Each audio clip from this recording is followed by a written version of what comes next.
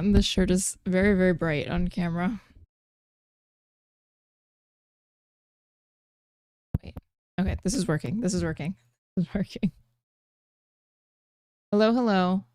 I feel disorganized today. I'm so sorry.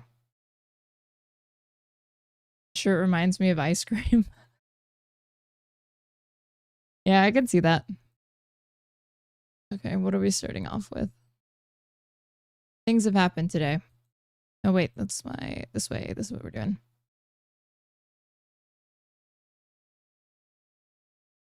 I got distracted because the big beautiful bill has opposition from fucking Republicans, of course. I thought of an old bubblegum rap. Yeah. Yeah, I definitely see that.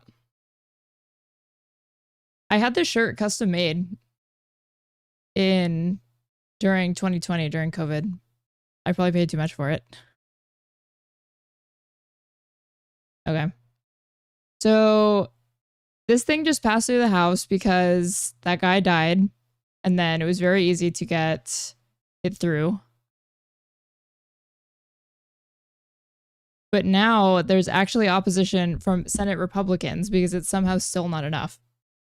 Senator Ron Johnson says there's enough opposition in the Senate to hold up Trump's big, beautiful bill. A group of GOP senators have criticized the domestic package as Republicans aim to deliver it to Trump by 4th of July. The 4th of July surprise for the American people. As the Senate prepares to consider the sprawling domestic package that House Republicans passed last week, Senator Ron Johnson from Wisconsin says he thinks there are, quote unquote, enough Republicans to stop the process in order to, wait for it, prioritize stronger reductions in spending and the national deficit. So it's not enough. It is not enough. They're getting to the meat of the few benefits that Americans still receive and like Social Security, Medicare, and it's still not enough for these people. So the cheesy senator from Wisconsin criticized the bill's impact on the deficit, characterizing outsized spending on mortgaging our children's future. The nonpartisan Congressional Budget Office, nonpartisan, has estimated that the bill would add $2.3 trillion to the federal deficit over 10 years. Johnson said in an interview on CNN's State of the Union that congressional Republicans should examine spending line by line like DOJ has done to find areas to eliminate. And turning now to Capitol Hill, where early this morning, after all-night sessions in the Rules Committee and on the House floor, House Republicans advanced President Trump's sweeping tax and spending agenda, sending it off to the Senate, where Republicans have vowed to change it. The Trump-named One Big Beautiful Bill Act passed on a 215 to 214 vote, with 2 Republicans joining all Democrats voting no, 1 voting present, and 2 absent for the vote. The bill only got to the finish line after last-minute changes swayed moderate and hardline holdouts, facilitated by President Trump. Top House Republicans praised the president as they took a victory lap after the vote. None of this would be possible without the leadership of President Trump, who every step of the way not only laid out the vision, ran a campaign on this vision. Why are they stopping Trump's bill? We want this one passed, right? No, absolutely not. I don't want this passed. But every step of the way. And they're holding it up because they don't feel like they've actually made enough cuts. Too said, whatever you need. And of course, like tax cuts to the wealthy, that's non-negotiable. That has to be part of it. So they have to find other ways to balance the budget. I don't fucking know. Let me know. And he was there to help us. We stand ready to continue our work together to deliver on the One Big Beautiful Bill, as President Trump named it himself. We're going to send that to his desk. We're going to get there by Independence Day on July 4th, and we are going to celebrate a new golden age in America. Now, a reminder of what's in this bill. It increases funding for immigration enforcement in the Pentagon while extending the 2017 tax cuts and temporarily ending taxes on tips and overtime. So if they change it, they will make it worse. It needs to pass as is, not necessarily. See, in 2011, there was the debt ceiling crisis, and Obama tried to strike a grand bargain with these ghouls, which was populated by MAGA Light and the Tea Party, Mitch McConnell's Republican Party. And in exchange for tax cuts or like like taxing the wealthy or something like that. I think that was the thing that he was giving. He was saying that we can cut Medicare benefits because they wanted to make it more difficult, less like, I think they were going to raise the age at which you would become eligible for Medicare, which obviously kicks people off. That is effectively a cut. And there was one other change to like Social Security. They were like changing certain things. And Senate Republicans walked away from it because they didn't feel like it was enough cuts to the Social Security or to Medicare to justify the trade-off. So those people saved Social Security and Medicare. It was like left in its state because it just, they didn't want to, one, they didn't want to let Obama get credit for anything and pass anything. And then two, they felt like they weren't getting enough. So if this fails in the Senate because of Republican infighting, that would actually be good. It's all paid for by cutting funds for clean energy, food assistance, and Medicaid, with those Medicaid spending cuts coming from adding work requirements and barring non-confirmed citizens from the program. The president today on social media implored senators to send the bill to his desk, quote, as soon as possible, saying there is no time to waste. Senate Republicans can pass this bill on party lines, but must deal with senators who want to make some changes as well. Let's listen. The Senate's going to want to put its own stamp on this. We'll write our own version of the bill. I talked to the president about this last night, and his instructions were pretty clear. Don't cut Medicaid. A lot of it looks pretty good. I mean, if we're taking, we all agree that the Jobs and Tax Cuts Act is the majority of what we're trying to accomplish here. So that's a good start.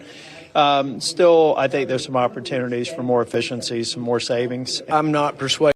More efficiencies, more savings means there are still cuts to be made that are going to impact millions of people that we still haven't gotten around to. To go against the principles of conservative government. I was elected and told people I wanted to come up here to try to make things fiscally responsible to balance the budget. And I'm certainly not going to vote to send things the opposite way. My NBC News colleague Sahil Kapoor is all over this on Capitol Hill. So Sahil, how'd this bill pass? Hey, Gabe. Well, the bill passed by a one-vote margin after a marathon overnight session by House Republicans when most Americans were fast asleep. They pushed this through the Rules Committee last night and then immediately, within hours, moved it to the floor of the chamber. First, advanced the rule, which is the procedural step to bring it up, and then very early in the morning, they passed it 215 to 214. They lost a couple of votes. Two of them missed the vote, were apparently sleeping while it happened. They did this with a series of changes that placated conservatives and a handful of blue state members. Take a look at some of these.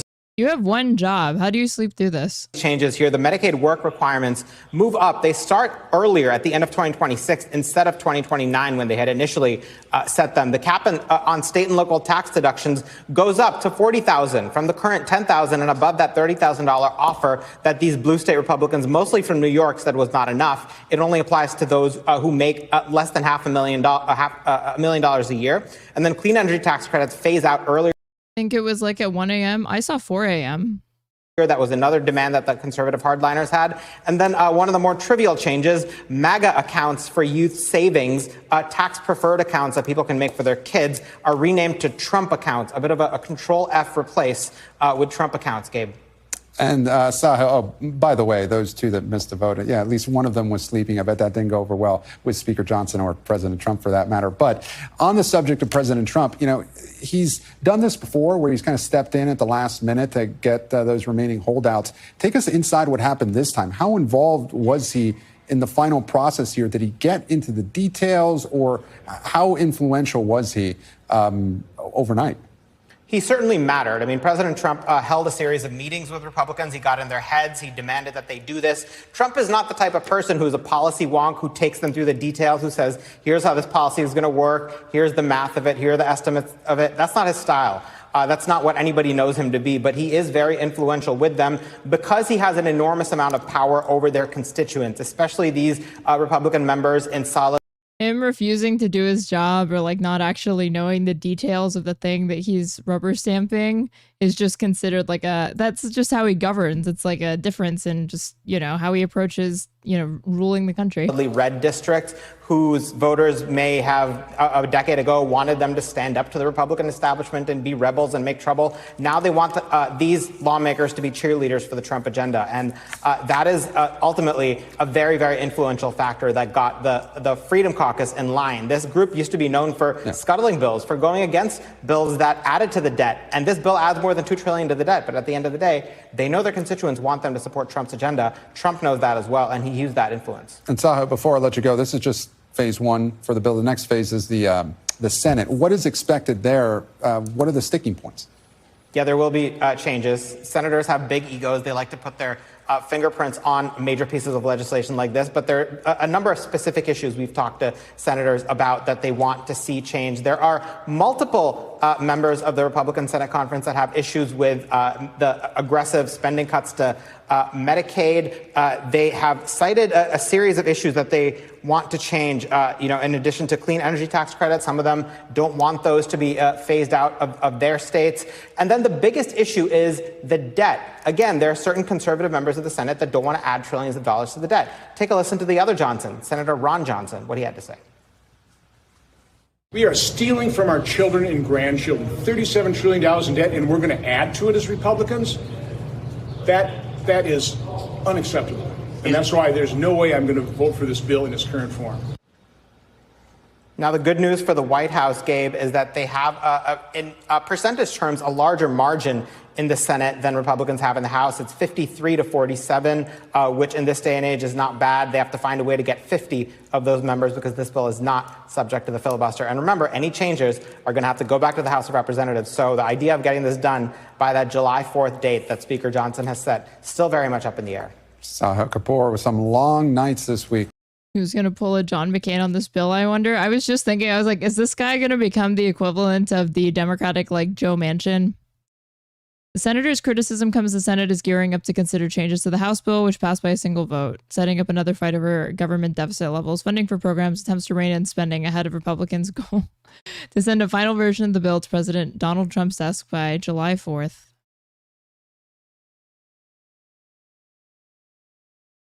Well, let's fucking see. Josh Hawley criticized potential Medicaid cuts. The bill, if passed in its current form, is expected to rescind health coverage for about 8.6 million people, according to estimates from the Congressional Budget Office. Want to make sure there are no Medicaid benefit cuts. Yeah, well, the people on the edge holding it up, it's like it's going to be the fight between the few Republicans that know they can't get away with that in their district without jeopardizing their seat, and the Republicans that are like, no, it's not enough. Okay.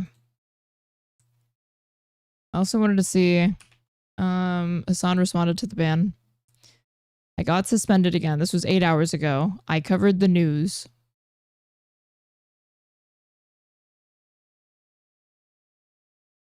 No. I don't want YouTube Premium.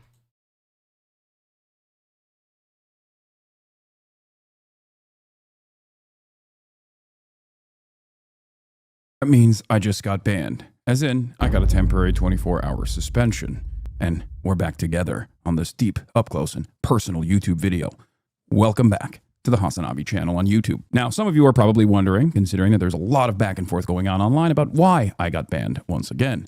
Well, you might have actually heard the truth. I got banned specifically because I covered the motives of the Israeli embassy staff shooter, which apparently, according to Twitch terms of service, dictates a suspension, even if I critically examined the manifesto, which is precisely what I did. The reason why I read this is specifically so that you understand that, like, there is a shit ton of people that are like, no, this is the shooter's actions were directly about... Wait. We're not playing this part. Okay. Of the Israeli embassy that they had seen was because there was a lot of misinformation taking place, as is the case usually online whenever there's a breaking news story. This is what I do. A big part of what I do is holding people's hands through the news media process by allowing them to think critically and helping them understand media literacy. This is precisely why I was covering the manifesto that my friend Ken Klippenstein was able to find and release. Another friend of mine, Eric Toller of the New York Times Visual Investigation Unit, had also uncovered the manifesto of the shooter around the same exact time, and he had also released it on his Twitter page. The reason why I'm bringing this up is because oftentimes when instances like this happens, the media will take bits and pieces of a manifesto to create a framework around the motive, but in this circumstance, the media actually was quite quiet about the manifesto in and of itself. And I think that's newsworthy, but that's not the story here. The story is that I got banned for it. I got temporarily suspended because this is a part of the Twitch terms of service. You are not allowed What did I need to omit? He got banned for reading that manifesto, and he included a clip of him reading the manifesto. I don't even think it's a good idea to like restream it. Out as it dictates right here in front of me to even show a violent extremist manifesto on stream while denouncing it. This, I think, is not good for news and press freedom. And I said on Twitter, I'll take the suspension, but I hope Twitch changes its policy in the future. And I do believe they might. Having said that, how do we get here? Especially considering that I had covered manifestos of the Cybertruck explosion. First off, I am not under duress or hostile influence or control. My first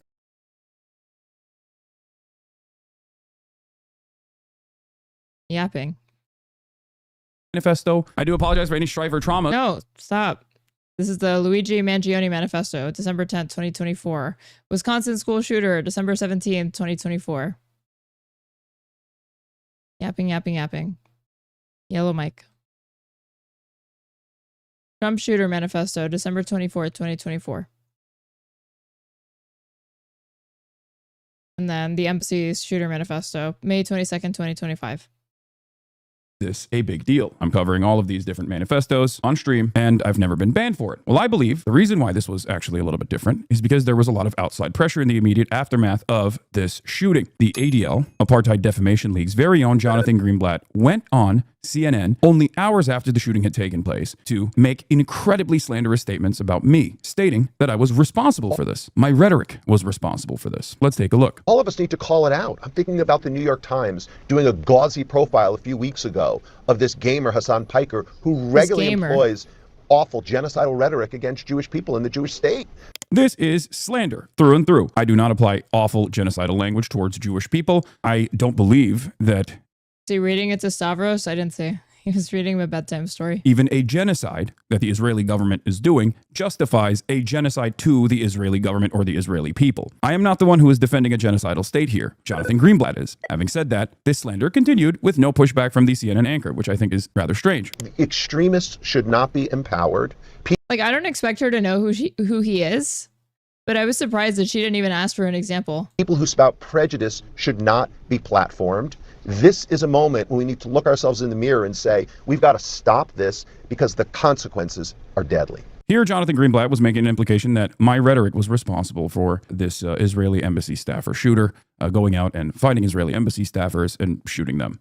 This is ridiculous. There is no connection between me and the shooter. The shooter actually followed a bunch of people. I was not one of them on Twitter. He was not following me. What the f do you mean? He was, however, following a bunch of, he was following Joe Weisenthal, you know what I mean? To Jonathan Greenblatt's to his Twitter account before they nuked it because I think it got completely banned.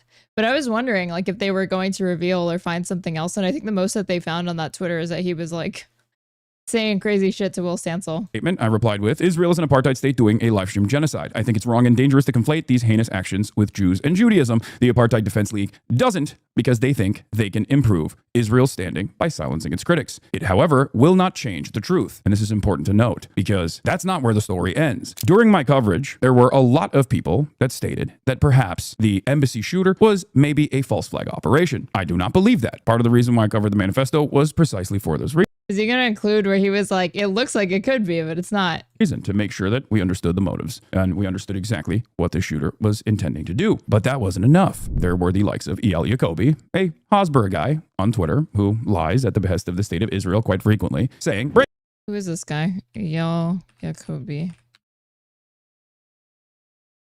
Internet personality. I don't really want to pull up someone's LinkedIn on stream, but let me see.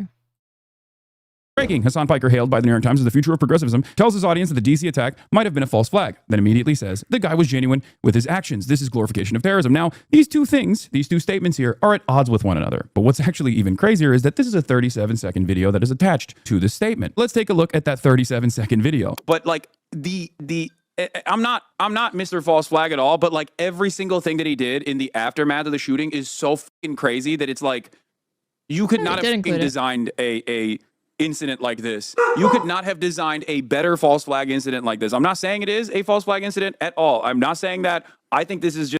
He's like this guy that he just mentioned, the Eyal Jacobi. If it's the same person that I'm looking at, he is just helped found this MCY Foundation.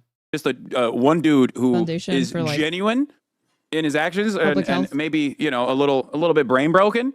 Okay? Most people that retweeted this didn't even actually watch the video to see whether or not it actually matched up with what this person was saying. Now, why am I talking about this random account? It only got 6,000 likes. I retweeted. I said a fascinating phenomenon nowadays is watching people clip things in context that I'm saying and then turn around and simply claim that I'm saying the opposite.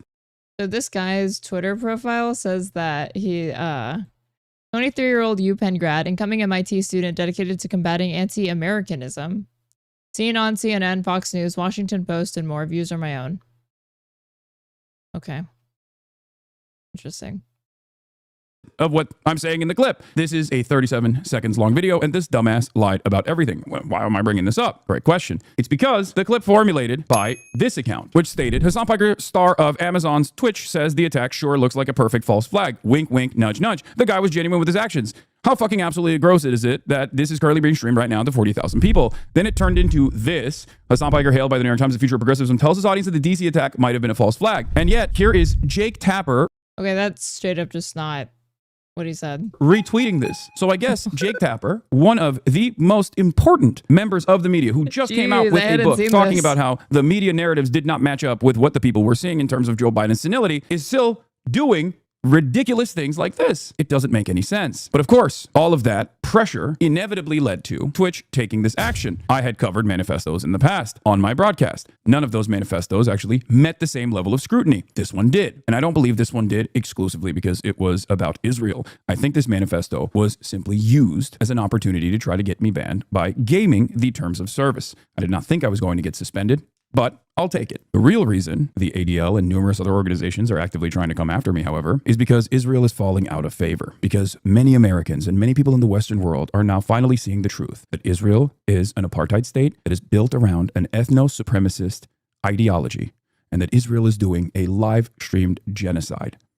Yesterday, they killed a doctor's family. 9 of this doctor's children burned, charred. Images such as this can be seen all over people's timelines and all over social media because now people have unprecedented access to the victims of a genocide, unlike ever before. This is the reason why Israel has fallen out of favor and has become a pariah state on the global stage. This is the reason why now Western leadership, who have supplied Israel with arms in order to engage in such violent acts for the past 19 months, are finally turning around and stating that perhaps Israel should allow aid in, that perhaps Israel should stop doing war crimes. A former Likud, far-right Israeli prime minister recently came out and said, enough is enough. Israel is doing war crimes. Israel has fallen so out of favor that The Atlantic, that a year ago wrote to rebut Hell of a gear shift with the way his voice sounded back to this. Hamas's allegations by letting journalists see the war up close would be a calculated risk. Even when conducted legally, war is ugly. It is possible to kill children legally if, for example, one is being attacked by an enemy who hides behind them. I remember this. When we were going over that Hutch clip of him being like, it's technically legal in some I don't even think he said in some circumstances. He said to like bomb a hospital. This Atlantic article that he just referenced was the first thing I thought of. This was written on The Atlantic only a year ago. And now that very same Atlantic magazine is writing articles such as this one. It should not be controversial to plead for Gaza's children. Israel's limits on aid have put the region at critical risk of famine. Help us. This is called ideological diversity, baby. You got one person that can find, a legal and I guess moral justification for killing kids. And then on the other side, we listen to both sides here.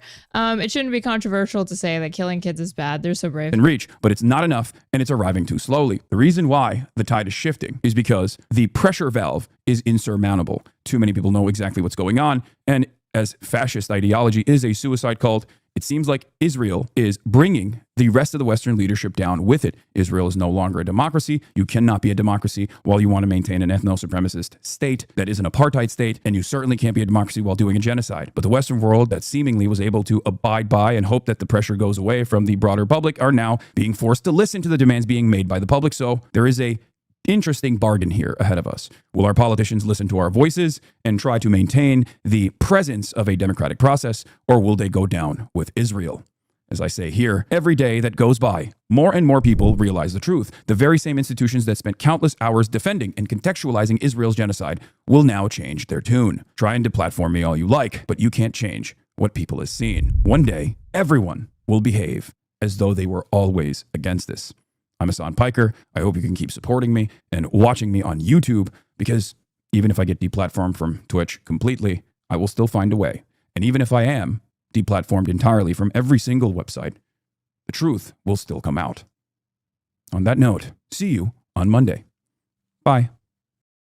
I actually think that he might have drunken the Kool-Aid just a little bit too much, because I don't know that it's as complicated as the fact that they're banning him because Israel's losing favor, because a lot of the people spearheading the ban already have not liked Hassan for years. So they're going to cynically and opportunistically weaponize every single instance where they feel like it might be possible to, you know, get him banned. And then I still saw people complaining. Last night I was reacting to Asmongold, and he was saying that, well, what does it matter, because they gave him the ban on the day that he usually takes off. I guess he usually doesn't stream on Sunday. But I'm thinking, so what, like, is it supposed to be issued like as soon as they make the violation, or are you supposed to just do it to make it hurt? So I don't know. The biggest slander is calling Hassan a gamer.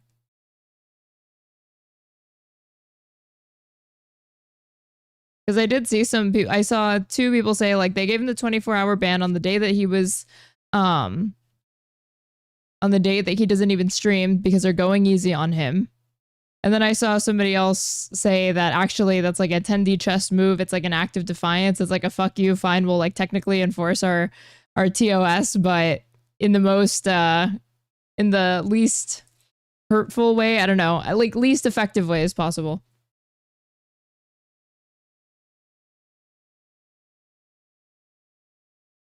Okay. But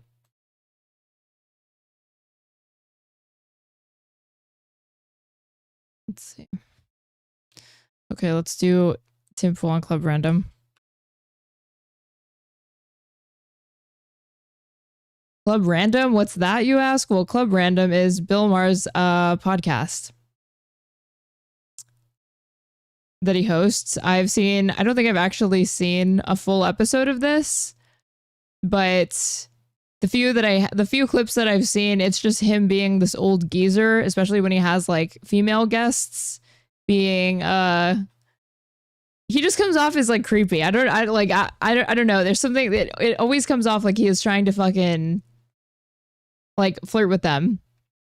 But every now and then he sits down with men as well. And this week it is none other than Tim Pool, host of the Culture War podcast, for a conversation on health, aging, and the bizarre wellness trends sweeping the culture, to the impact of media polarization, the manipulation of public perception, generational divides in politics, the rise of wokeness, and the cultural shifts defining Gen Z and Gen Alpha, the challenges of marriage and masculinity. So excited to hear the two most masculine men on the internet talk about this. In a rapidly changing world, the decline of skateboarding in America, and the fragmentation of entertainment in the digital age. Okay. Oh, wait, actually, I have seen an episode of this. I saw the episode that he did with Fran Lebowitz, and every single fucking opportunity where he thought he could like try to slide in this criticism of like wokeness, the left, these crazy Zoomers, these crazy college kids that want to shut down free speech for their safe spaces, every single time she like shut him down just flawlessly, being like, yeah, I think that's mostly a distraction, and Republicans draw attention to that kind of crap because they want to push through their actual agenda of like cutting Medicare and education. Everybody could use therapy, but costs a fortune. It's time consuming because it's the back and forth. Getting therapy should not be this complicated. That's why today's sponsor, Rula, was formed. Decline of skateboarding. Guess he hasn't been to the Bronx. Decline of it being socially acceptable for Tim Pool to skateboard, and for him to get praised for it instead of being relentlessly mocked for looking like a 23-year-old that never grew up. Club Random is brought to you by Skechers hand-free slip-ins. I took them right off my feet. Skechers Jesus Christ. Oh my God, okay. You do? You're gonna get out of the game? So, no. Yeah, last October. Scoop. So how long were you an atheist, and what did we do wrong not to keep you? I went to Catholic school, and... Oh, well. Bill Maher. Hey, man. It is an honor and a privilege. There's something about his aesthetic that just completely clashes with like his age and the demographic of people I assume watch this shit. Sweetie, thank you for saying that. It's this like turn down for what, like mid 2011, like neon, like every day I'm shuffling type aesthetic. Also kind of looks like a Spencer's if anybody's ever been to that store, but it's for like an aging host. I know you flew in on Yeah. your own dime. I can't tell you what a compliment that is, and I appreciate it. Oh, I appreciate you having me. And I'm excited. They told me, not that they ever tell me much, and I like it that way, but that you don't drink. So No, but I'll have a shot or two with you. I can't tell you. I can't tell you how often this happens. I said it last week. I think like somebody was here, and it's like the handlers are always like, well, he's recovering and he doesn't want to be around smoke and he doesn't drink and don't play. And then they're like, hey, bro, why aren't you passing the joint, or can I have a drink? Or Yeah, I'm not like I just don't really drink because it doesn't. It's smart. It's the worst thing for you. I'm kind of health terrified. What does that mean? I try to every day I have a pretty intense schedule. I do a morning show. Then I skate, and I'm filming skating with my crew. Yeah. And so I'm trying to make sure that every day I'm going to be at 100%. So you're like Brian Johnson without a perfect penis. Damn, you say skateboarding is declining, yet you just admitted that you still continue to make your crew film you skateboarding. Oh, all right. You know who he is? Are you referring to the guy who... Again, by decline in skateboarding, he just means that nobody is interested in watching him skateboard. Who did steroids, or the guy who's doing the weird medical treatments to... the guy who wants to live forever. Yeah. But you know about Liver King too, right? But who? Liver King? I've heard that. Who is that? What is Just that? super ripped guy. And his name is also, I think his name is Brian Johnson as well. Whoa. Yeah. Maybe that's the secret. Doing steroids. But what does the Liver King do? He does something with his liver to make him live forever? Eats it. He eats liver. I think that's what his thing was. I didn't really follow him. Not his own, you're saying? No. Oh. Well, but I think his whole shtick was he eats like raw meat and claimed that would make you ripped and manly, but he was doing steroids, so. Well, he was. Yeah, I mean, I don't know, man. Well, that'll make you Not my ripped world. and not manly because it makes your arms bigger and shrinks your balls. So I hear. I mean, like, I never understood that kind of a trade-off. Like, okay, I want to excel at this, I assume, so I can get chicks. But then when I get them, my dick, I've got a mushroom dick, Yeah. There's so much weird stuff now. Like, I've had guys talking about, like, peptide things they take and HGH. Maybe Bill Maher is not the type, but all I think of is how many male comedians complain about female comedians talking about like their vaginas and resorting to like sex jokes for the like majority of their stand-up sets, and then he's talking about like mushroom dick. Yeah, I'm just like, I don't know, man. I'll get old. That's what I'll do. I agree. Yeah. I mean, I had this actual discussion with Joe Rogan on his show, and he does the exogenous creams and stuff, and just I think he's pretty upfront about that. And it's legal. I mean, it's not. We're not talking about steroids. We're talking about testosterone cream. Yeah, but I mean, testosterone does decrease as you get older. That's a fact, and of course that makes you, especially if you're a male, only if you're a male, I guess, with testosterone, less healthy. Just ask Joe Biden. Oh no, too soon. Sorry, we wish you well, Joe. Well, he's so edgy, you guys. So I said, Joe came up by him. that stuff is scary to me because anything you do that the body isn't doing naturally always has the possibility of some bad repercussions. Yeah. And like if you had like cancer cells in your body, and we all have some, sometimes you do something to make you healthier, and it'll soups up the thing that's not healthy. And he had a good answer, though. I said, I'm afraid that this will make me unhealthy. And he said something like, well, I do it because I'm afraid to be unhealthy, which is, I understand what he's saying. Without the proper amount of testosterone, your health does suffer. Yeah. So he's putting it back in. We don't know. That's the thing about medicine. We don't know. I think it's also bad for your heart. Isn't Bill Maher also like an anti-vaxxer? The fact that he's like listening to anything Joe Rogan has to say about like personal health and maintenance is telling. Though, isn't it? Testosterone. I'm sure it's bad for a lot of things.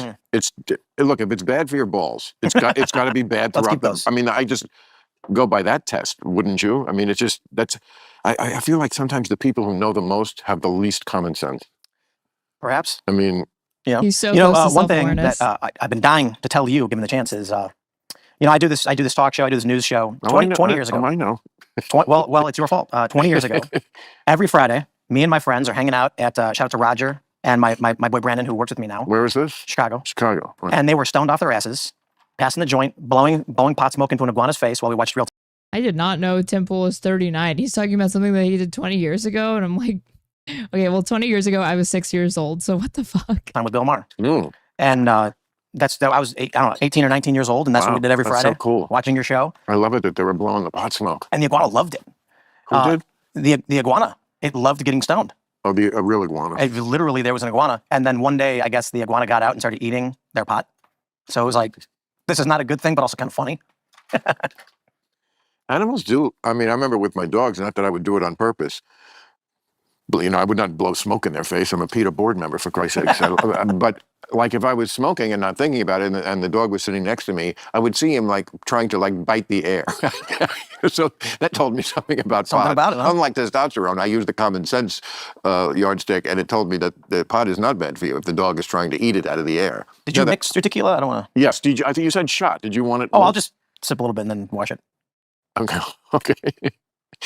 Oh, that's good. What is it, do you think, that is making people so mad at you? Fake news. Okay, finally, we're getting to some interviewing. Like, Bill Maher sat down and just started like riffing about Joe Rogan, and the first 8 minutes of that was just mostly this incoherent stream of consciousness related to testosterone, Joe Rogan, and personal health. Well, that's very general, Tim. It is, but fake news. What do you mean? I mean, I saw things. Somebody sent me. I don't know why they send me these things. Like the other day, it said. I mean, I'm not even on any of these sites. Facebook, nothing. Instagram, wouldn't know how to get on it. It was Bill Maher's old girlfriends, and it was like this, like a cavalcade. Some of which were my old girlfriends, and some of which were just completely pulled right out of their ass. So, like, fake news, my point I'm making is it covers a lot of territory. For sure. It's there's a hyperpolarization happening among the younger generation. It was a bizarre way to articulate that fake news is proliferating in our society. That's substantially. A guy who admits he doesn't use social media saw a tabloid article about himself, and it had some photos of women he didn't date but said that he did. More pronounced than the older generation, and the younger generation is substantially more considering violence than the older generation did. So when you look at the polls, it's really interesting how the polarization expands. How long do you think we'll make it into this before he brings up civil war or like 5th and 6th generational warfare like he was bringing up on trigonometry? You can see that. Yeah. So, I would say like the bulk of our viewers are probably in their 30s. So we have 18-year-olds too, but they're a smaller percentage, but basically 25 to 54 who watches us. Right. Got a lot of people in their 30s. And what ends up happening is, and this is true for people on the left or right, doesn't matter who you are, someone's going to take something you said, it's going to be pulled out of context. Of course. And then it makes people go nuts. So, there's so many of these things that are absolutely wild for me. Yeah. The only reason why anybody has ever had an issue with anything Tim Pool said is just because he was clip chimped. I don't have the worst of it. There's other people in media that have it substantially worse than I do. Their Wikipedia pages are just rife with weird, fake nonsense that's made up. I mean, I just don't feel like anybody in this country can even presume that what people think about them is anywhere near the truth. And if you do think that, you're very naive. And people are just going to want to believe. Somebody told me just the other day that, speaking of girlfriends, this one is funny. This one wasn't in that list, but they could have put it there. But they were out to dinner with a few people, and this person said that I used to date Ann Coulter. I've heard that. Which I've heard it. Okay, well, it's not true, and both of us would say that. Now, am I friends with her? Yes. And anyone who doesn't like that can go fuck themselves. I'll be friends with whoever I want. I think I proved that over and over again, including with Donald Trump. I mean, there really is no point in like moral frogging over the fact that he's friends with like a white nationalist, because it will just make him stronger. I believe in talking to people. But it's not like I've ever to either one of them given an inch on what my beliefs are. It's not like I'm taken in. I just think we need to talk to each other. And anyone who doesn't want to do that. But this idea that the image that people, I mean, you're gonna have to feel this way, otherwise it ruins your business model. No, will have of you is anywhere near what you really are. Yes, that got way worse in the internet age, but I think it was almost always thus. Absolutely, it goes both ways too. My fans think they know me based on seeing my face for well, to be honest, I do like 5 hours of recording a day, but those that watch, they watch several hours a day, and they think this shows them everything about me. Right. And to be honest, the people who watch me are much better informed as to who I am than the people who don't. But they still have this probably rose-colored glasses view of who I am and what I represent and stuff. So better. You say rose-colored. Yeah, they're fans. And so they... But sometimes fans... I mean, about a month ago, during my monologue, this had never happened in over 600 tapings of real time, but during my monologue, I see a guy in the audience with his phone out taking a picture and taking it. And I stopped the monologue. I mean, I walked over. I was like, what the fuck are you doing? There's no taking pictures here. And then, the audience laughed, and I said, it's so disappointing when even your own fans are assholes, because like it takes a lot to get tickets to real time. People write in. What is this boomer shit? I genuinely don't understand the you're completely fine being filmed from all angles, but God forbid somebody pull out of their phone and take a picture. Wow, and he really? was a fan. Yeah. And it's just, but like people can be Somebody who's probably paid way too much to be seeing him live. assholes, even your own. You can't ever be so purist as to think, well, you know. Like, he didn't even say he took a picture of me and this flash went off and it like fucked with something or it distracted me. He's like, this asshole raised his phone to take a picture discreetly, and I, of my own volition, stopped the monologue to go confront this guy. People, the good people. I mean, that's one of our big problems, I think, politically, is like this idea that we're the good people. We know we know what's good, and anyone who doesn't agree with that, well, they're an existential threat to America, and that happens on both sides. I agree, but you know, it is a weird position for me to be in. I was talking to some friends before the show, and I was saying, like, I think that if you and I discussed policy solutions for the country, I'd probably be to the left of you. But in some ways, yeah, probably most you ways. like Bernie. I did. I like Bernie, but I don't want socialism in America. You know, more than what we have. We already have plenty. But the issue is today, I feel like what defines someone politically. Currently, executive branch occupied by Trump and MAGA administration, Supreme Court, Trump, mostly Trump picks, Congress, Senate, all most Republican majorities, but we're living under communism and socialism, you guys. Is not it's not the policies they want, but it's what they believe to be true. Correct, exactly. So, this guy, he unironically is the Richard Wolff. Socialism is when the government does stuff. Yeah, Matt Taibbi writes about this. I'm a big fan. He's amazing. Yeah. And they call him far right now. I sure don't agree with everything. He's like stuck in 2016. The things that he's bringing up, talking about Tim Pool at one point supporting Bernie, that would have been around 2016, talking about Matt Taibbi before he was like disgraced as a journalist for the most part and became like a toady for Elon Musk. He formed his opinions. They're set in stone. They're not changing. He says, I think he's wrong about Russiagate and a lot of other stuff. But first of all, he's just funny. He can say things that make me LOL. I cannot say that about many writers. Just the choice, like, description of something in one or two words is just very often just make him priceless. What were we talking about? Why did I bring up Matt Taibbi? What did he say? What makes someone liberal, conservative? Oh, yes. He writes so well about this and about how... It's his own podcast. He brought this up, and he can't even finish a train of thought, even though he was completely uninterrupted and like just completely lost it. Do you think that's because he's old or like zooted already from like 2 puffs of this joint? Modus operandi of news organizations used to be informing the public, and then it became audience stroking. How can we interpret this thing that just happened in such a way that our audience will give us likes? Yep. I like that. I like you said it that way. I like your point of view because that's what I already think, and I hate them, and so I like. He's right. He's right. Is this supposed to be a Trump impression? Yeah. No, and it's just. I worked for ABC. Started ABC Univision did a joint venture in 2014 called Fusion, and I was at Vice, and I moved over there, and then they told me that the new trend was going to be called mission-driven storytelling, and I said, "What does that mean?" And they said, "There's no such thing as objectivity. Everyone is subjective. So we're going to tell the stories that our audience wants to hear." I had a meeting with the president. Okay, but that didn't.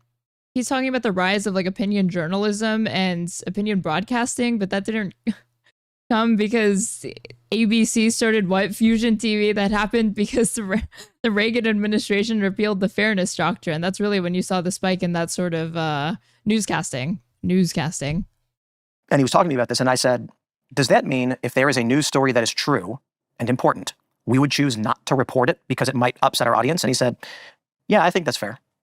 The company went bankrupt. They fired everybody. But this wasn't unique to them. They were chasing the trend. One of their marketing guys told me explicitly, we want to maximize shares because we have to maximize views. We have to maximize views because we've already sold a set amount to the advertisers. One company bought 500,000 views from us. We don't complete that contract until those views are delivered. But again, why does he think this barely happened when ABC formed Fusion TV? What? Things only started happening when Tim Pool was involved and learned about them, so back in 2013. But the majority of media in the United States has always been privatized. These incentives have always existed for private news broadcasting. That's not new. How do we deliver them? Angering moms. Middle-aged women who are angry share more than anyone else, so we're going to write stories that do that. That's actually what he told me.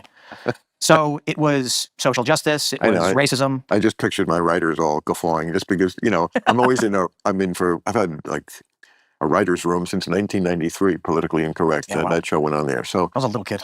yeah, I'm sure. And it's, you know, the joy of my life. One of the great joys is having a writer's room. I've said this before, but like Paul McCartney once said, I'd rather have a band than a Rolls Royce, and I'd rather have a writer's room. But a writer's room has always been me, the bachelor, and then like 10 guys who are married and are always making, like, just in the room, this is not going to be on the show, but like always just making jokes about marriage and how they don't get laid and they don't get blown. You know what's funny is that he complains about censorship from the left, even though he just brought up Politically Correct. And the reason why Politically Correct was replaced, I'm pretty sure Jimmy Kimmel replaced it, was because he made comments about 9/11 and then it got him taken off the air. And I think he apologized for them because it was perceived as an attack on the troops or whatever. And I feel like he never brings that up, but I don't watch him. You know, it's like it just never. Telling you don't get married. Even though that's an example of objective corporate censorship coming from the right. Well, they're just, it's everybody does it. I watch TMZ every night. The guys, the people in the you know, the gallery that Harvey talks to, they're just same thing. They're just endless jokes that are made about how much marriage sucks. But if you say a bad word against it, they're like, you're the crazy one. You know, you're a newlywed, right? I am, yeah. But you know, I think awkward. No, but I agree. I think, you know, I'm 39 and I just had my first child, and it's amazing. And I just got married, and I do think for the millennial generation, largely, every TV show, we didn't have these wholesome family shows. Everything was like marriage is scary and bad and mocking marriage. So which ones? Like Married with Children. Yeah, I was on it. Oh wow! I was a guest star. I played a game that's show cool. host on Married with Children. I mean, you it can was a look fun it up show. on YouTube. I'll take a look. You should. It's pretty funny. But I understand that there were those moments where they loved I've seen that show. Not very funny to me. each other, but it's just like a crappy like 90s, maybe early 2000s comedy. very much was this Sitcom. slog of like, oh no, I'm married. It's bad. Oh geez. What do you think happens when these millennials grow up and they get these red pill dating guys saying everything they grew up hearing is true, but not comedy, serious, and then they end up believing it? Okay, but Tim, the reason why those jokes work is because that's how people do feel about marriage. Yeah. You know, I'm lucky, I guess. you're a newlywed is what you are. You know, We've known each other for almost 20 years. 20 years? Yeah. So you married your high school sweetheart? I guess technically we it's like something Dick Cheney does. It's pure luck. I am lucky. Which camera do I look at? I need to find that clip where he's like, I haven't been able to get into a relationship and it's definitely not me. This is kind of strange to learn that his now wife is somebody that he's been in contact with for 20 years. Just look at me. We're both from Chicago. We both like the same music. We have very similar views. We're both lapsed Catholics, and it's like, you know, I got lucky. And I know I'm a lapsed Catholic. We could have a throuple. Okay, I found it.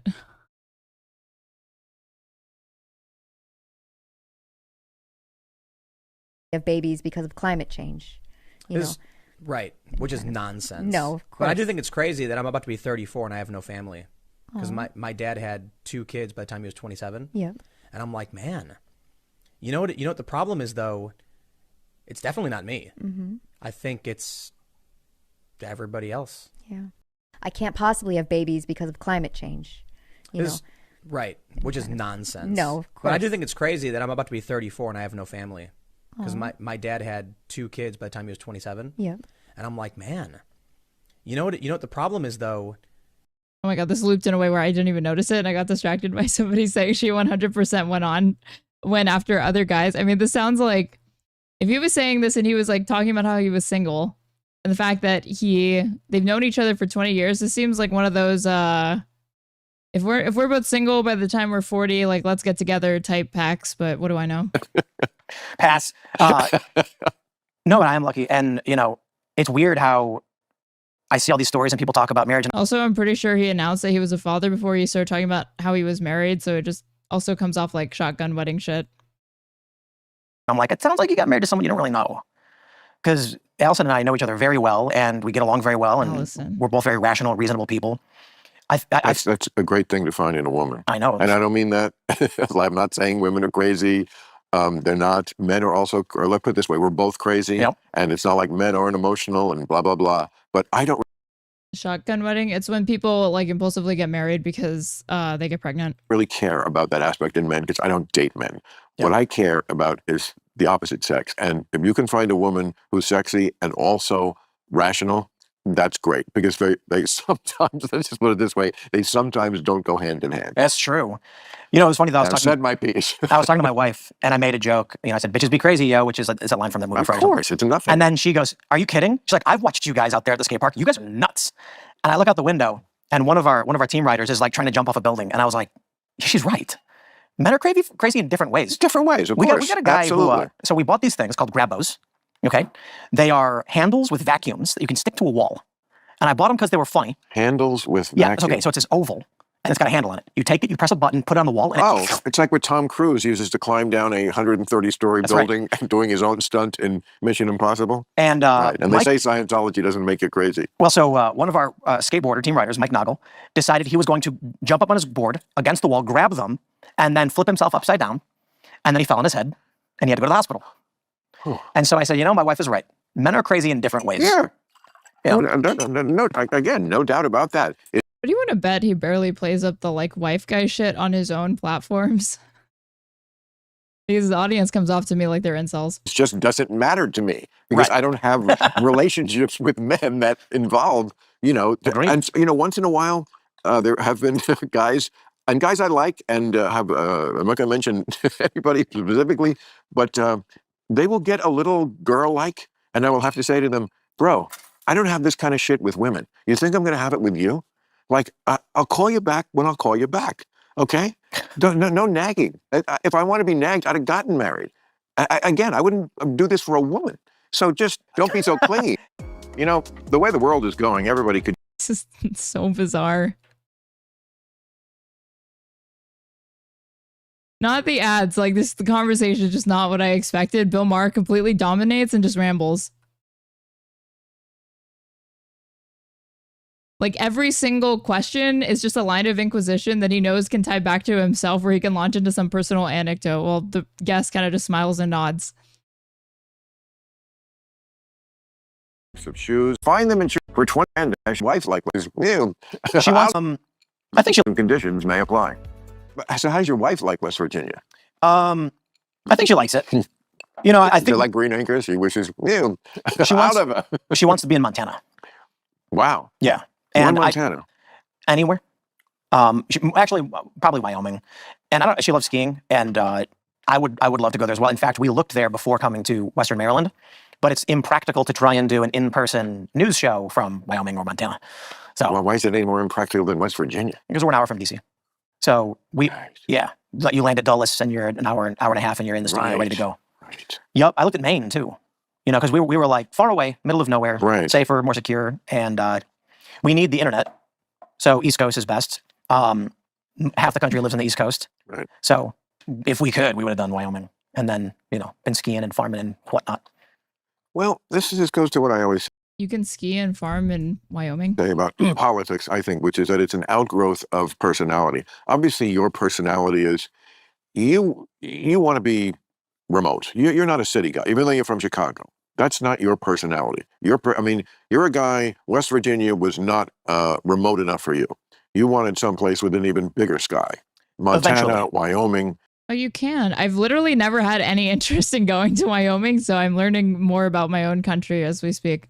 I think eventually. I've also never had the urge to go skiing. It just seems fucking dangerous. I think, you know, for us, it's Look, I'm a suburban guy. Yeah. Things are like general life activities like driving can already be like dangerous enough. I don't need to get on sticks and go down a hill. I grew up in the suburbs. I never liked living in New York City. I know it's a great city and I enjoy going there a few times a year in the spring and the fall when the weather's nice and I know a lot of people. Somebody, but you could tell Bill is trying to be like Joe Rogan so bad. The smoking, the drinking, brick wall. I wasn't expecting brick wall. Well, of course it's the greatest, but I never enjoyed being there. I like the suburbs. That's what's just my personality. I agree. Maybe that's why I'm sort of like somebody who both sides can talk to, because I'm not exactly a city dweller, but I'm also don't want to live in the middle of bumfuck. You know what's fascinating is my neighborhood from Chicago turned red, and so my audience, the biggest demo. He just described a suburbanite. I'm sort of like somebody who both sides can talk to, because I'm not exactly a city dweller, but I'm also don't want to live in the middle of bumfuck.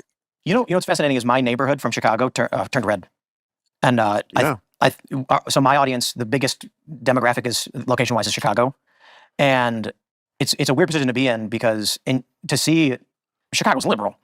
My neighborhood was by the Midway Airport, and it's a lot of firefighters and cops. Yeah. And it's largely like Polish immigrant and then like white working class and Hispanic. And it flipped for Trump in Chicago. And I think some parts of the Bronx too. Oh wow. I think my politics are like, if you were, I'm like a Chicago liberal, but the way things have gone, especially with like the woke stuff, this is where I end up in this position, and so does my neighborhood. I think it's interesting to see my. I forgot to appreciate the fact that it's a podcast between the two last classical liberals. Neighborhood reflective of my politics and vice versa. I think the phrase I was using last year was aggressively non-common sense or uncommonsensical. And it's like I accent aggressively. I don't think the woke people who have the vast amount of energy really in the Democratic Party understand why the people vote against them. And it's like, because if you add up like how many people are really affected by some of the aggressively uncommon sense things, it's probably not that many. You had a great bit on that. Yeah. Why are you pandering to 400 people? Of course. Okay. But when you add up these things and, men competing in women's sports and like just too much indoctrination of children with sexual ideas that they're too young to understand. Like when you add up all these things that get in the media a lot, it paints a picture, not a wrong picture, in the mind of the average voter that, yeah, maybe policy-wise I would do. I bet in Bill Maher's mind, people like that are opposed to the Gaza genocide basically were getting whatever they wanted in the royal fucking treatment from the Democratic establishment. Better under the Democrats or Bernie Sanders. But these other people just seem fucking crazy. They seem like committed to just going to absurd lengths just for shits and giggles, just for the fuck of it, just this bizarre attachment to things that are just ridiculous. I think it's just to hate the other side. It is. And that's certainly what the other side does. They call it making you cry your liberal tears. Oh, yeah. The entire policy, well, not always. Now, there are some things that have different motivations. I know you're involved with the tariff debate. Oh, yeah. Because, that works both ways. Sometimes free trade does hurt people. Yep. And that's why there are. Why is this happening to me? There we go. What does he mean you're involved in the tariff debate? Tariff. Trump is not the first person to advocate tariffs. He's just the first person to do it in this kind of crazy haphazard way. Right. I agree. I think that, when he announced selective tariffs, I was like, all right, let's go. Then when he announced universal tariffs, I was like, I don't know if that makes sense. What is he doing? And but I'm not in. I think one of the problems that we've seen over the past several years with Trump is the immediate assumption that he's a crazy person all the time. And so the only thing I can say is, well, look, I vote for the guy. I think this doesn't make sense to me, but I'll see what happens and we'll see if it makes sense. Selective tariffs, I think, do make sense. But I do think that the way the Democratic Party has handled opposition has guaranteed the kind of Trumpian politics. Well, I'm sure you heard about my little trip to the White House. Absolutely. And very thank you. And the thing that upset the far left so much, these same people who believe in the crazy things I was just mentioning, and the ones who really hate me, they really found a new reason to hate me because when I Earlier, he was complaining that the Democratic Party panders to 400 super hyper woke people, but all he does is complain about the same 400 people that he thinks exist. Came back and gave my This report about boogeyman it. that he's made up in his mind. Among the things I said, to your point about everything is he crazy, was, I think, word for word, a crazy person doesn't live in the White House. A person who plays a crazy person on TV lives in the White House. Yeah. And they found that very triggering. But again, as I said many times during that piece, I'm just going to tell you the truth. I didn't vote for him. I think we all know. Wait, this White House visit, isn't this the thing that Larry David ripped into him for? Know that. I went right back to being as tough on him as I ever had been. So I wasn't seduced, but that was my estimation. Again, to your point. I wasn't seduced. I was just doing a little pandering. About, is he just crazy? When you meet him in person and spend that kind of time and he's not on his his attack mode thing, he does not strike you as a crazy person or a person who doesn't listen or can't hear things. Again, they were very mad at me for saying this, but that's what happened.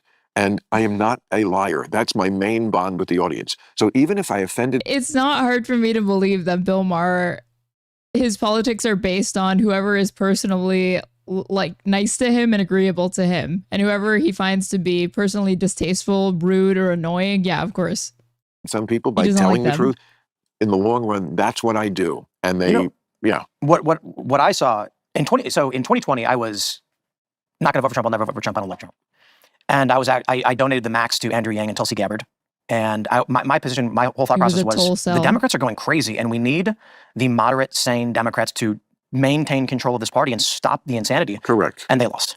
Moderate, sane Democrats equals Tulsi Gabbard. And they lost. And so then Trump put out his now part of the Trump administration statement in around August saying, we're going to ban DEI in government contracting. We're going to do these things, blah, blah. No new wars was big for me. I'm a very, anti-interventionist for a lot of reasons. He was yanking. I mean, he was seduced by the call of democracy dollars. Who wouldn't be? And so I said, I guess I'm voting for Trump. Instantly, it was like the liberals, even YouTube, they all said, we're going to move your name over to this list. I kid you not. There's representatives at YouTube. They told me straight up that the liberal rep was no longer representing me. And they were Tell me this pitch wouldn't work on you.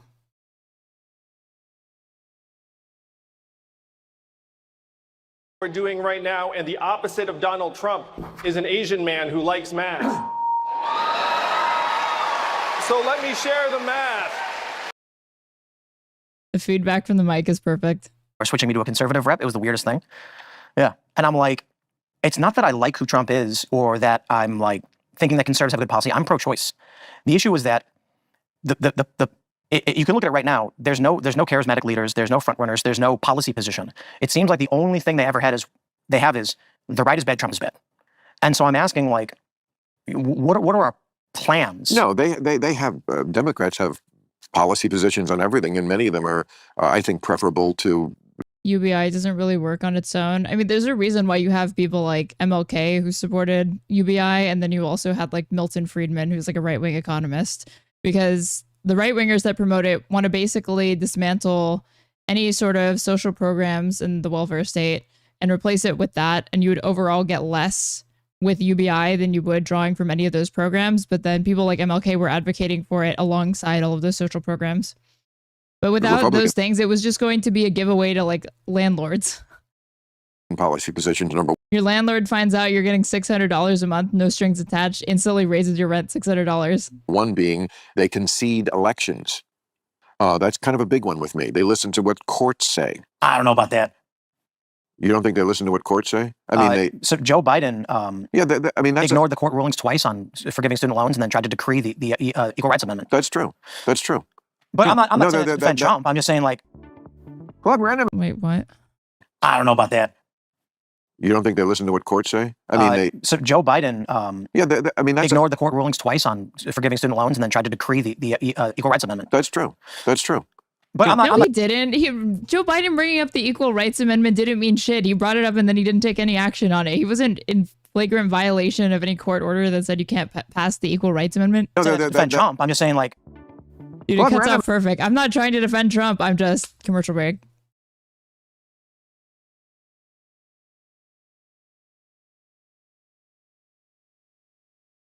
Jesus Christ. That just works for them. There are arguments. Of course, the Republicans, that just works for them because there are issues like what you mentioned, which is not untrue, where it's so easy for them to go, well, they did this, so we're going to do it 5 times worse. And then they do. But there are some like that. But there's one that has no fuzz on it, and that's elections. When Democrats lose elections, it's over the next day. Kamala Harris, Hillary Clinton. Not Hillary Clinton. Just. Not Al Gore. Al Gore was not Al Gore doing that. That election was obviously decided by 537 votes. There was an absolute, when it's that close, there should be a recount. And whether that recount went the right way, we'll never know because that state. And we've coincidentally run out of time just after you made your argument. I don't think it continued. Was run by Katherine Harris and Jeb Bush. There's a really good, I guess, I don't know if you call it a philosophical point that I've noticed that I think you're experiencing right now is I'm 39. So you lived through a lot of these administrations and these political cycles. Yeah. And you have experiences that I don't even know they exist. Yeah, but you know what? I didn't live through Lincoln, but I know about it. Sure. My point is, my experience in politics has been the Democrats have challenged more than Republicans. To be fair, Have Trump's challenged the court? challenged the elections more than the Republicans have, in extreme ways. That's ridiculous. So, but perhaps because you're older than me and you've seen more than I have. So Again, there are history books, there's newspapers. I know. You don't know something only because you lived through it. I know about the French Revolution also. My point is, I mean, you could know about this. Indeed. I mean, this is something that people your age say all the time, and I've made fun of it before. Like it's this. Like if I wasn't alive for it, it didn't happen. I don't have to know about it. But that's no, what I'm saying. Okay, but I'm saying that in 2016, I didn't vote for either Trump or Hillary, and then I got 3 years of Trump as working for the Russians. He was not working for the Russians. Jonathan Chait went on MSNBC and said he may have been a Soviet asset since the 80s. Well, and so for me, I'm like, come on, Bill Maher, let that inner liberal out. Fight him on this stupid point. I'm out. This is crazy. And so, like, understand, and I'm not saying you're wrong about history. I'm saying that experiencing a political cycle over years is different from reading the condensed history books, which of course I do. So to live through 4 years of a president. Yeah, Tim Pool in his free time is reading dense history books, and then he's going skateboarding. Their term every single moment. The history books gloss over most of those experiences that we don't have as young people. So I have people on my show who are 25. And one of the people who works for us says, nothing ever happens. She's 24. And this is like a Gen Z thing. Nothing ever happens. And I said, are you kidding? The past 10 years have been nothing but happenings. Yeah. Here's the issue. When she was 14, she wasn't paying attention to politics. When she was around 20 years old and started, this was the natural state of politics in her experience. So this is basic. This is normal. And for me, it's crazy. And I think for you, it's crazy. But they grew up in this and they've normalized it. So my view is this. Not to say that you're wrong, obviously. My point is, when I watched the Democrats accuse Trump and Manafort and Carter Page and all of these things, especially when they fabricated evidence against Carter Page, I'm just like, wow, I can't believe the Democrats are going to this length to deny an election. You're watching a little too much Fox News or somebody who's slanting this a certain way. I mean, Paul Manafort was sharing polling information with a GRU agent. And do you know how they found out about that? How did they find out about that? Ukrainian government officials shared it with the Democratic Party. So? Politico reported it. So you have this... Yeah, but Ukraine is an ally. Ukrainian interference in our election as reported by Politico. And I look at that and I go, wow, the Ukrainian government sent incriminating evidence to the Democrats? Crazy story. Then they claimed But it was true. And indeed. And the issue is, why wasn't that a scandal? That the Ukrainians were interfering in the election? Because the bigger scandal is that the correspondence between Trump's team and Russia, that's the bigger scandal. That's why. And it was true. Because this is a friendly thing. Let's not get into the weeds on like the Russia thing. Oh, come on. You have to be good for something. Well, it's like 5 years old, so people... He's just going to drop this. It was the first interesting back and forth that they were having. Look bored with it. Okay, but I'll just say this in general. It would be hard to argue with it, I think, but I'll just say it, and maybe we can just move on. Whatever it was, I don't think Trump was a Russian asset. Don Jr. at one point said, or maybe it was Eric, we do get a lion's share of our to the company from the Russians. So there was obviously a lot of involvement with the Russians. Trump was asked at his first press conference, and he said, I have no dealings with the Russians. It's a total, complete lie. They had nothing. That's not illegal. It's not, but it's it just looks suspicious to say I don't know anything about the Russians. I have no idea. And then like I don't know anybody who's talking to the Russians. Everybody in the administration, Michael Flynn was prosecuted for it. Was talking to the Russians. He said on TV, Russia, if you're listening, I want your help with something. Okay, whether you think that's good or bad, it was completely unprecedented. So like the idea that he should not have been investigated for there's a lot of smoke here with Trump and Russia. To me, okay, I'm sure they overdid it as everybody overdoes everything.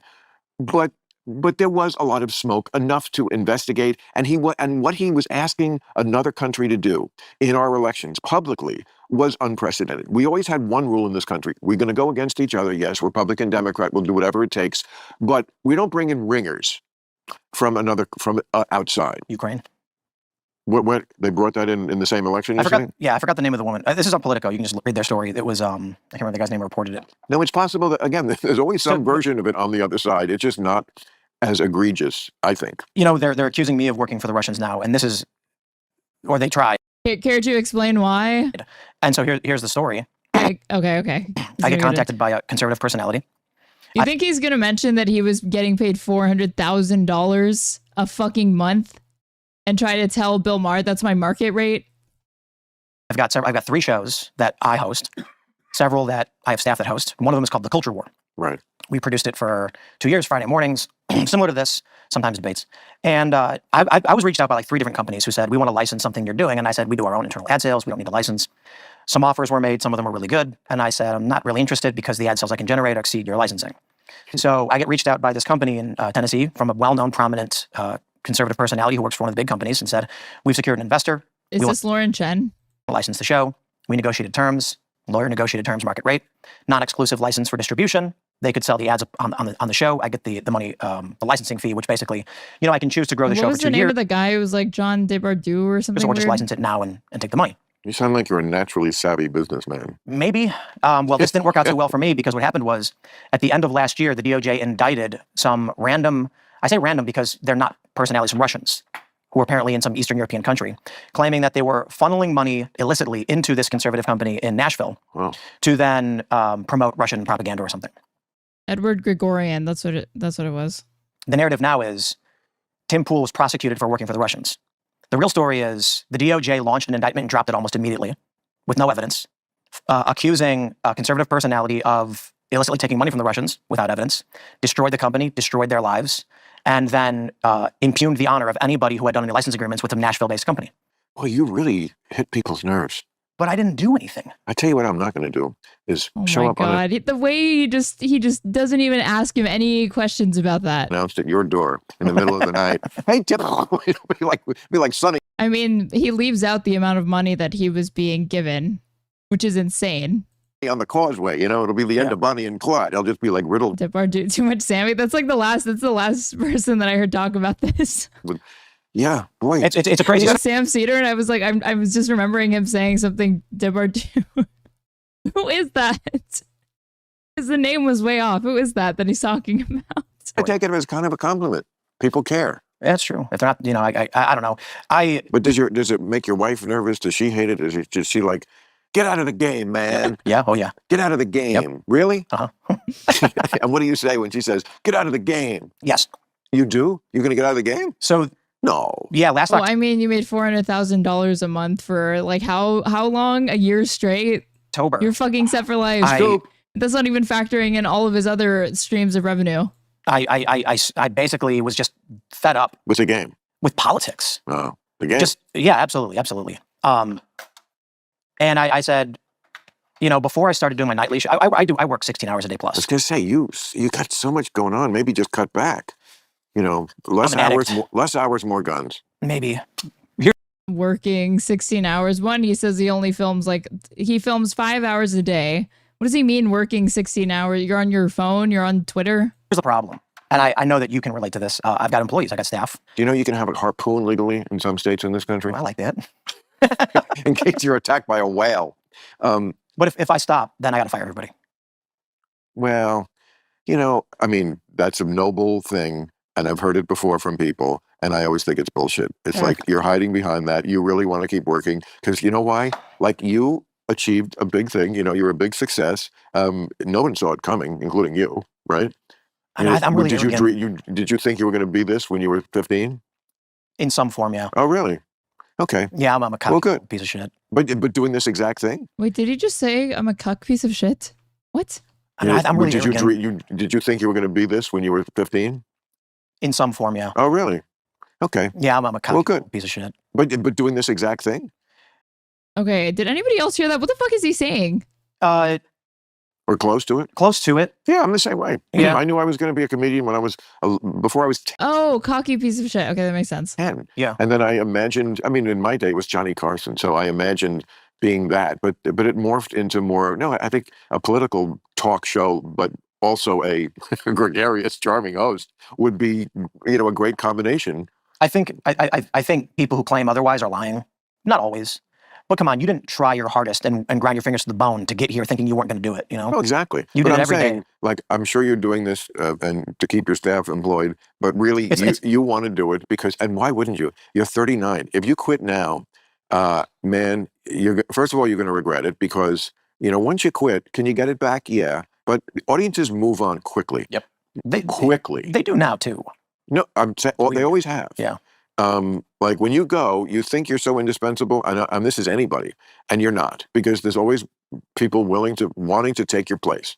It happens no matter what. You could be at the top of the heap. You'd be. Just me sitting here right now. With you. You have like I would say that real time from my circle, I don't know, but I feel like it's the most consequential political show. I appreciate that because it is, even though the problem is that the most influential media is controlled by that far left that hates me. Yeah. So they will never give it up to me. But they will never write about it. Most influential media is owned by the far left. By that far left that hates me. Yeah. So they will never give it up to me. But they will never write about it, say that. This is literally the I'm censored.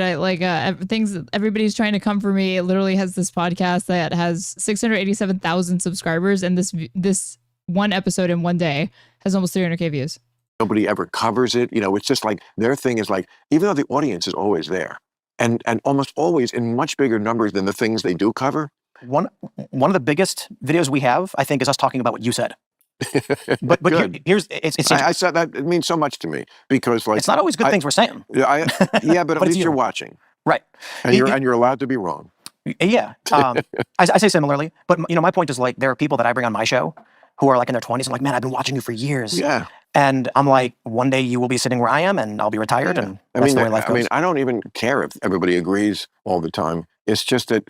It's about, and I think you would say the same for your show, it's about taking you seriously. It's about having the credibility to have them listen to whatever you're saying. And then you can say your thing. But usually they know, well, maybe he's not completely wrong about that.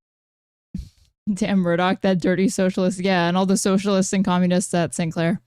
You know what I'm really interested in is Real Clear Politics put out this aggregate polling by decade age. I don't want to say demographic because it was 18 to 29 and it was 30 to 39. Yeah. And only one bracket was anti-Trump and it was 70 plus.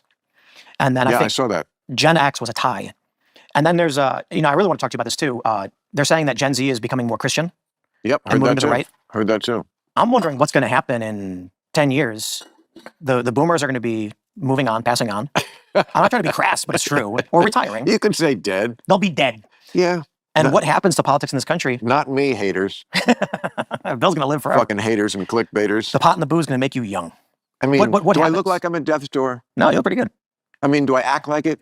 I've never missed a show, except the two they forced me to miss when I had COVID, wink, wink. They forced me because, of course, I could have contaminated. Yeah, I forgot, again, not only is he an anti-vaxxer, he thinks COVID's not real or whatever. The entire city could have died. I think I would have died, to be honest. You what? I got real sick. Pussy. Yep. And then Joe Rogan saved my life. Joe Rogan saved his life. I genuinely don't think he's a grifter. I just think he's stupid. How? Ivermectin? No. He Bill Maher holds every dumb guy opinion. Well, technically. So I had called the hospital because my temperature was low. And I was shaking really bad, and I was really bad pain. I wouldn't say the worst pain I've ever had. Okay, why are you in such bad health to begin with? Because unless you're in bad health to begin, I was fatter. That's it. I always said that about COVID. Who does it kill? Fat people and very old people. I'm sorry, but that's just the truth. That's just the truth. No, obviously it could kill anybody and blah blah blah, and we should protect. We should, the most vulnerable. But that's who would kill. That's what bugged me about it. All of our medical profiles are unique. That's why I don't like one size fits all diagnoses. They were banning people off social media, shutting down anybody who brought it up. It was What is a one size fits all diagnosis? Obviously, if you have comorbidities like obesity or heart disease, you're more likely to die of COVID. But it was such a dangerous enough illness that if you get it, even if you're perfectly healthy, you still had a high chance of having long COVID complications, etc. Weird time, and it still is weird, and there's, I don't know. Club Random is brought to you by the audio marketing gurus at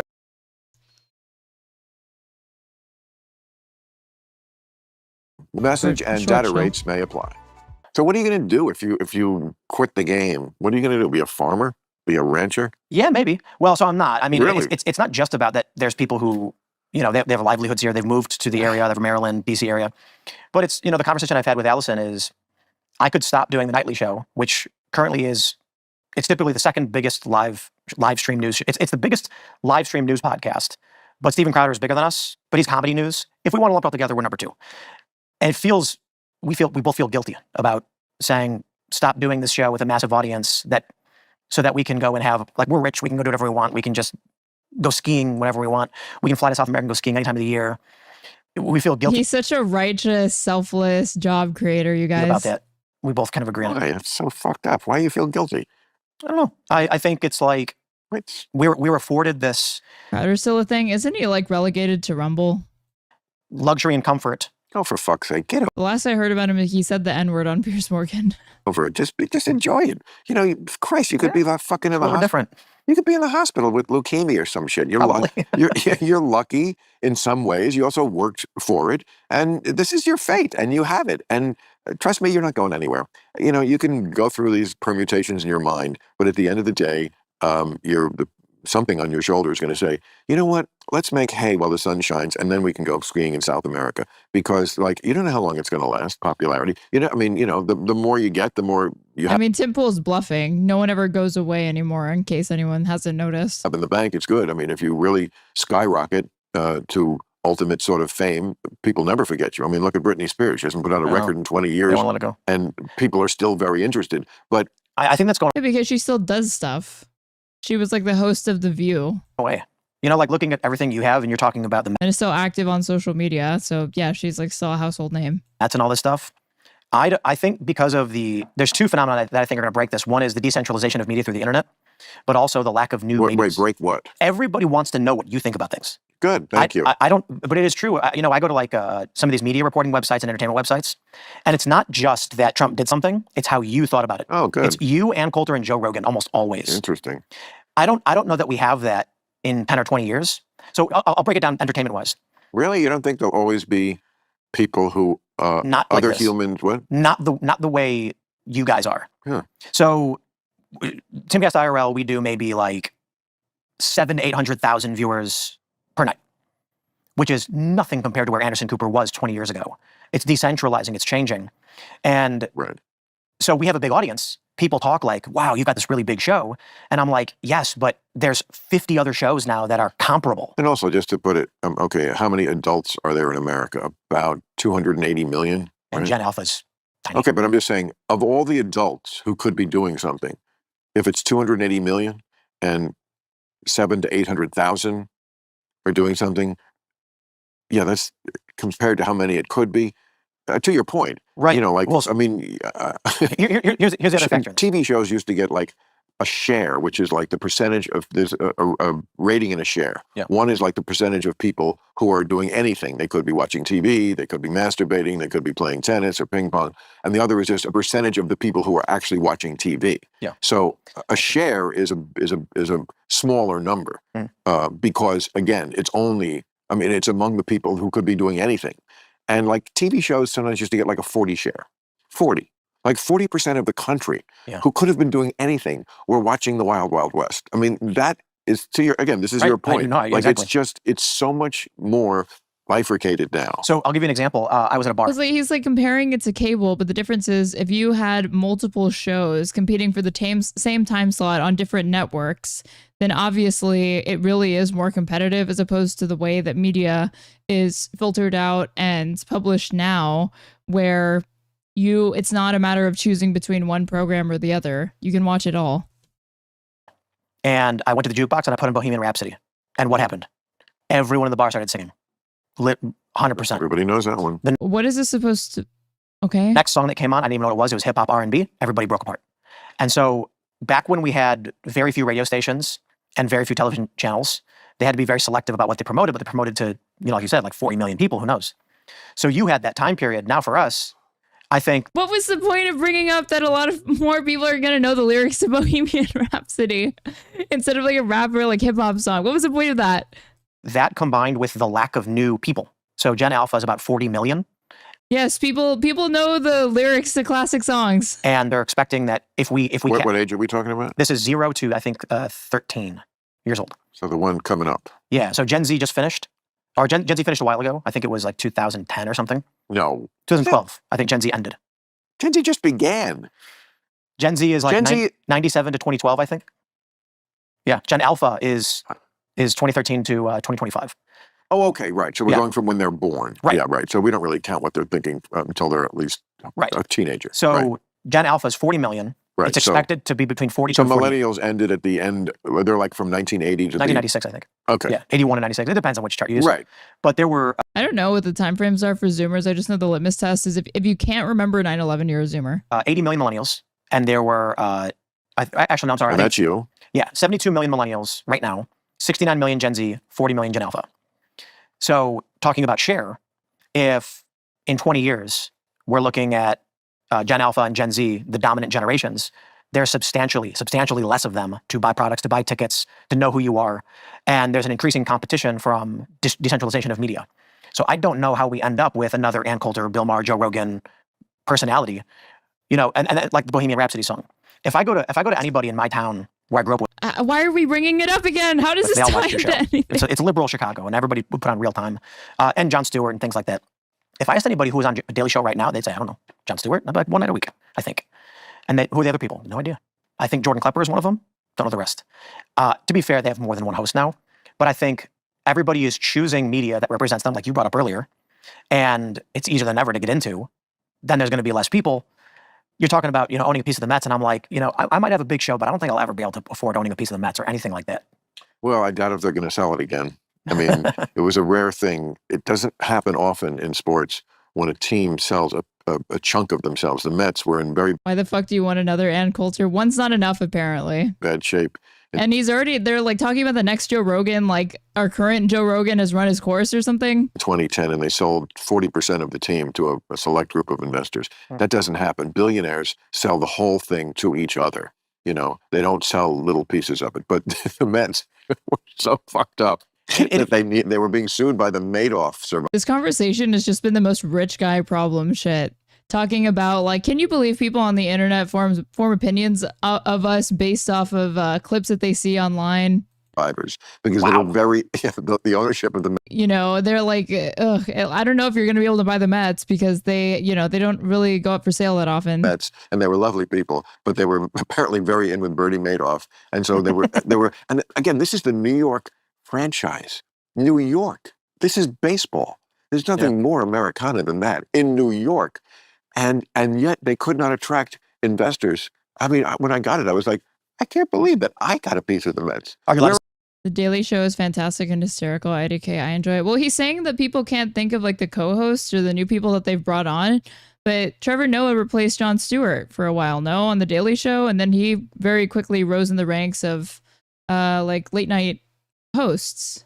So this idea that like, oh, we're done having like big media figures in traditional media outlets isn't true. Where are the like hundreds of people richer than me? What are you allowed to say? Like, what was the? Or that's like saying that like, oh, name someone on SNL, and you or like name the entire cast of SNL right now. It's like I can't name the entire cast, but I could tell you like Pete Davidson. You know, there are going to be some people that launch their careers from being on SNL, even if not all of them do that. That's always been the case. And that's not what you. Absolutely. It was so undervalued. At the time, it was $750 million. Wow. Again, these aren't the Royals, no offense, Kansas City. This is the Mets, but that's how much. No, he's not a current cast member, but like he... Is it? Aren't there cast members right now that are big? I don't know because I don't watch, but... They were shit on at the time. And it just shows the sheep mentality. Like it got into people's heads. The Mets, there's a horrible toxic stink on them. Don't go near them. And I was like, oh, I'll go near them. Like that Asian guy who's in Wicked.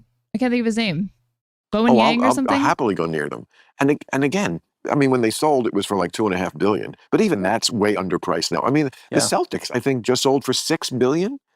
I mean, you know, I said to myself, if there's one thing that always goes up, it's sports franchises. That's just a no loser.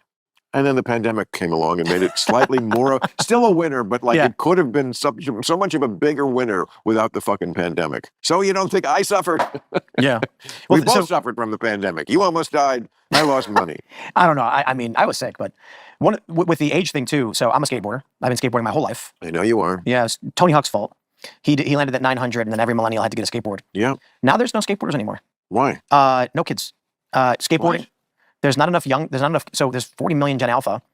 To be fair, like, it really is that skateboarders are, let's say this, I'm saying this in a punk rock kind of way, degenerates.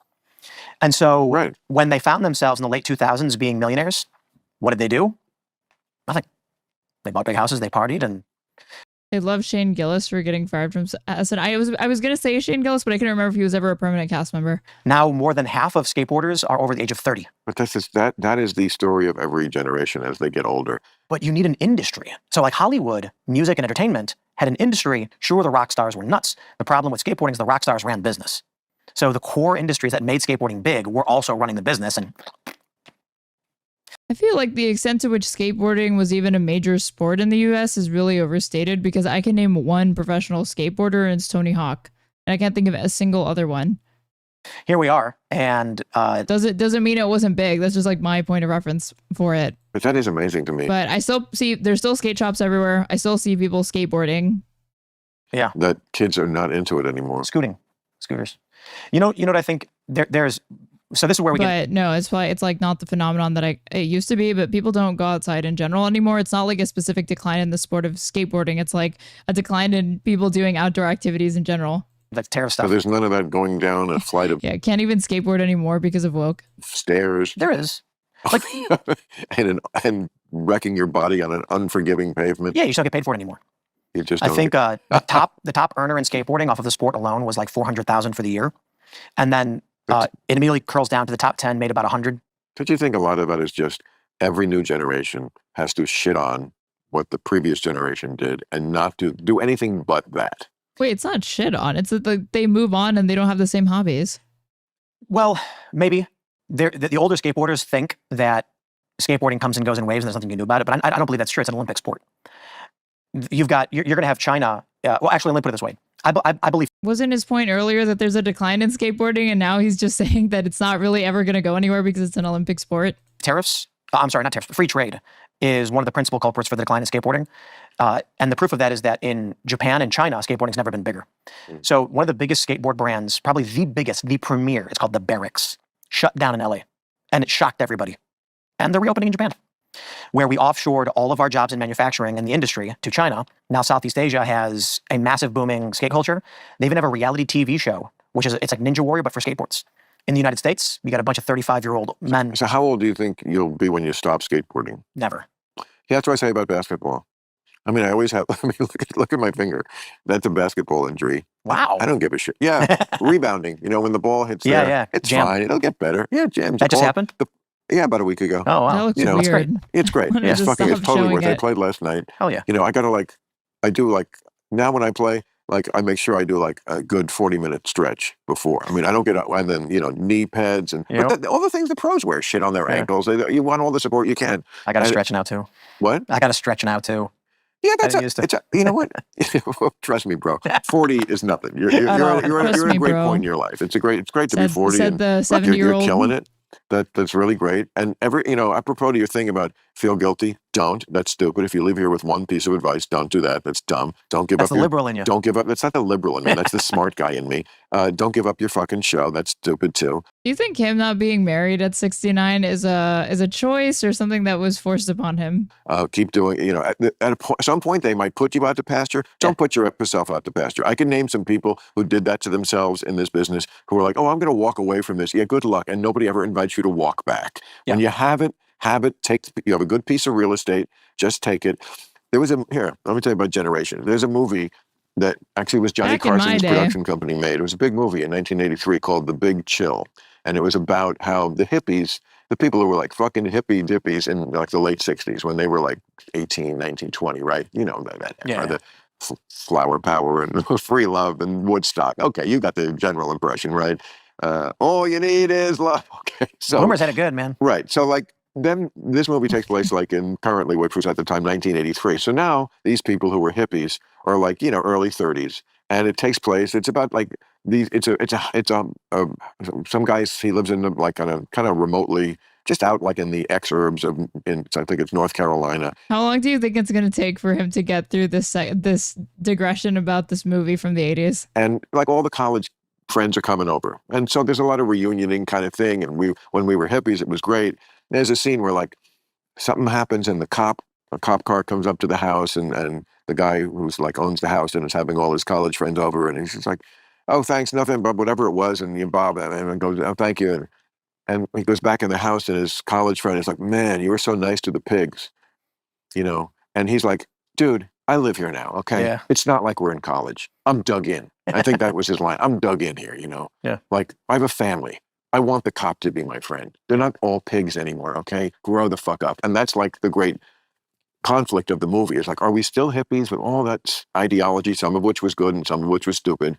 Or are we just growing up? And you know what? That generation, who did they vote for in 1980?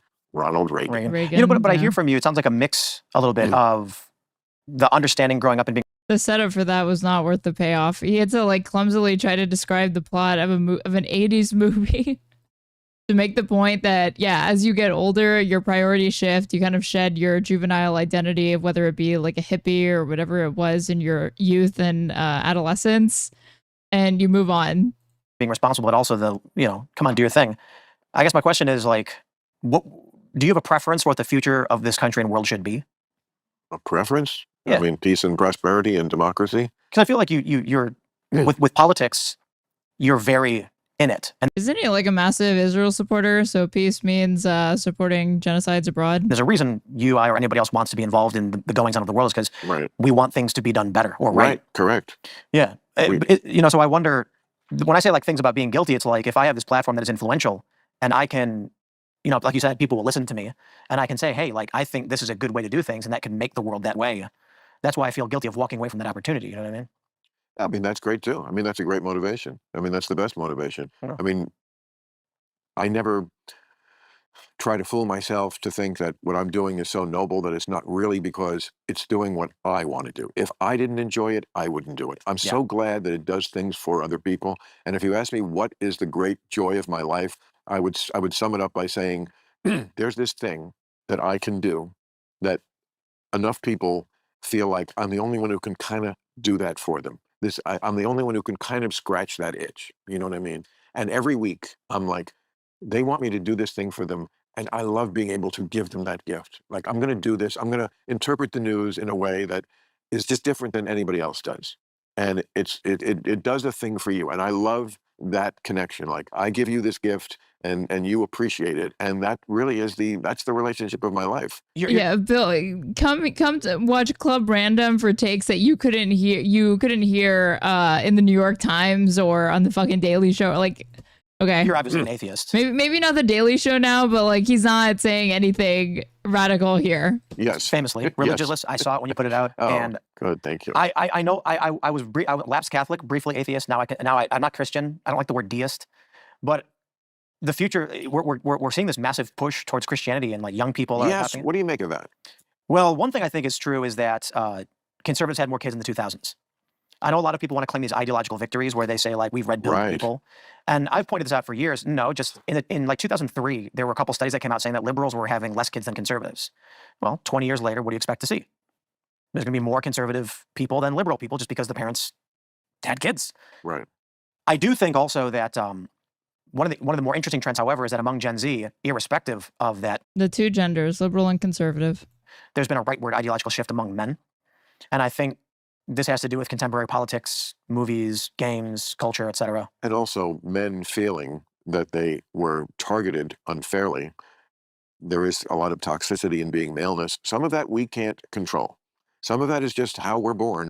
I'm such a lib thinking that people being willing to, like young men in particular, being willing to embrace reactionary, fascist, conservative politics, pick your poison, is just a function of media that they're consuming. Even though aren't these people constantly railing on about how like they were literally saying that the left has captured media, woke is everywhere. So how are you going to say that? And like not just like captured media, like mainstream media. And that it's like we're indoctrinating kids and stuff like that, and yet nonetheless, people are conservative because of movies, TV shows, etc. Like what? We were drawn that way. Like, how does that make sense from their own worldview that they've laid out?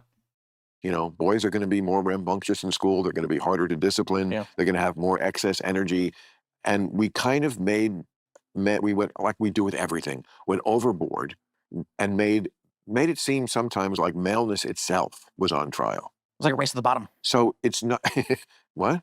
It was a race to the bottom of all these different cultural elements trying to one up what was wrong with masculinity. Yeah, kind of. And it's not surprising that they would run to Trump. Yep. They would run to the guy I mean, it's kind of like, why do cops vote for Trump? Well, the guy who's like out there. Because cops fucking vote for every single Republican. Aren't cops like in the United States on aggregate like 83 to 90% Republicans? They're saying they're not the enemy, and they're not.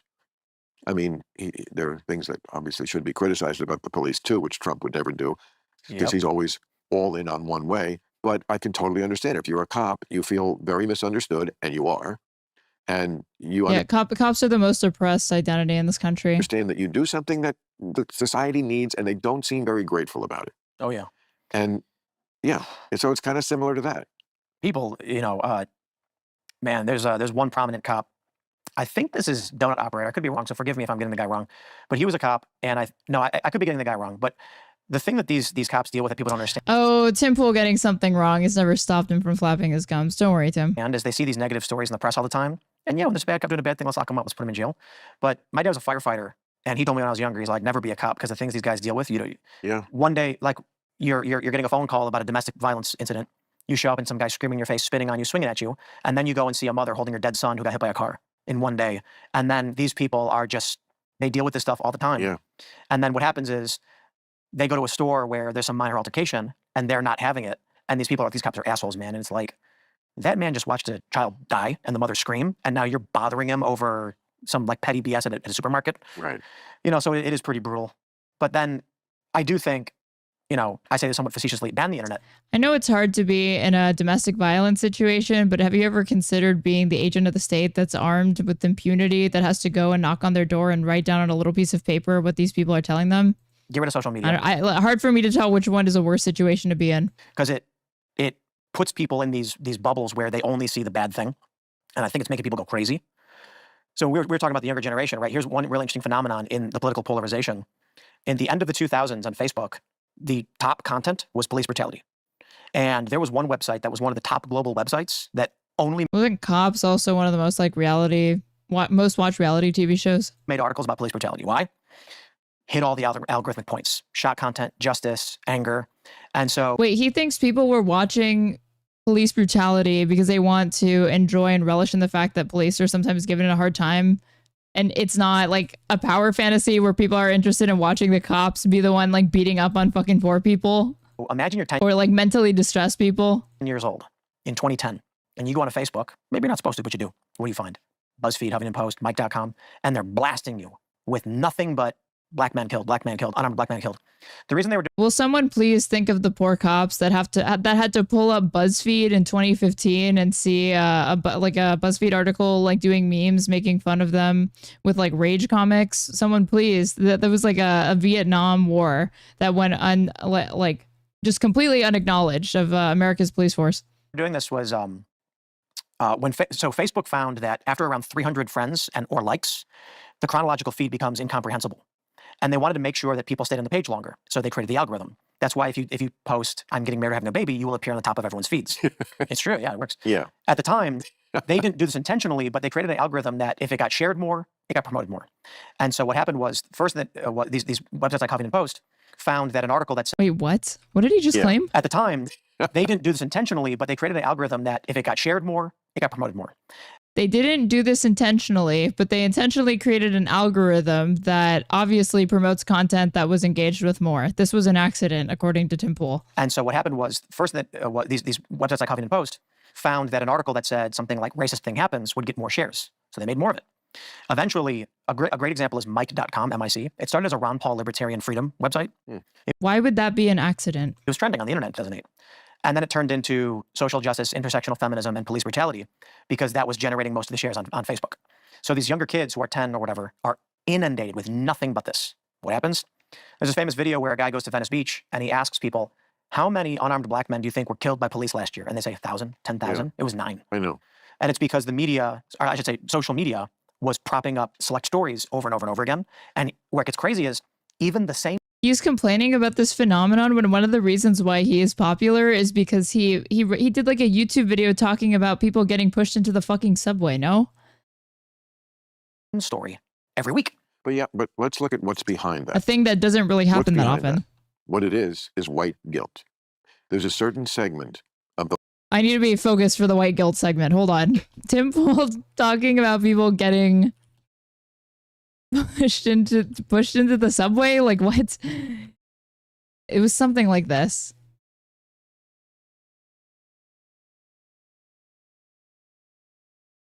Tim Pool. People. YouTube couldn't find that for me. Getting pushed into the subway. Tim Pool got famous off live streams of Antifa protests in 2017. That and like Occupy. The left. Yeah. That feels very. But yeah, I'll find it in a let's look bit, at what's but- behind that. Let's look at white guilt. What's behind that? What it is white guilt. There's a certain segment of the left Yeah. that feels very bad about the horrible racist history of our country, which they themselves probably participated not at all in. Yeah.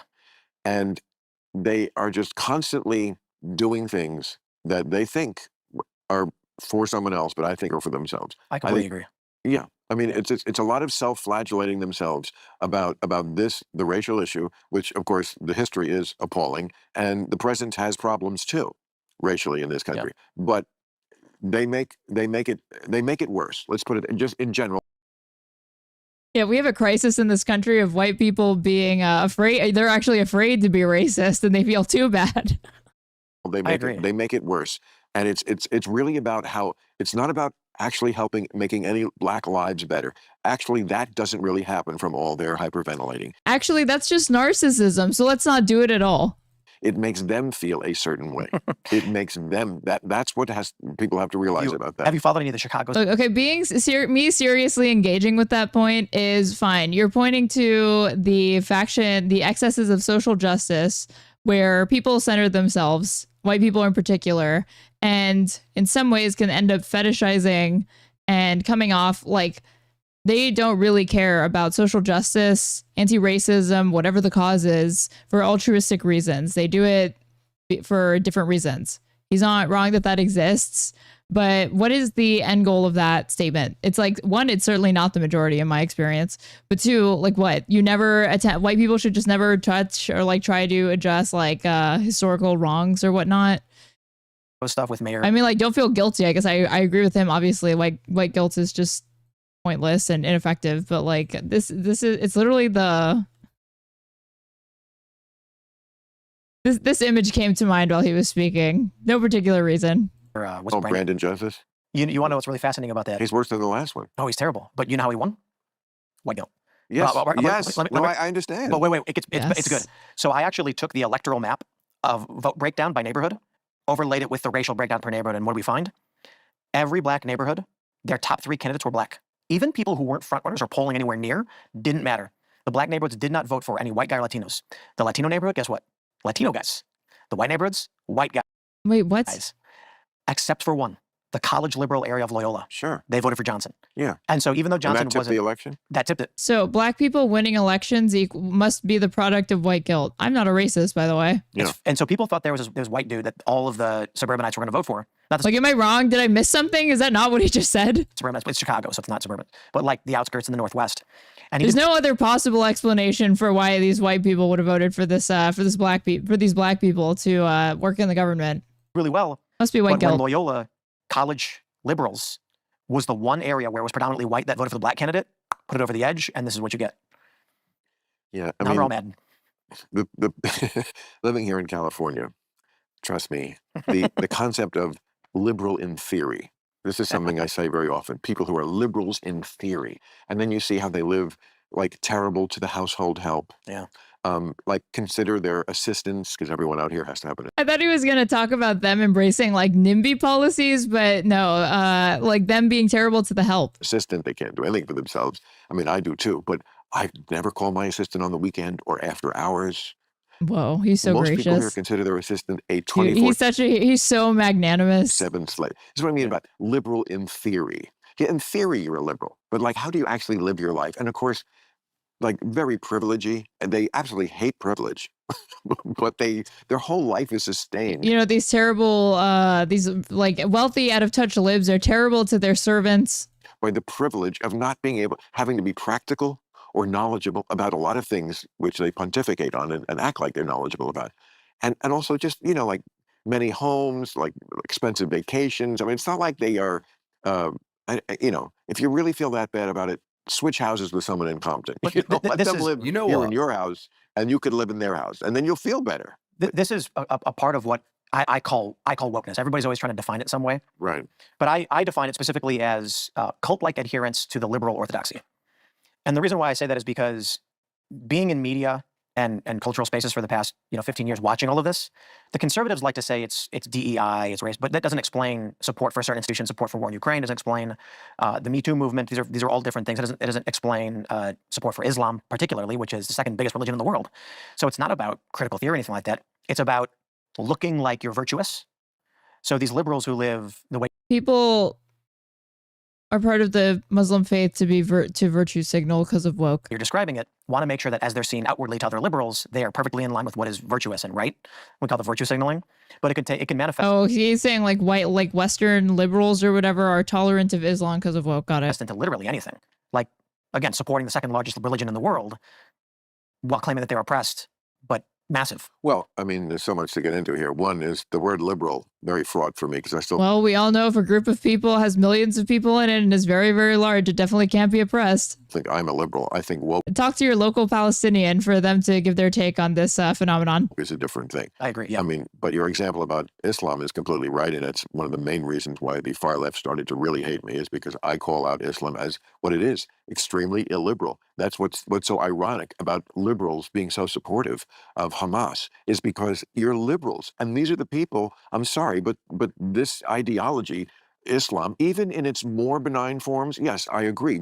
Oh God, I forget these like atheist poison brain types like living like 2016 lay epic Reddit atheism leads them to believe that like they see everything through this ideological lens of like again what the white guilt that these liberals don't actually genuinely hold the positions that they do. It's not for altruistic reasons. It's for their other agenda of wanting to be loved and welcomed by minorities, and that leads them to embrace Islam, Sharia law, even though they're feminists, and why they love Hamas because Hamas is Islam, and we have to love Muslims. Like that's his weird like that's what he's like cobbling together. The vast majority of Muslims, not terrorists, of course, but Islamists, Thanks, Bill. which is the word we use to describe people who are not terrorists, but kind of agree with the things terrorists are doing and are for, that's a much higher number. That's many millions of people. And even the rank and file, I mean, most Muslim societies live under some form of Sharia law, which no Western Sharia law drop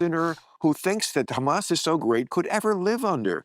Your fundamental rights that Wait, do you think he's going to say that Hamas is going to throw you off a roof if you're gay? you take for granted here in America, you would not have. You know, I mean, all the protesters who are protesting in Gaza against Hamas, they've all been killed. They killed protesters.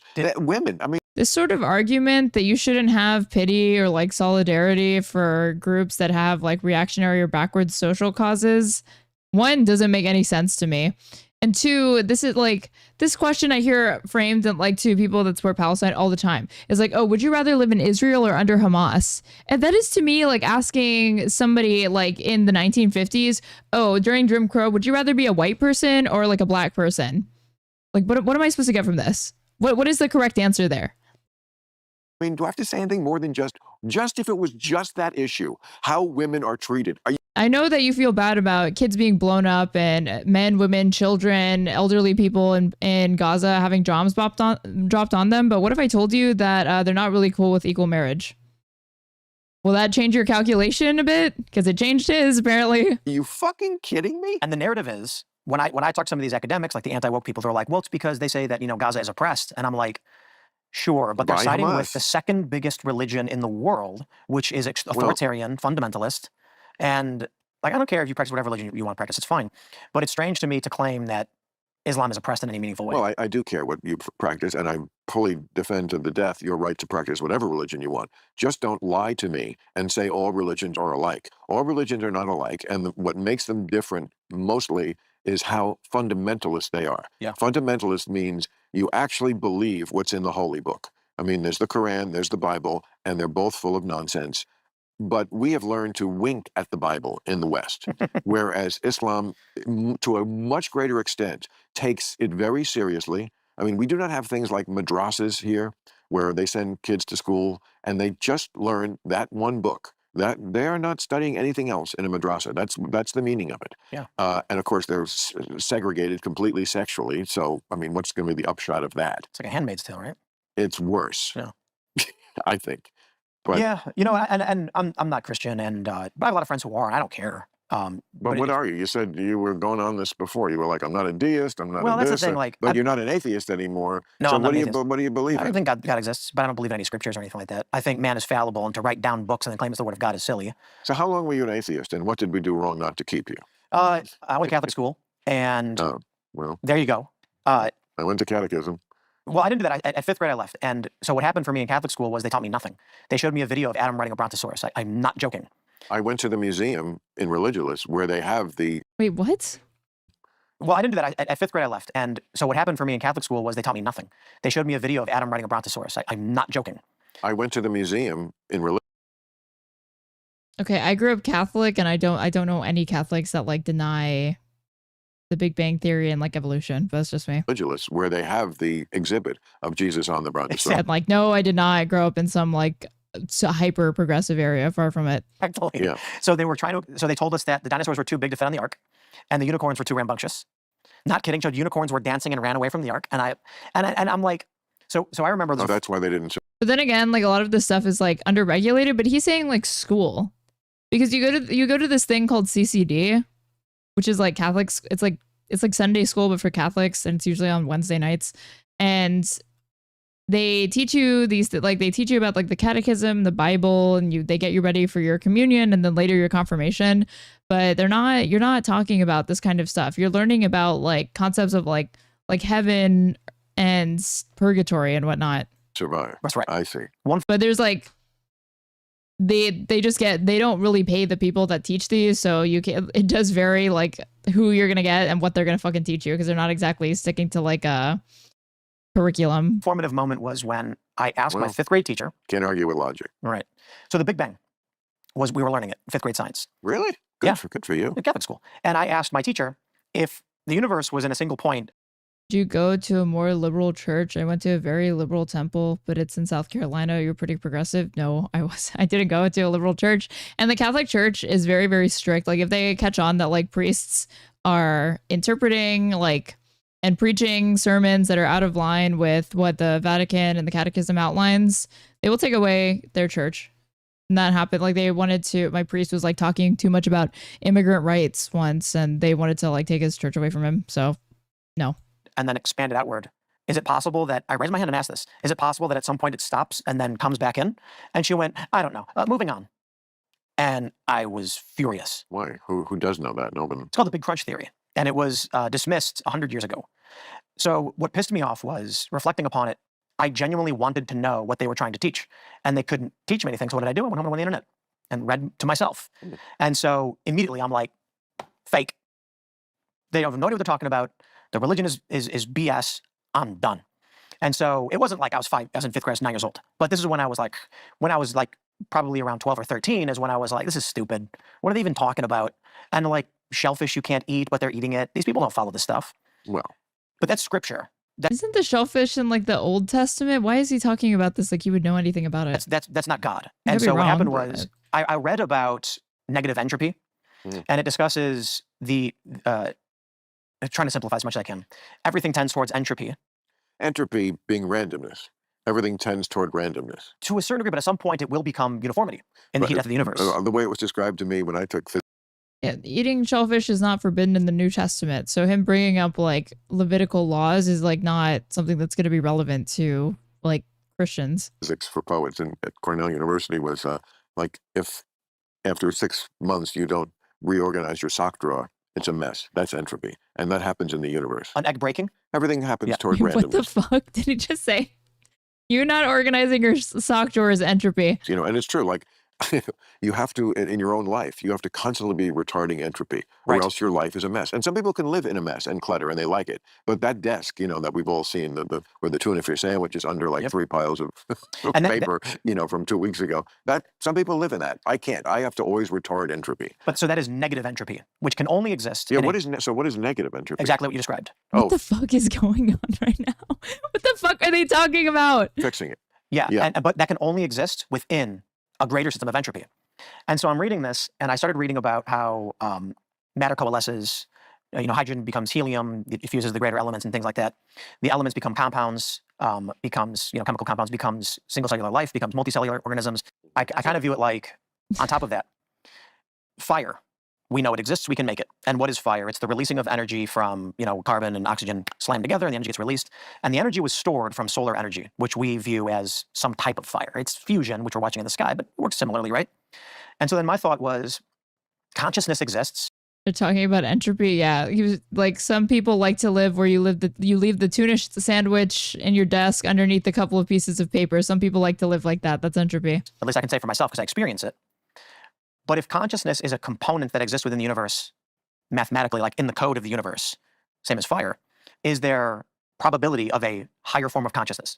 Yes, completely. Just like fire can be a forest fire, can be a star, or even a gigantic supermassive black hole. Consciousness exists in the universe as a component of the universe. Thus, the universe experiences consciousness. So I wonder if God then is not scripture-based, but that there is something beyond our singular consciousness. His face. You get where I'm trying to go with it? I don't know. Maybe it's I think it's really deep for a redneck. I really. I'm from Chicago. What can I say? Just fucking with you. Yeah. No, I mean, it's like, I love the way everybody takes their shot at talking themselves into what they just really want to believe. And I totally respect that. No, I mean, it's a lot easier. Backhanded compliment. And probably healthier to have that in your back pocket, to think, oh, and I just don't. But I'm not saying, but I don't know. But I don't say it's not. You know what? That people have this thing that atheists are dogmatic. No, we're just saying we don't know, and quite frankly, we don't really care because we don't think we're ever going to really know or be able to know. So we just kind of put it out of our heads, but we don't think it's obviously the myths that have come down to us from. I agree with that. Yeah. But I'm not trying to say that there's like a being watching over us and dictating. No, of course it's not. It couldn't. I mean, it's so obvious that Tim Pool is having to disingenuously embrace this sort of well, I'm not for organized religion, but I'm also not an atheist. I believe in a God, but not necessarily a Christian God. But of course, the God that he'd probably outline that he thinks he believes in is going to sound like a Christian God. I mean, it's more like the logic that is the universe is the Einsteinian God, they call it. Viewing, our human experience and our emotions are unique to us. I mean, I've said this before, but the idea that, and I'm sure the Big Bang Theory is correct, or I guess it is. I mean, again, talk about going on faith. I just think Neil deGrasse Tyson seems smarter than my pastor when I was a kid. I mean, my priest is, and so I guess but the idea that all of matter in the universe, which is just, I can't even go into how big it is, was just fit into something tiny, and just explode. First of all, why do it that way? It just seems silly. I think it's wrong. And you don't believe in the Big Bang Theory? No. What about the show? The show was terrible. You take the laugh track; it didn't work. But let me elaborate. Wait, what? Why did he just casually drop that he doesn't? It's not a thing you believe in. It's a thing you accept or you don't. Science is wrong all the time. Yeah. And so I think the Big Bang is what we know so far. Right. And I'm right. There's already and Tim Pool is right most of the time. Theories about science is wrong sometimes. Tim Pool right 99% of the time. Big Bang may have been what's called a white hole. Are you familiar with that? No. The other side of a black hole. And so string theory, unified M theory. I don't really follow this stuff as much as I was 20 years ago. But one idea is that the universe is a 12-dimensional structure. And basically what happened with our universe is someone took a piece of rubber, pinched it, and then blew. It's expanding as matter is pouring into it, but that's just one balloon of the universe being blown up in a much larger universe of multiple dimensions. I really don't know, Well, I just got word from the Huffington Post. We need to capitalize black hole, but not. I did not think this episode would end with Tim Pool trying to explain string and an alternative hypothesis to the Big Bang Theory. White hole. Because one is socially acceptable. All right. Well, I'm so glad I got to know you. I really do appreciate you having me. Yeah. I hope you had a good time. I know everyone's they're gonna yell at me saying, "Why aren't you yelling at Bill Maher?" I'm like, because I was just gonna say, that's what I love about this show. Is there's some yelling because we're human, and of course we're not gonna be there, but it doesn't get in the way of being pals. I appreciate you having me. Yeah. My friends are super excited. I was thrilled you wanted to do it. Enjoy a little of LA while you're. I lived here for a little bit. It's not that awful. I lived in Westwood for a brief time. I don't even know what to say.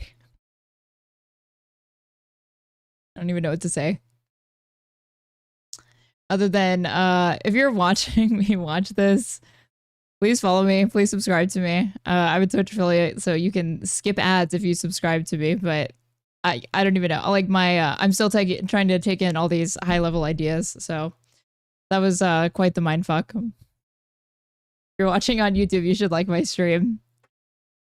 If you enjoy The Big Bang Theory, you should like my stream. If you believe in string theory, you should like my stream. So we accept all. If you are a creationist, you should still like my stream. Did you learn lots of science? Yeah, totally. That's what just happened. So you just saw me learning. You just really, you thought you were reacting to me watching Club Random, but really you were reacting to me learning from Tim Pool. Learning how the universe started and just, you know, I wonder if like people that are autistic have some sort of mental affliction, like ever watch stuff like this and their conception of like how autistic they are changes because they see Tim Pool, like this sort of like interaction between Tim Pool and others, and they're like, oh shit, you know, I wasn't familiar with your game. Maybe that's not autism though. To become even more autistic. Thank you for gifting a sub, Mr. Braindead 1. Okay. Okay, what's next? This is let's do, oh wait, fuck, I wanted to see this, like I found the Tim Pool video that I was talking about where he was like making a crisis out of people getting pushed in front of into the subway or something.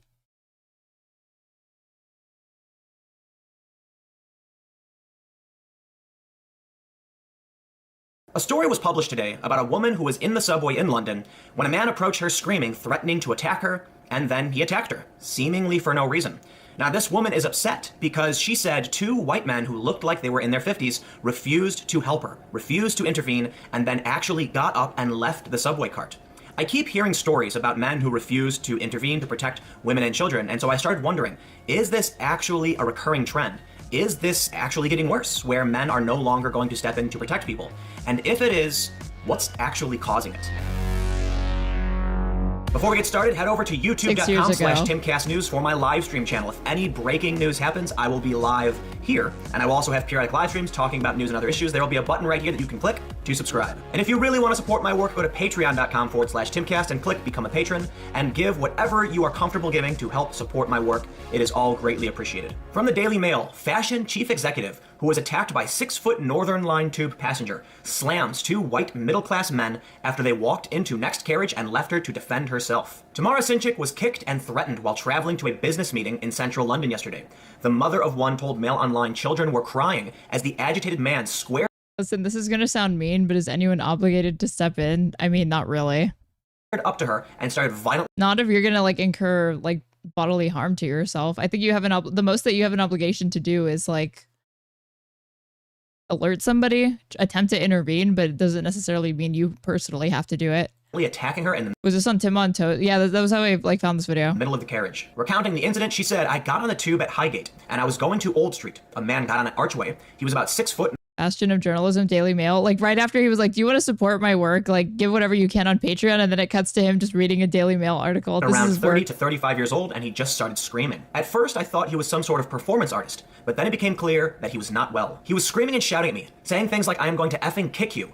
Then he did actually kick me. It was intimidating. He was a big guy, and I am only size 8. The fashion CEO is keen to stress she does not blame this man, who she believes needs medical help, but said the incident was terrifying. Instead, she is upset that two men she describes as white and middle class chose not to help and move to another carriage. I remain more angry with those white middle class men who left me to it. As fathers, husbands, and sons, they should be ashamed of themselves. Miss Sinchik praised those who came to her aid as angels, saying an Eastern European man who had seen the guy on the platform had worked his way down the train as he felt that man was dangerous, and he got to me when the train stopped. She said her message to those who left her was, you are cowards with less empathy and strength than 2 size 8 women and a Greek female pensioner. Shame on you. If you were so scared is one thing, but one of you had a briefcase and could have helped me, and both of you could have pulled the cord from the safety of the next carriage that you left me for. I would never in my life do that. First, I'd like to point out that I find it interesting that she actually blames the 2 men who weren't involved over the man who actually attacked her. Simply because someone seems like they might need medical help doesn't absolve What does size 8 mean? It means she's a small bean. All of them of their own personal responsibilities, though I understand not holding anyone at fault for the incident. I also am curious as to why these two men got up and refused to help. So I started looking into other stories, and it turns out there might be a trend, or at least the perception of a trend, of those who seek to help others being punished for doing so. One of the first...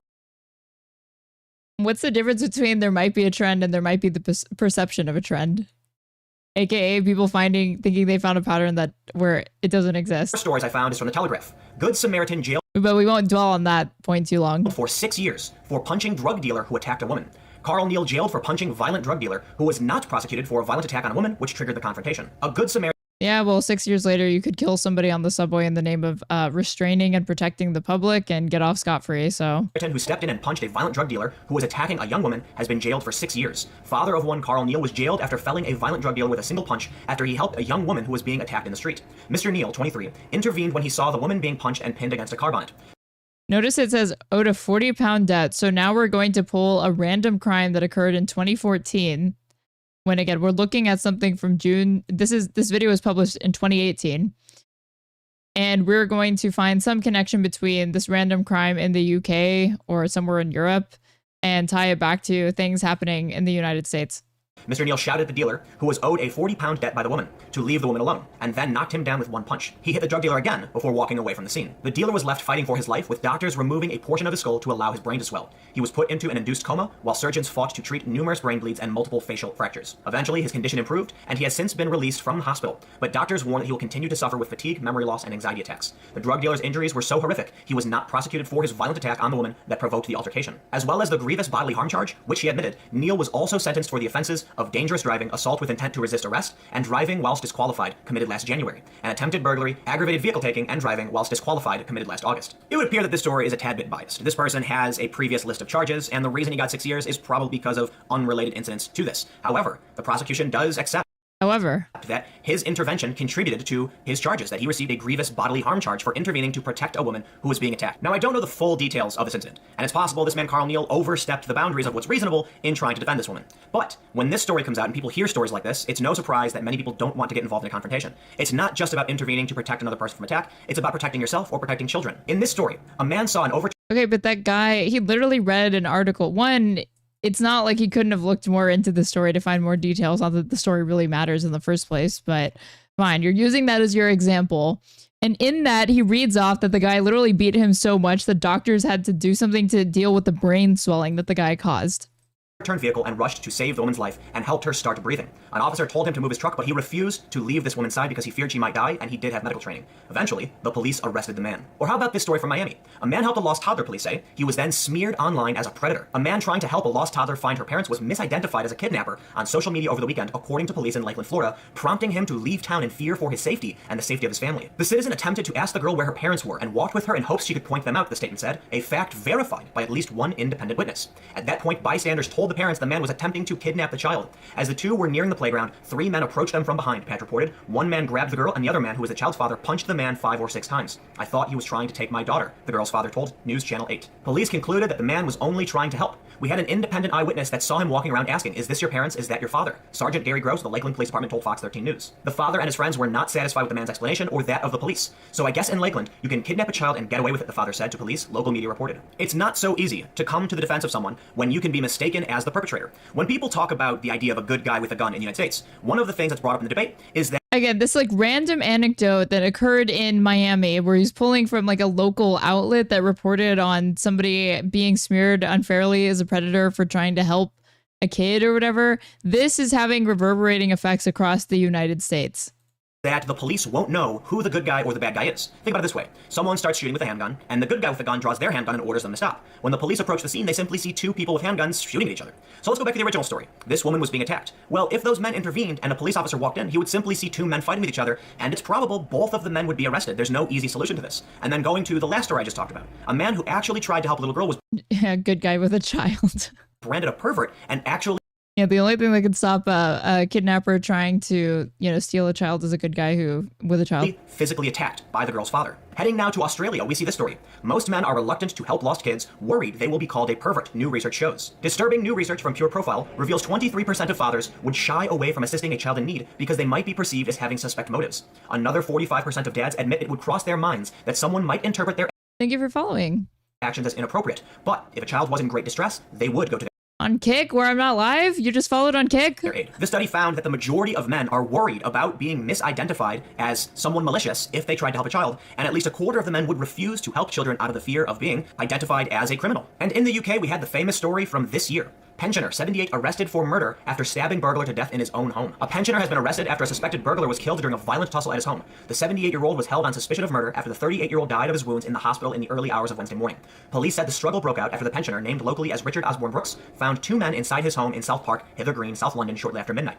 One of the burglars, who was armed with a screwdriver, forced the homeowner into his kitchen while his accomplice went upstairs. Detectives believe a struggle then took place between one of the males and the homeowner, and the 38-year-old intruder was stabbed in the upper body. He was later found collapsed in nearby Further Green Road by paramedics from London Ambulance Service, who took him to a central London hospital where he died at 3:37 a.m. Police were unable to confirm whether the suspect had been stabbed with a screwdriver. The second suspect So much of this video is just him reading random anecdotes of local crime. fled the scene before police arrived and is now being hunted by the Met's Homicide and Major Crime Command.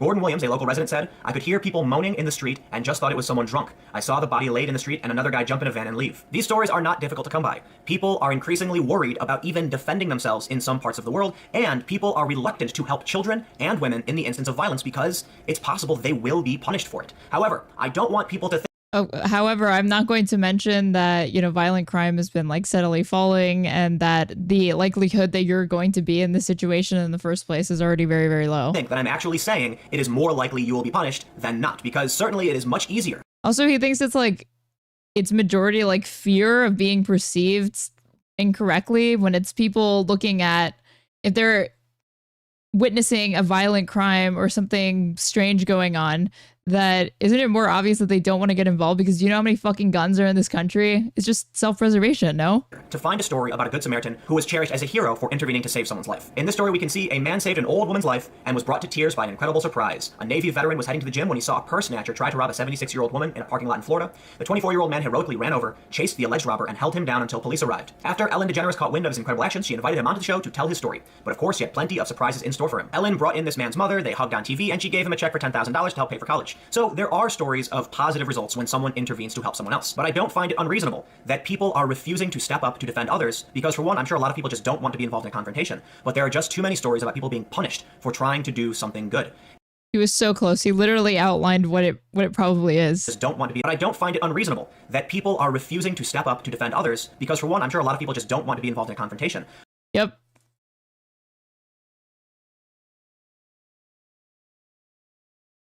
Could end the video there. But there are just too many stories about people being punished for trying to do something good. If you intervene and accidentally hurt or kill someone, you can be charged criminally for the damage you inflict. And if you don't know how much force... Did you know that if you punch somebody in the name of defending another person so badly that they need life-saving brain surgery, that you're gonna get in trouble? No way. ...to apply, or a court decides you applied too much force, you can be punished. In this instance, the two men walking away probably did the safest thing for them. By not defending this woman, they probably saved themselves a huge hassle and potential criminal charges. So let me wrap up the whole point of this video. Again, I don't think you are more likely to be punished than you are to be rewarded. I believe in most instances, if you step in to help defend someone, you'll probably be thanked, complimented. A lot of people will be grateful that you did this. But there are just too many stories we're hearing about individuals who get punished for trying to do just that. In fact, now we have a story of two men being shamed because they didn't want to intervene. The woman in this story is more upset at the two men than she is the guy who actually attacked her. So let me know what you think in the comments below. We saw the study about how men were reluctant to help lost children and 10 of 10 conclusion. Definitely followed from all these random anecdotes literally spanning across the globe to make that point. Worried about being identified as a criminal. We heard the story about a man who was actually attacked and smeared online as a criminal for trying to help a little girl. We heard the story about a man who was facing prison time because he intervened. It's smeared online. What do you want to bet equals Facebook thread with 5 comments and people are like, what the fuck was he doing alone with a kid or something like that? That counts as smeared online as a predator. To help a woman, and now we're hearing that this woman is angry at these men for not wanting to step up. So what do you think? Should we stand up and defend those in need, or should we take care of ourselves? Comment below. We'll keep the conversation going. You can follow me on Twitter at TimCast. Stay tuned. Dude, his mind. His beautiful mind. He sure made it clear the two men who walked away were white by saying they're white after every sentence. BTW, the days of chivalry is dead because women killed it. Dave Chappelle. Amazing things happening. Amazing things. Okay, but the next amazing thing is Jordan Peterson versus 20 atheists on Jubilee.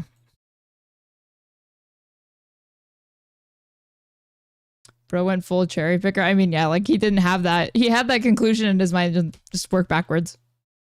You say that. I haven't claimed that. Oh, what is this? You're a Christian. You say that. I haven't claimed that. Oh, what is this? Is this Christian versus atheist? Don't be a smartass. Either you're a Christian or you're not. Which one is it? You're really quite something. You are. Aren't I? But you're really quite nothing. Right? You're not a Christian. Okay, I'm done with him. Hello there. I'm Dr. Jordan Peterson. Jordan Peterson triggered. Professor Emeritus at the University of Toronto, an author, a podcaster, public speaker, and today I'm surrounded by 25 atheists. Dude, why would he do this?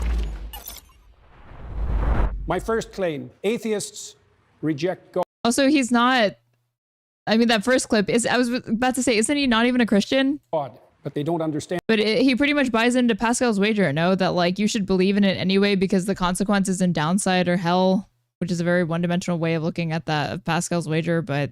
And what they're rejecting.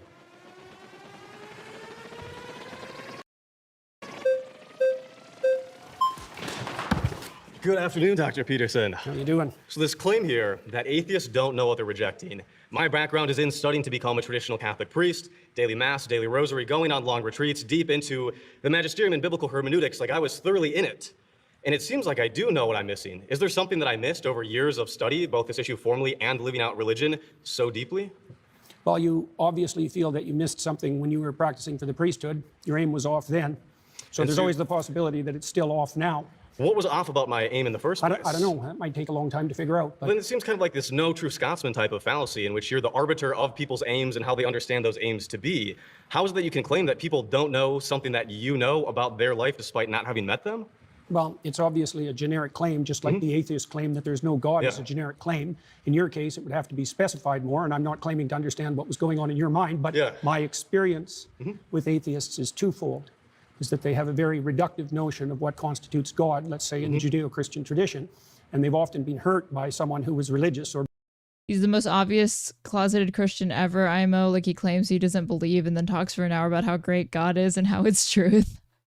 I mean, yeah, he is clearly like pro-religion, you know, but what is he, what are you supposed to do with that in a world that is increasingly becoming secular? Or by the religious enterprise. And especially when you're not even willing to identify yourself as religious in the first place. Or perhaps by God himself, so to speak, and that's left them with an animus. But I think that you have a reductive view of what atheism is. You've defined religion so broadly to include any sort of having aim in life, any sort of cultural archetypes, or having a metaphorical substrate. And atheism to you is a very specific type of like three people in the world that are these Raskolnikov type of, they want to get away with a perfect murder. It seems like you have the reductive view of what an atheist is. Well, let's start with your claim. How do you define He will become increasingly more red. God that you're rejecting? Like, what is God to you? You studied in the church, you found that unsatisfactory. How would you characterize what you rejected? I think the average Christian believer, when they say that they're Christian and they believe, they mean some sort of God that is all-powerful, all-perfect, is somehow involved in the matters of this world, and that we look to them through wisdom and with the Logos incarnate in Christ. And it also seems like you don't believe in religion in the way that the average Christian says that they believe in religion. And there are as many gods out there as there are believers, because everybody has mutually exclusive and different views of what God is. So it seems if everybody had mutually exclusive views of what God is, no one could speak to each other. The mere fact of communication presumes a commonality of assumption and definition. And it's certainly not the case that I regard any archetypal manifestation whatsoever as equally religious. So that's not a real claim. Let me give you an example. For example, there's a sub-narrative in the story of Moses where Moses is rewarded with a glimpse of God. Okay, and that's one of the ways that God is characterized in the Old Testament stories. Now, Moses is a faithful servant of God and a good man. At least that's the case within the confines of the story. One possible interpretation. It's the case within the confines of the story, obviously. Obviously. When we look at the Bible can't precisely say anything because there are so many different exegetical and hermeneutic views of this particular book, and that everybody has disagreed historically on, it seems like, even the most benign detail about a book this big. And it seems like you can only say that the Bible says something if you first presuppose that it's univocal. So your claim essentially is that Moses in the Old Testament plays the role of a villain or is irrelevant? Because the alternative claim is that he's good. How did he take that from what he just said? He just said that there's multiple interpretations of the same passages. Because we can't talk to those authors. If you are going to start with the presupposition that there's nothing I can say about any of these stories that you're not going to disagree with from the perspective that there are multiple potential competing claims, then I can't speak with you. So and we also have a short time here, so I want to get to the core of what you're arguing here, and I'd love if we could. The core of what I'm arguing is that atheists reject God, but they don't understand what they're rejecting. So I'm trying to give you an example of what's being rejected and its complexity. Okay, so God rewards Moses with a glimpse of the divine. So this is a definition of the God that atheists are hypothetically rejecting. A possible one. I said I didn't say the. I said That is possible, yes. Okay. So despite the fact that Moses is a stellar character and he's had a long and difficult life and can withstand a lot of difficulty and travail, God puts him. He's like, they don't realize what they're rejecting. It's like, no, I think they do. Between two cliffs. Also, the onus is on religious people to prove that there is a God, or that you should have faith in one. It's not the reverse, is it? It's not the reverse. So he can just see a crack of what's in front of him. And when God walks by, he allows him to see his back. Okay, so the implication of that story is that the divine is fundamentally unknowable. It's a pinnacle experience, and that people in their finitude have to be shielded from a comprehensive vision of. I would go up there and be like, yo, forget about the Bible. Remember that time you went on an all-meat diet, high as fuck on Xanax, and had to be put in a 30-day coma in Russia while your daughter partied with oligarchs? The basis of reality. Well, that's not. Well, there's, according to this liberal atheist, there's many different interpretations of what you just said, so. The God that's defined in that manner, right, is not a simple personification. It's not a simple old man. Maybe if Jordan Peterson were confronted with that, he would suddenly be willing to embrace that, maybe things aren't as simple as they seem. It's something that in its essence is unknowable and overwhelming.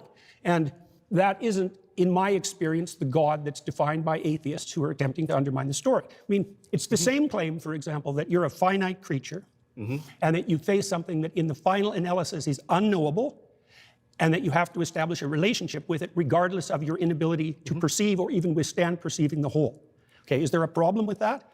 I mean, the problem is that when we look at, famously, when you've been asked, do you believe in God? The question becomes, what do we mean by God? And in the Bible, it's not even clear the biblical authors know what God is, because Yahweh has historically emerged from an early storm god, a deity that doesn't exhaust the category of deity, and that has changed over the Old Testament. Does God have physicality? Does God not have physicality? It seems like, yes, if you define a religion to mean anybody that has an aim, anybody that looks at the unknown, anybody who wants to go from chaos to order is inherently religious, then yes. But also in the same way, I could define atheist as somebody who doesn't dogmatically believe in a religion, or somebody who doesn't regularly attend religious services or belong to a denomination.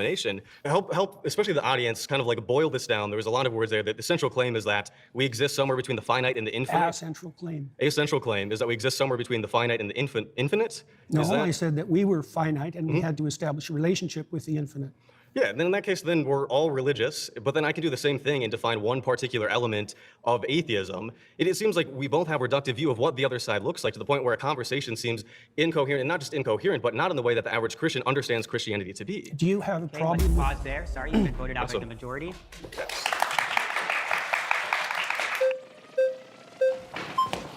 Hey, how's it going? Nice to meet you. Nice to meet you, David. David, good to see you. Tell me everything that you know about the Polynesian deity Lono, L-O-N-O.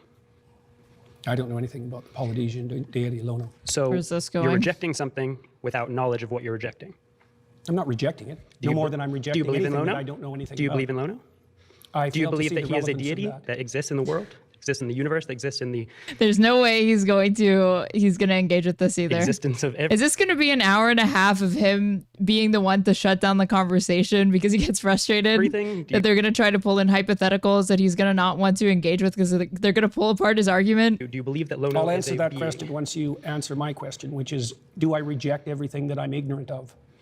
Because that's your presupposition that undergirds your argument, and unless you can prove that that's valid, then there's no point. My question is quite simple. I mean, he's saying that that's what atheists are doing, but he's just trying to point out that he's already doing the same thing. Yeah, but that doesn't mean it's formulated accurately. Do you believe that Lono exists? Yes or no? I'm not going to answer that question for the reasons I just described. I'm agnostic. You already insisted that if I reject something, that if I'm ignorant of something, I reject it. Do you think that everyone in the world has to know everything simultaneously? Any Lono heads in chat? For that to be valid and true? I think in order for your argument to be true, in order for it to be true that we atheists don't understand what we're rejecting, then you need to also apply that to yourself and to Christians and to Muslims and to any other person on this earth, where if you don't understand what you're rejecting the belief in, then you can't reject the belief in it. That's the He would never argue this because it doesn't sound very good. But I'm sure he doesn't, when he said, I fail to see the relevance of this, he wants to say Christianity is like the predominant religion, Judaism, you know, Islam, and you're bringing up obscure, irrelevant faiths that people don't really know about, so that's why they don't think about them, and therefore that's why they're rejected. And but then he would just kind of be admitting that the reason why there's this insistence that, you know, you should be, from him in particular, like him especially, that you should be willing to be open to the idea that there's a Christian God is just a matter of how like popular that particular religion is. It's not really anything to do with whether or not there's compelling evidence or if it's true. I didn't say that I rejected the belief in Lono. I said I didn't know who Lono was. I didn't say anything about rejecting. That's because I've asked you several times and you haven't, but let me get to my even greater point. You're saying atheists don't understand what religion is or what God is in order to be able to reject it fully or completely.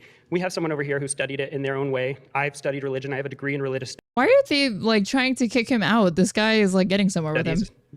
Specialty in Christianity and Mediterranean traditions. And further than that, beyond me, Pew Research studies suggest that atheists and agnostics actually know more about religion and about religious stories, the foundational principles, than believers. That's because they're more religious than they think they are. Okay. This is what the last guy was arguing, that he's like simultaneously saying that the generation is like, there's all these atheists, they're godless or whatever, but that really no one's truly an atheist because there's different ways that you accept the Christian God that they're not aware of.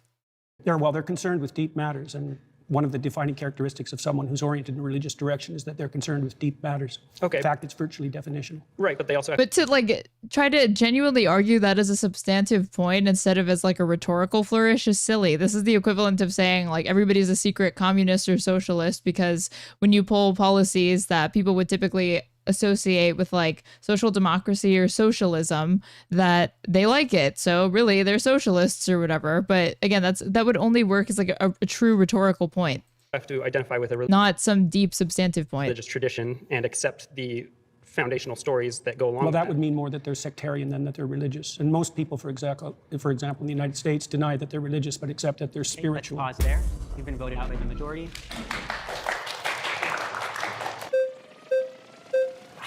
Aha! Hi, nice to meet you. How are you doing? Good, What's how are your you? name? I'm Greg. Nice to meet you. Okay, so I feel like you're getting at this idea of polysemy, where we have multiple related meanings for a word, right? Like, for example, a famous painting can be emotionally moving in that it changes my emotional state. And when I was on the highway coming here to the studio, I was physically moving. I was changing my position. If I said, I believe the Mona Lisa is very moving, and you said, you don't really understand what you're saying, it's nailed to the wall, I would say that you're the one who doesn't understand what I'm saying, not the other way around. And the way that relates to this is there are many concepts of God, and I'll admit, I find a lot of what you say about that interesting. I'm familiar with it. The idea of this kind of Jungian hierarchical thing, or as a metaphor, or a symbol, or the kind of, atheist, materialist, literalist idea of a agentic, omnipotent, omniscient being that intervenes in reality, right? So when I'm saying that I reject the concept of God, I'm aware of these other definitions of God, but I think that when we use words, we tend to only imply one meaning at a time. So the same way that I would say the Mona Lisa is moving emotionally, but I would not say it's moving physically. I would say I reject the concept of God in this very literal way. But what literal way? The way that God is this omniscient, omnipotent, agentic, supernatural being that sent his son down and has, caused miracles and all these things like that. The idea of God is Do you think that there's an underlying unity of things? Could you explain that question?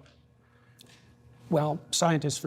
Sort of Peterson asking him, like, what do you mean by God or whatever? And then as if it's not exactly clear what he's referring to, which is like the Western conception of like a Christian God, or at the very least, like what Abrahamic religions consider their understanding of like their God to be. But then he'll ask, what does he fucking ask? Unity of things? Is there an underlying unity of things? Could you explain that question? Well, scientists, for example, believe that science unifies in a comprehensive theory. Do you, yes, no, or that there are multiple competing truths? Those are the options. Either things unify or there are multiple competing truths. I know that, for example, like in physics, people are looking for like a theory of everything. And why do you think they're doing that? It's interesting. It's helpful. But they also believe that there's an underlying unity to things. In a sense, yeah. Like, I mean, like the material world and time and space are probably governed by universal laws and principles. Partly that, yes, yes, but that the same thing might extend to a broader domain that would include imagination and value. Could you help me connect that to the prompt?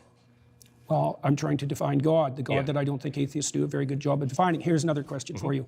What do you think guides you in your determination of whether or not what you're saying to me is true? Can we go back? Can we stay on what we were talking about? We are. I was going to say, what does that have to do with anything? Okay. You're just uncomfortable with the question. No, I feel like you're just kind of throwing different spaghetti at the wall. I'm not. Okay. I asked All you a right. very specific question.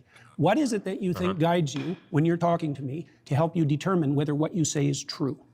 Logic, memory, reasoning, sensory information. How do you distinguish that from being governed by something that's false? An interesting question. How do you know the difference when you speak between what's true and what's false? So you can imagine infer, right? I can infer. I can. From what principles? So, and what are you getting at? I'm getting at the fact that your conscience guides you. Is that reasonable? Conscience is defined by my empathy and my reason, or my foundational. Define it any way you want. Okay, so that's how I'm defining my conscience. Is my my conscience. JBP seems to be insane. What do you mean? This is peak mental hygiene right here on display. Is my sense of right and wrong. Yeah, exactly. Yes. Where does that come from? I would say that comes from an evolved capacity to empathize and a recognition of the benefits of engaging with and nurturing that capacity. And then that empathy is constrained and guided by reason, right? Like, pretty sure JP's definition of God is intrinsically tied with truth. He talks about conceptions of logos a lot when I listen to him. Well, I don't really listen to him, but I get the impression that like he doesn't really like to be pinned down to like particular doctrines of religion, and he's like trying to look at religion through this like the psychological significance that it has on people's like psyche and the ways that like people are interacting with religion like in ways that they don't realize, and that he's like trying to get people to confront that and like reconcile that. But even though he's saying he doesn't really adhere to like Christian doctrine or Catholic doctrine and it's like rejecting traditional religion, he keeps like making appeals to them, but he doesn't want to say that he's doing that. for example, I am driving down the highway. There's a kitten in the road. I'm going to empathetically feel, oh my God, I want to save the kitten, but then reasonably, like I'm going to get hit by a car, right? So that's sort of the process through which I make ethical decisions. Okay, how do you constrained by reason? Do you think that people can differ in their response to something empathically? Yeah. Is there a mediating principle that can tell you one person who's empathic and another person who's empathic that disagree, who's correct? Interesting. Yeah, I mean, I think that's where we'd have to, talk it out, right? We do that in real life all the time when we have, whether that's a discussion with a friend about the right thing to do in a situation, whether that's a policy discussion about law, right? That's where we can converse with each other, think about things, explain our perspectives, and then kind of reach a conclusion, right? I think we do that all the time. So Elijah, the prophet Elijah, defined God in the Old Testament as the voice of conscience within. Okay. That's a definition. So you're saying by that definition of God, I guess, see, this is kind of goes back to what I'm saying initially. I'm not defining it. Elijah Okay, defined so it. as Elijah. Why does he do this? I just don't understand why he would put himself in this situation when and this is not the first time that he's been confronted with this criticism. Anytime you try to pin him down to saying like, is this what you believe? Is that what you believe? He wants to be indirect and vague, and he's completely evasive, and yet he's put himself in the situation where he's going to need to be direct with those things. Elijah defines God. It's defined that way in Jonah too. Okay, so as Cardinal Newman also defined it that way. As I'm sure you know many people who define it that way, and it's impressive. You're a very knowledgeable person. I'm not trying to be impressive. I'm just pointing out to you how God is defined in the Old Testament. All right. So to respond to that, I do think there are lots of interesting I'm just being epic and rational. ways to define God. And that goes back to my Then, kind of then opening how do we statement. specify what we're arguing about? We use context clues, or again, it goes back to my example of the I'm Mona Lisa. defining God as conscience. Okay, so that's interesting, but then you're kind of expanding the meaning of No, God. I'm not. That's how it's defined in the Old Testament, Okay, in so- Elijah and in Jonah. Sure, so whoever, so It's some... not whoever. okay. Elijah is one of the Okay, major all right, Old Testament all right, prophets. all Right? right. He's equal in stature to Moses. Okay, Right. So it's not arbitrary. All right, so that is interesting, but it's not relevant to the context with which I am using the term God. It's directly relevant. Atheists reject God, but they don't Right, but understand what they're rejecting. You accept conscience as a guide, and conscience is one of the defining characteristics of God in the Old Testament. I think you're being intellectually disingenuous. In what way? Because I again, asked you if you believe that conscience guided you. You just asked me a question and then you stopped me from answering it. In this setting, you understand the way I am using the term God and belief. Not and in then the you're- least. I don't understand how you're using it in the least. That's why I'm trying to define it. My definition of God as conscience is a lot more precise and oriented than your definition of the God that you hypothetically disbelieve in. It's irrelevant to the fault lines of this debate. How is it irrelevant? different bases of belief, epistemic inversion, belief based on evidence versus belief based on the Bible, seeking evidence is arrogance. Yeah. Because in common parlance, when we're talking about atheists, God, belief, not belief, I we're don't not care talking. about common parlance. I'm trying to get to something fundamental. I think your point is irrelevant to the way that people tend Which to use point? these words. Case in point. Your point that there are these polysemous I didn't ideas make that of God. point. He thinks this guy's like an area I made a prick. specific point that God was I associated with conscience. just feel like you kind of retreat into this semantic fog. I'm not retreating at all. I'm advancing, sir. You are retreating. All right. Well, it was very nice to Yes, meet you. I nice to appreciate meet the you too. conversation. Yeah, yeah. It's very brave of you to do this. Thank you. My next claim is that morality and purpose cannot be found within science.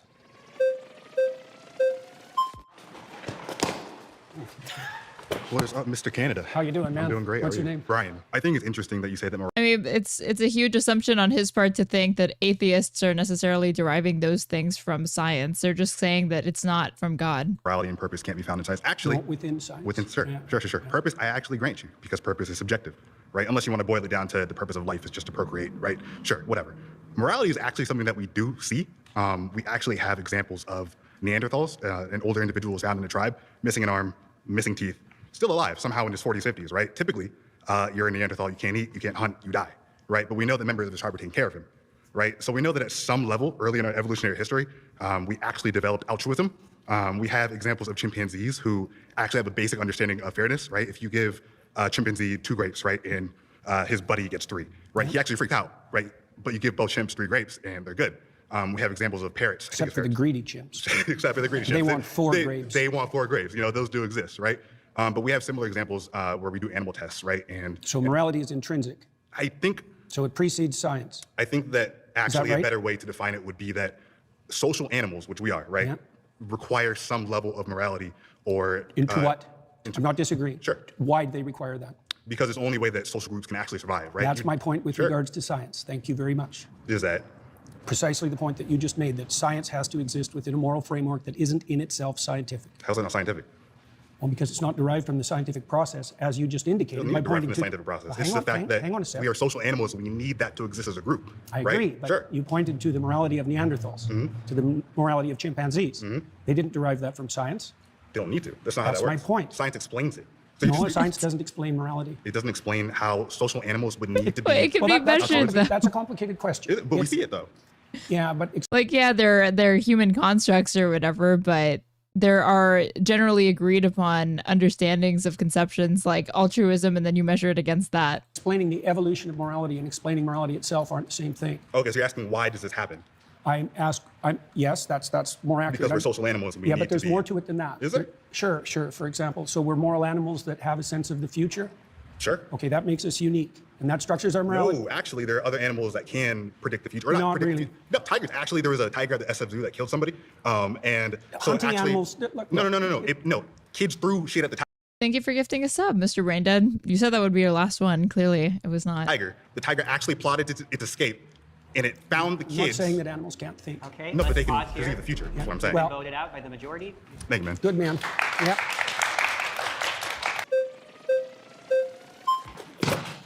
Peterson. How you doing, man? My name's Luke. Nice to meet Good you. to see you, Luke. So your claim that morality and purpose can only be found in science is a little shaky because I think that your claim is really being framed to be morality and purpose can only be found in religion. Is that how you're kind of framing it? I would say that the domain of religion is the domain of morality and purpose. Yes, Okay. exactly. And also that science is actually structured, at least in part technically, to eliminate such considerations from its purview a priori. Okay. Right? That's why we define science as value-free. But that has to be wrong because scientists have to prioritize their attention towards something before they can even engage in observation. Okay. And that act of prioritization of attention is a value-predicated act. And so I can continue. There's all sorts of things we have to assume about science before it can take place. Okay, so what I'm specifically pointing out here is about religion in particular, since you yourself are a Christian, right?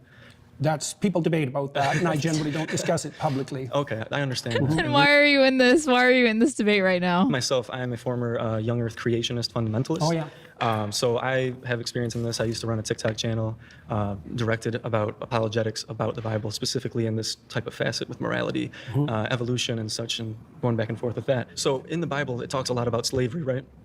Yes. Yes. So in that, it teaches you how to take care of a slave. Rather than saying slavery is wrong, I think No, it it should says say that in the story. Isaac feels like JBP is just a coward. He's unwilling to stake any substantive position that isn't skeptical of someone else's, because to do otherwise allows his positions to be dissected. I mean, it takes bravery to do this for probably several hours when you're this guarded with what your actual beliefs are, just to make a point. Story of Moses. Is that bravery, though? Slavery is incorrect. It says Well, it's immoral. that's why Moses leads his people away from slavery. But why does the Bible predicate and tell people exactly how to take care of a slave? Isn't Well, that immoral? Wouldn't you say that culturally we've evolved as a species, as he said earlier about? And the other thing that I don't think it's really been established, but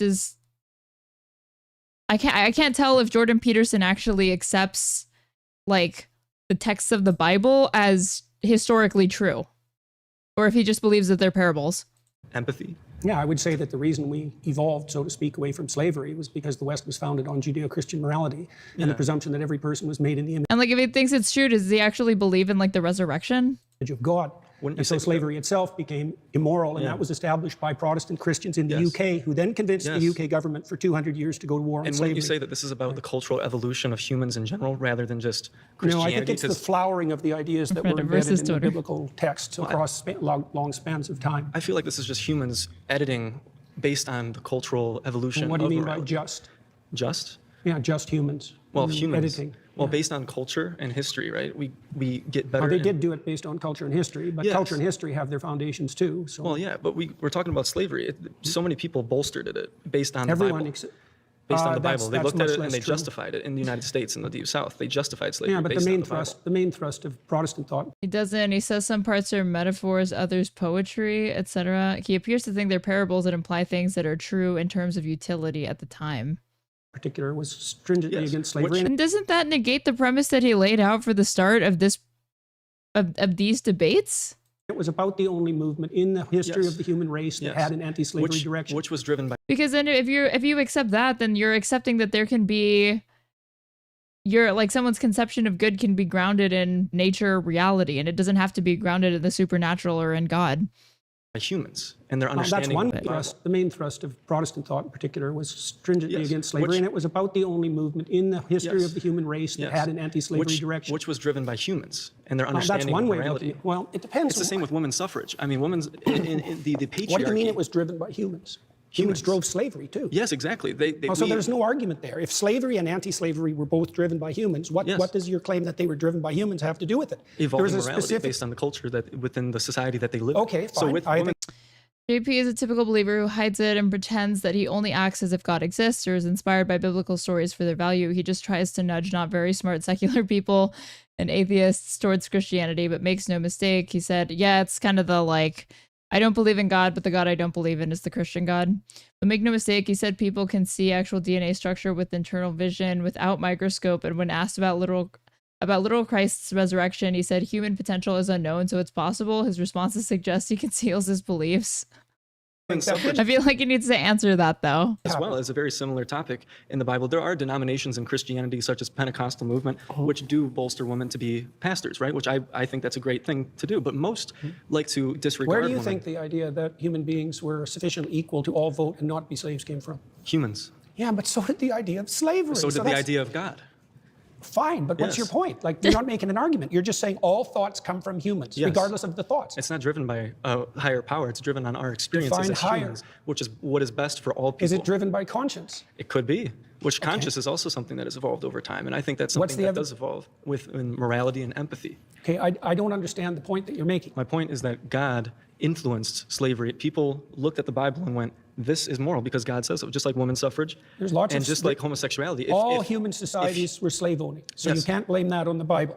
If humanity decided, Yeah, but our society in particular, like in the United States and the West, I don't want to say like more broadly because I don't think that's true, had slavery a lot longer than some other parts of the world, justifying it using biblical texts. Wait, address that first. What, about all slavery? human societies were slavers, so you can't blame that on the Bible. well, you can say it bolstered it Well, not if you look at the broad sweep of history, because it was the Protestant Christians based in on the their UK. interpretation of the Bible, It was the Protestant which Christians. evolves over time. Let's pause there. You've been voted out by the majority. Okay. Well, it was great talking with you, nice sir. talking to you, too. Yes.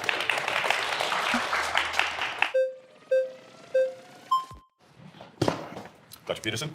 Good to see you, man. Pleasure. I wish there was I hope there's like a former Mormon here to like confront him with like Mormon logic. What's your name? Brian.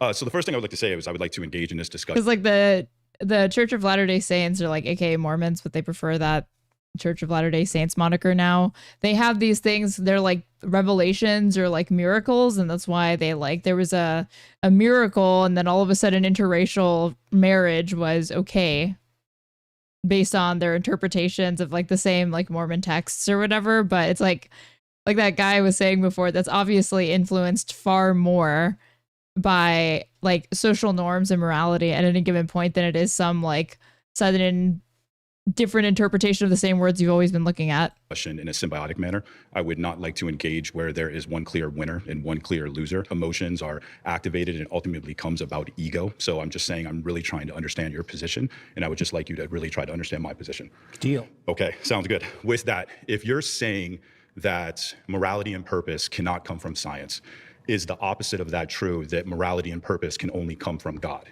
Yes, asking the questions that like I'm wondering. That's a way of defining it, yes. Okay. That's right, that's good. So I would say that with regard to the first claim, say, atheists don't understand what they're rejecting. Because I would say, by definition, God is the unity upon the idea that you need divine intervention to make it okay to marry POCs. I mean, make it one day they're gonna use that church to maintain relevancy and for future generations is gonna have the same revelation or miracle. They're gonna discover a miracle and justify same-sex marriage all the same. On which moral claims are based. That's a definition, right? Okay, if there is a God, what is the purpose of life? Well, in the Christian tradition, the purpose of life is to engage in voluntary, upward, self-sacrifice, so that the Matt Slice, is he LARPing as an atheist, then more of an atheist then, or a Christian? kingdom of heaven can be established on earth. So you're trying to make it to heaven and avoid hell? Yes, that's a good way of. I have to go back. I got voluntary, upward, self-sacrifice, so that the kingdom of heaven can be established on earth. So you're trying to make it to heaven and avoid hell? Yes, that's a good way of thinking about it. What is the purpose of heaven? You understand? Well, so here's the deal. At minimum, it's the opposite infinite, of endless suffering. How about that? Okay. What's the purpose of hell? Starts laughing. And so should we not try to achieve infinite suffering on planet Earth? And if we can achieve infinite suffering on planet Earth without God, avoiding it, if we can do that without God, then does that defeat your claim? Well, yeah, except that it doesn't. You circumvented my initial definition, because I said that by definition, God was the unified source of morality. And so if we engage in a moral exercise... And when you're talking about morality, though, when you really reverse engineer it and you get it down to its root, you're a psychologist, it really seems like it just has to deal with motivation. People are saying there is a God, It's more specific than that. Well, so let me ask you this. So if there is a God and there is a moral code and it doesn't come at your benefit, are you going to follow it? It depends on how you define your benefit. If it's going to come at your expense, would you still follow it? Expense. If God came down and said, here is my... You can live a life of sin and just accept Jesus Christ in your heart right before you die and you're Gucci. Why be moral? This is not...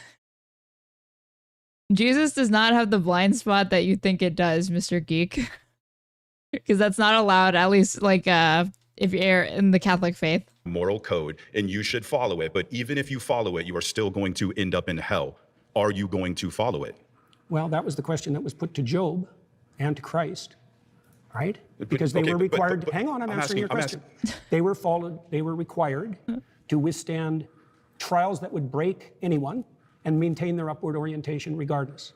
And they did that with the motivation of believing that this omnipotent, all-loving God would somehow turn it into a benefit. So they still did it solely for their benefit. So yes, they did. Yes, they did. Hang on. Let's define benefit. Like, if I did something for your sister, would that be to your benefit? Like, how are you defining your benefit? Do you mean one of your whims gratified now? Or do you mean you and everyone you love and know over some reasonable span of time? So when you're talking about whims, I think you're talking about something that's more dopamine. When you're talking about morality, you're talking about something that's more serotonin and more ultimately... Uh-oh, Mr. Geek, your claim is making people chat for the first time to refute you. Satisfying. So you and I agree on a lot. I mean, when it comes to talking about how men should be masculine and things of that nature, you and I are 100% in agreement. We just don't agree on the justification that God is the only thing that provides morality. It's not a justification, it's a definition. What's the difference then?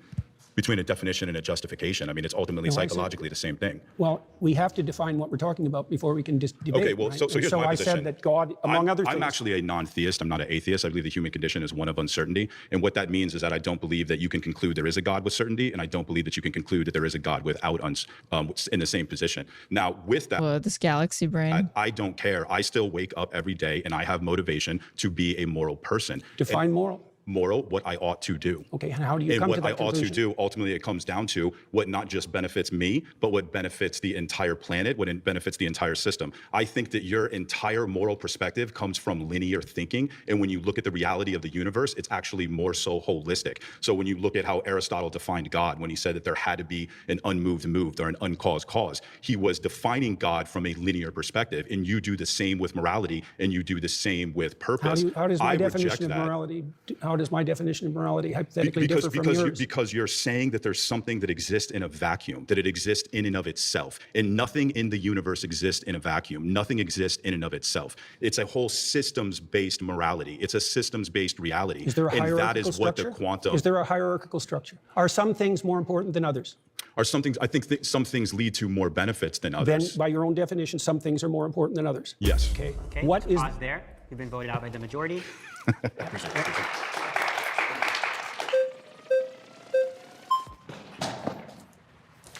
How you doing? Nice to meet you. Nice to meet you. I guess since you said morality and purpose cannot be found Is this that Parker kid? in science, it would just depend on like what you're referencing. If you're saying a description of your psychological preferences would be considered within science, sure, but I don't I'm not here to refute anyone, but it's just wrong what he said. think that you have to say that it comes from science in order to be like an atheist. As an agnostic atheist, I don't know if God exists, and I don't believe that a God exists. And the only ones that I would really reject would be like the all-knowing, all-powerful, all-good, perfect notion of God that plenty of Christians like prescribe themselves. So I guess How is that relevant to this claim? you're basing a position of morality and purpose in some like notion of God that isn't the same type of notion of God that typical Christians would prescribe. Your notion of God is What typical Christians? yeah. Typically, when I talk to Christians, they say that they believe in an How all-knowing. about Cardinal Newman, who defined God as conscience? He was a major influence on all of Catholic social theory. How about that Christian? Sure. So do you believe in the all-knowing, all-powerful, all-good notion of God? What do you mean by believe? Do you think it to be true? That's the circular definition. What do you mean How when is you that say you circular? believe? How is that circular? Because you added no content to the answer by substituting the word true and believe. I said you think it to be true. All right. So if you believe something, you stake your life on it. What do you mean by that? What? You live for it and you die for it. That's what I mean by that. It isn't something that you say. It isn't something that's associated with logical consistency. It's not declarative. It's not propositional. It's not a figment of your Does he think people don't tell lies? imagination. It's the presupposition of your attention and your action. And you're either fragmented, in which case you worship multiple gods, or there's some unity at the bottom of it that makes you an unstoppable force. Okay. So you're saying that you don't believe something if you wouldn't die for it? Not really, no. Okay. So then, How would you define belief? Something you say? Okay, so I explain. Like, I could believe it is the case that this pen exists, but if someone like threatened my life, right, I would lie in order to be able to save my life, right? Like, I think you would do that too. You wouldn't lie to save your Don't be life. so sure. You wouldn't lie to save your life. How much do you know about me? I didn't lie to save my career. I didn't My lie God. to save my clinical Why won't he answer this question? practice. Would you lie to like save your children, your mom, your dad? I don't think lying would save them.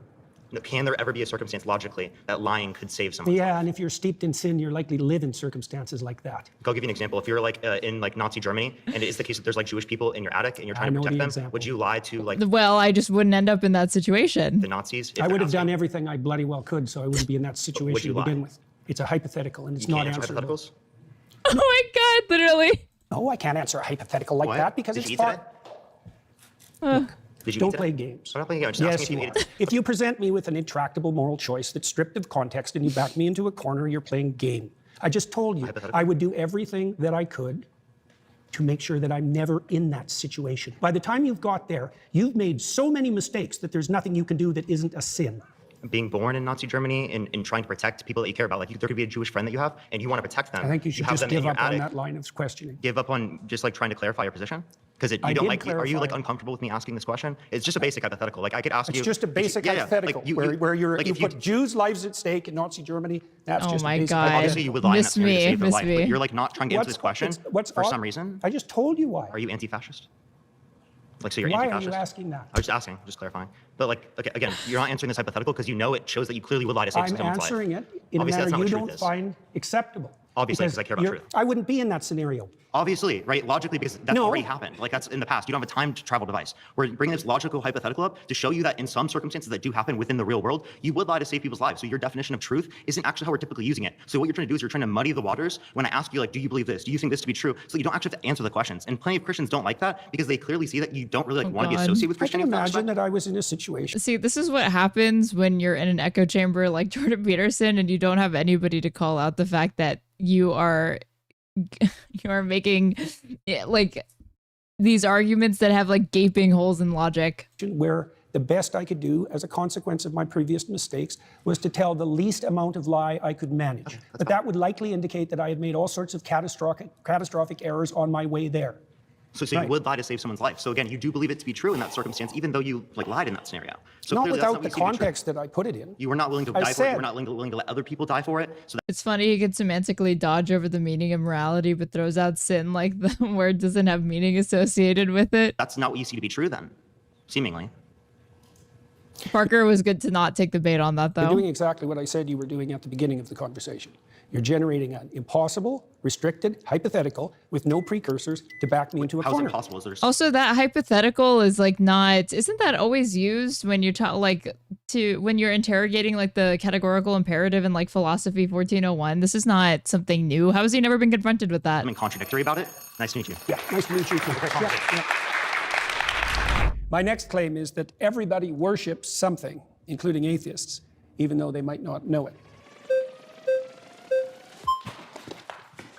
Hi. Good work. Thank you. Hi there. I'm Zena. So I want to start off with like defining terms. You're probably actually going to find a lot of atheists that wouldn't even disagree with that. Yep. How do you define worship? Prioritize. Prioritize. So almost like having a preference over something other than the other. It's a hierarchy of preferences. Yeah. And you use it to direct your... But like you're using this like idiosyncratic definition of worship to, make that argument. Attention. Right. So whatever you're attending to, you're worshiping. Right. So I've kind of become a little bit familiar with your idea of like this value-laden hierarchy. Yeah. Right. And you kind of posit that at the bottom of this hierarchy, or you call it top or bottom, I suppose. Right. At the bottom of this hierarchy, this foundational priority in your life is going to be considered God.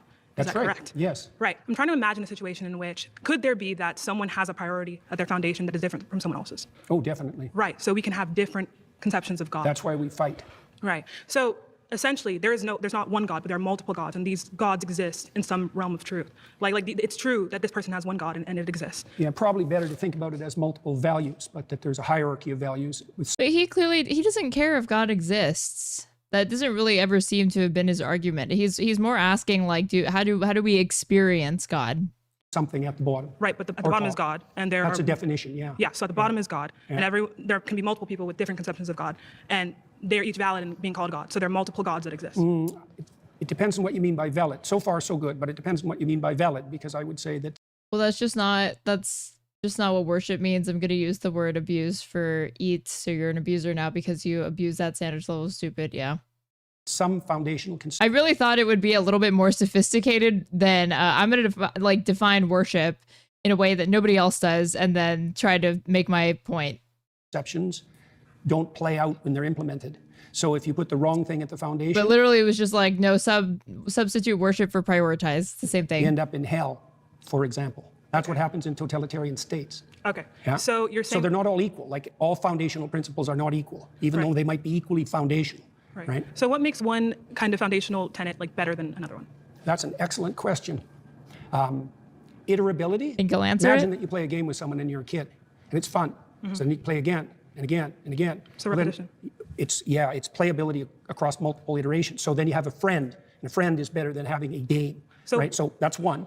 Breadth of application is another. So if it's just for me now, it's not as good as something that would be benefit to both of us across time. Right. So we're explaining like characteristics that can be applied to like these types of like foundational values. But why is it that this iterability makes it better? And what does better mean?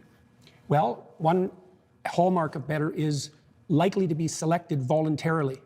So it's invitational. Another descriptive kind of quality. So we're talking about characteristics that in some type of system with a goal, an output being like, we could maybe say happiness, right? Or some type of harmony. Harmony, yeah, right? That's better. Not happiness precisely, because it's too short term. Exactly. So as someone who is an atheist, right, I can explain that within a system, there are things that we can see as better or worse to meet this goal or meet this output. But what we're interested in, though, is what could make these things, regardless of any system, right? Well, imagine that you set up a system and you implement it and it produces the opposite results to which you intend. Oh yeah, that's not a good system. Exactly. Right, so the foundational principles are lacking because when you implement them, the game degenerates instead of moving towards the aim. Right, so we're talking about within a system. When we talk about something being moral, right, just absolutely moral, it means that without a system, right, this thing is simply moral. Is she moving to a point about religion? I have no clue. With no reason, like stands independent, this thing is good. So I'm trying to figure out if such thing can exist. And if so, do you believe that these things are moral in of themselves, like self-evidently moral, or are they moral in accordance with the system? I can't define them any more accurately than I already did, really. Okay. In regards to morality, when we talk about like this entire back and forth doesn't really have much to do with that everybody worships something, even though they might not know it claim. Divine, when we talk about God and religion, these moral tenets and religion, right, and God exist as good because it is God, right? So it's self-evident, right? Without any kind of goal or output, this thing is good. So I want to figure out how... There's an element of that that's true. So for example, in the story of Job, Job is unfairly tortured in consequence of a bet between God and Satan. And so Job is emblematic of someone who's being hurt for no apparent reason. Okay, so Job's response to that is that he refuses to lose faith in himself, and he refuses to lose faith in the ultimate goodness of being. Okay, and those are axiomatic decisions. They're not exactly evidence dependent because he is suffering. There's an arbitrariness in that that's reminiscent of what you claim. So I'm essentially trying to figure out, do you believe that something can be good, like stands independently, something that can be good? This guy really likes Job. He keeps referencing it. I don't know what you mean by stance independent. Okay, so you mean independent of people? Independent of people. We can use that, or more so, I want to be more specific. Something that can be good, right, regardless of any end goal. It's just good. No, I think good is tied up with goal. Goal, okay. I completely agree. So in a sense, this is why... That's why the religious goal in Christianity is the establishment of the kingdom of heaven on earth. It's goal dependent. Okay, right. So it's in reference to a goal. So, or the goal would be the imitation of Christ. Someone's goal, right, can be something that doesn't encompass being in congruence with God or being with God. No, the thing that they want to be in congruence. Oh, right, okay. That's right. That's right. That's good. That's great. The thing they want to be in congruence with is fundamentally equivalent to their God. So what makes someone a Christian and what makes someone not a Christian? What makes that's what I'm trying to figure out. Because that's a good question. Yes. Yeah. Well, probably the deepest answer to that is willingness to shoulder your cross voluntarily and trudge uphill regardless of circumstances. Okay. So someone can have a... Again, we're stretching the definitions of these words so they encompass simultaneously everything and nothing at the same time. Because in your definition, your first preference, that is God, right? So someone can believe in God, right, and not be a Christian, right? Yeah, well, there's a statement that Christ makes in the Gospels. He says, not everyone who says, Lord, Lord, will enter the kingdom of heaven. So not that they're even saying that they believe in God, but they just... I know, but that's why I'm saying this to you, is that Christ himself points out that there's a difference between people who say they believe and people who act it out. And the fundamental issue is the action rather than the statement. He said she was the best debater in there because she was not trying to win. I could see that. Hated belief. But he also says that, you know, to be saved, right? She is the first person that is engaging more with what he's saying and genuinely trying to understand it rather than everybody else who just comes off like they're waiting for their turn to speak and incorporate whatever he said into the argument they were going to make anyway. Must believe God has died for your sins or that God has resurrected in some way. So it's like, I don't necessarily think that we can take from the Bible and say that like acting in accordance with God necessarily means, or acting in accordance with, you know, the principles of God, like for example, sacrifice, like you talk about, means that you are Christian. I don't see how you can get that from that interpretation and then, you know, kind of justify it as the truth. I don't think that the fact that you sacrifice is sufficient to make you Christian. So can we repeat once again what you believe makes someone Christian? There's many things, but one of the most fundamental is that you believe that the cosmos itself is founded on the principle of voluntary self-sacrifice. Best founded. Let me offer you a contrary example. So I could assume that power rules. And so that my assumption would be, if I can make you do it, I win. Right, and I can found a whole society on that, and that happens a lot, by the way. And that's also how societies tend to degenerate. And so that would be a society that was founded on the principle that you get to sacrifice and I don't have to. Right, now the contrary to that would be something like, you give up voluntarily and with courage all the things you need to situate yourself properly in relationship to the future and other people. Right. So then there's a harmony. That's why I talked about harmony earlier. So you navigate your life, right, in accordance kind of to this principle of self-sacrifice. Can I say it in that way? Yes, you can definitely say it that way. That's exactly right. And navigate is the right term. So someone does not have to have any awareness of Christ, of the story of Jesus, and but let's say 60% of their actions, right, or more, whatever kind of metric you want to use, are in line with this self-sacrifice. So the Christian thinkers of the Middle Ages dealt exactly with that problem when they were talking about the pre-Christian philosophers, for example. And they noted the similarity, let's say, between pre-Christian Greek thought and later Christian thought, and presumed that there were moral actors outside the Christian domain. Right. So is that person Christian, though? Is that persecution? Well, to some degree, again, that's a matter of definition, because Exactly. they wouldn't be proclaiming Christian propositions, but they're acting out the pattern. Of Right. So Christianity. so you imagine that full Christianity would involve a dozen things, and you can imagine someone who knows nothing of Christianity, say, acting out 8 of them. Right. Right. So then they'd be 8/12 Christian or something like 8/12 that. Christian. Well, but to be like a full Christian, how can someone say I am Christian? Like I am Christian, not 8/12, but Christian. Well, I hesitate to do that personally, because I think it's the kind of goal that you be very careful about proclaiming. The technical. But belief is not necessarily, to be mostly Christian, belief is not necessary. 8/12s or, right? Well, it depends on what you mean by belief. See, because I would say that acting out the pattern is the deepest form of belief. Now, you could add to that what you say. So, maybe in the optimal situation, how you act and what you imagine and what you say, they're the same. Right? But you can imagine a hypocrite who says all sorts of wonderful things and does nothing, and you can imagine another person who acts in a very positive manner but proclaims nothing. So what I'm kind of seeing is like a descriptive, a really comprehensive but descriptive analysis of human action, human thought, and by which we can characterize people and put people in boxes. But I don't see... Why in boxes? Like, when I say in boxes, I mean like I can categorize you based on your actions, not based on necessarily what you say, but based on your actions that you are more so or less so Christian, right? Things like that, right? So we can categorize people as Christian. Well, I would say more or less voluntarily self-sacrificing. But that's also That's what the we came to, though, category. is that someone can be like 60% or 70% Christian based on simply just acting in that Yeah, way. Richard Dawkins is like that. I watched that debate. Let's pause there. We've been voted out by the majority. Very good. Thank you so much. Really, very thoughtful.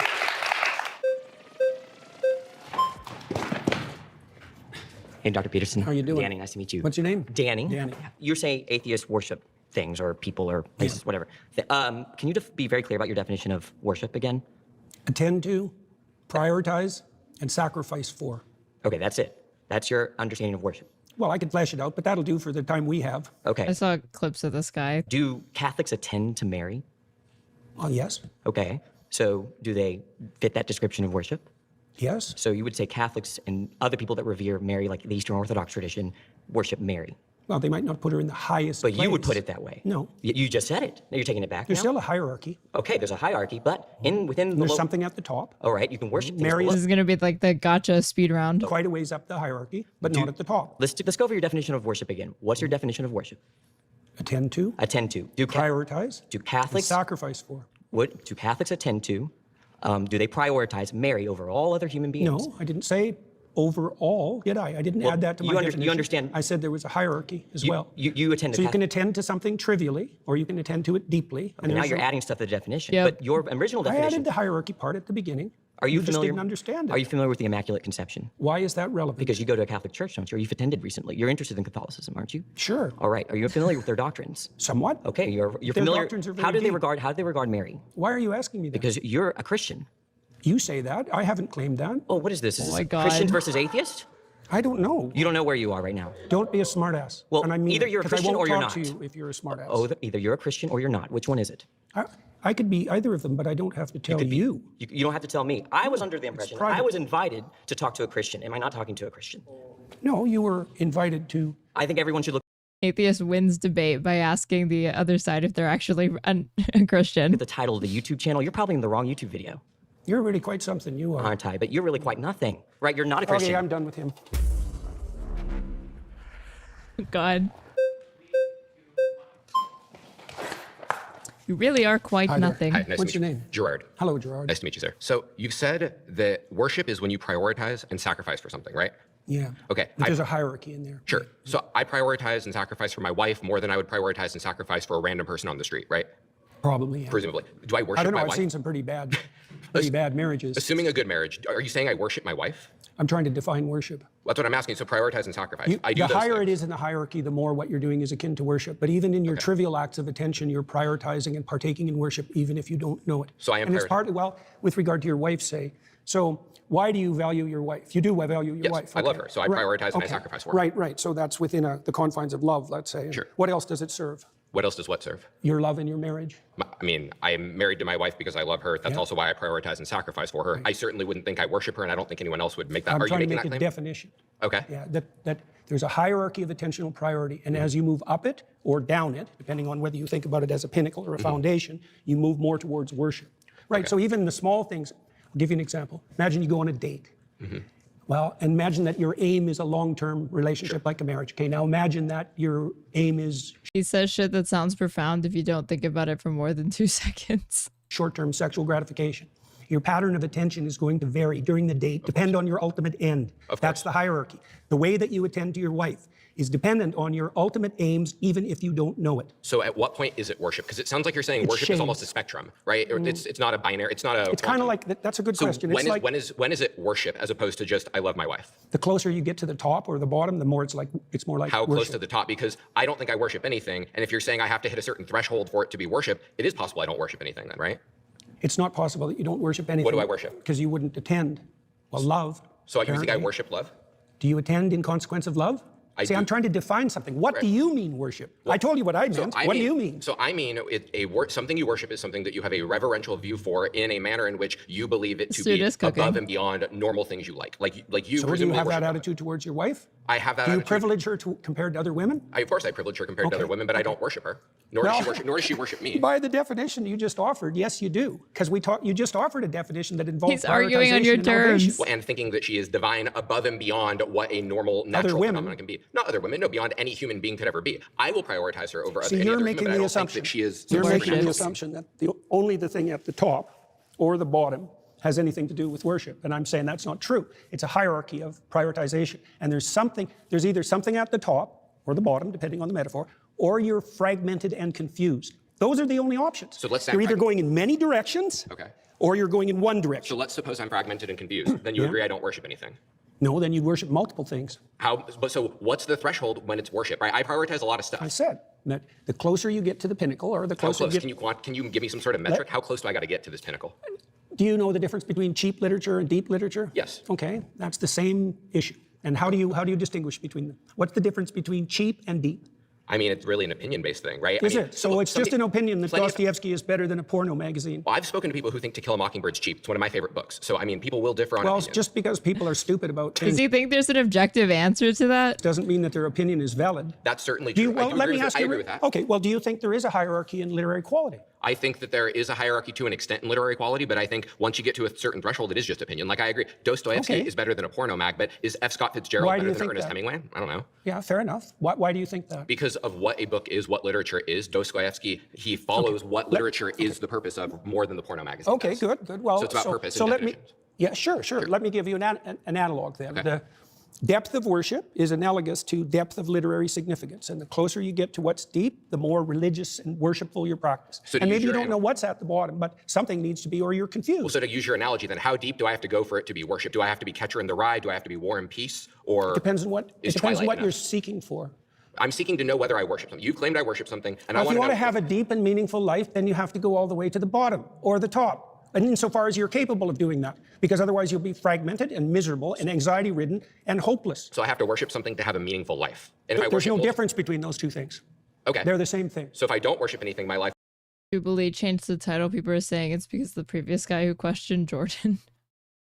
I mean, like, I think I saw this tweet earlier. It said earlier, like, atheist versus Christian versus 20 atheists, but now it just says Jordan Peterson. Will not be versus meaningful, 20 correct? Well, atheists. that's the definition of nihilism. Okay. So if I'm a nihilist, I don't worship anything. That's true. And then you... Oh, okay. You just said everybody worships something. I think you just agreed there is a class of people that doesn't.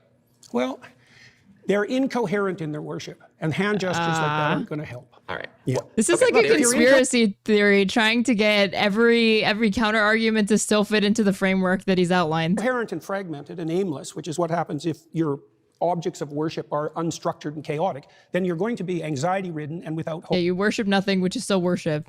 That Checkmate, happens. atheist. That's a technical argument. But there's happy nihilists. Oh, there How are. do you explain that there are happy nihilists then? Because Well, you just said they the can't mere be. fact that you state that there are happy nihilists doesn't make it true. Like, what's your evidence? How do you measure nihilism, and how have you associated it with happiness? And what's your definition of happiness? And have you compared them to religious people? Because if you do, by the way, it's clearly the case that religious people, over the long run, have better mental health. It's a well-documented fact in psychological literature. Sure. So your claim is just a claim. It doesn't stand on anything. Wait, what's the claim?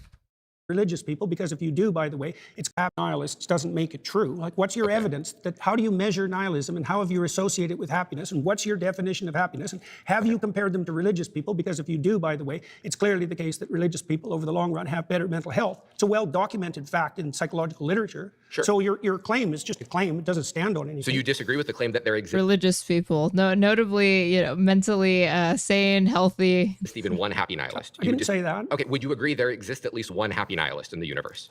It's not a question that has any meaning as far as I'm concerned, because it depends on what you mean by happy, and it depends on the duration that you're trying to calculate over. Now and then, Ignorance there's is probably bliss. some deluded soul who thinks he's a nihilist who's momentarily pleased with himself. But as a long-term strategy to deal with the future, to get along with yourself and with others, it's sadly lacking. That's why Nietzsche warned that when God died, as he announced in 1850, that people would be flooded with pointless, anxiety-ridden, hopeless nihilism. And that was what would attract them to, for example, to the false gods of totalitarianism, which is exactly what happened, because everybody worships something, even atheists who think they don't. Aren't there unhappy Christians or devoted believers? So worshiping something is neither sufficient nor necessary for happiness then? Well, terrible things can come your way regardless, and that does happen. But it's the case that even when circumstances become deeply troublesome, that how you're oriented makes a big difference. So I'll give you an example. So the book of Job. I guess he's saying religion provides you with a stronger mental constitution than that of the nihilists to like cope with your surroundings and difficulties. So overall, you're more happy. Job deals with the issue of unfair suffering. So Job is a good man who has everything taken Job away name from drop him again. in the most painful possible way. To settle a bet, right? With Satan, yes. And so he makes the axiomatic presumption that he won't lose faith in himself or in the spirit of being itself. And that helps him remain calm and forward-looking through his time of trial. Doesn't he absolutely curse God? No.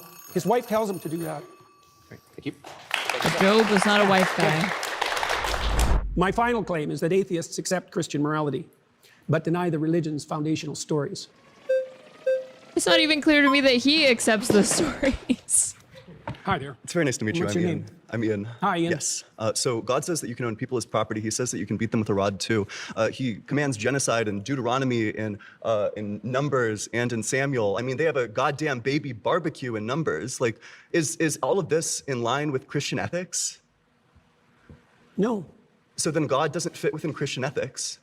Well, the biblical library is a continuing story, and everything written in it has to be contextualized by the entire text. There's 65,000 hyperlinks in the biblical text.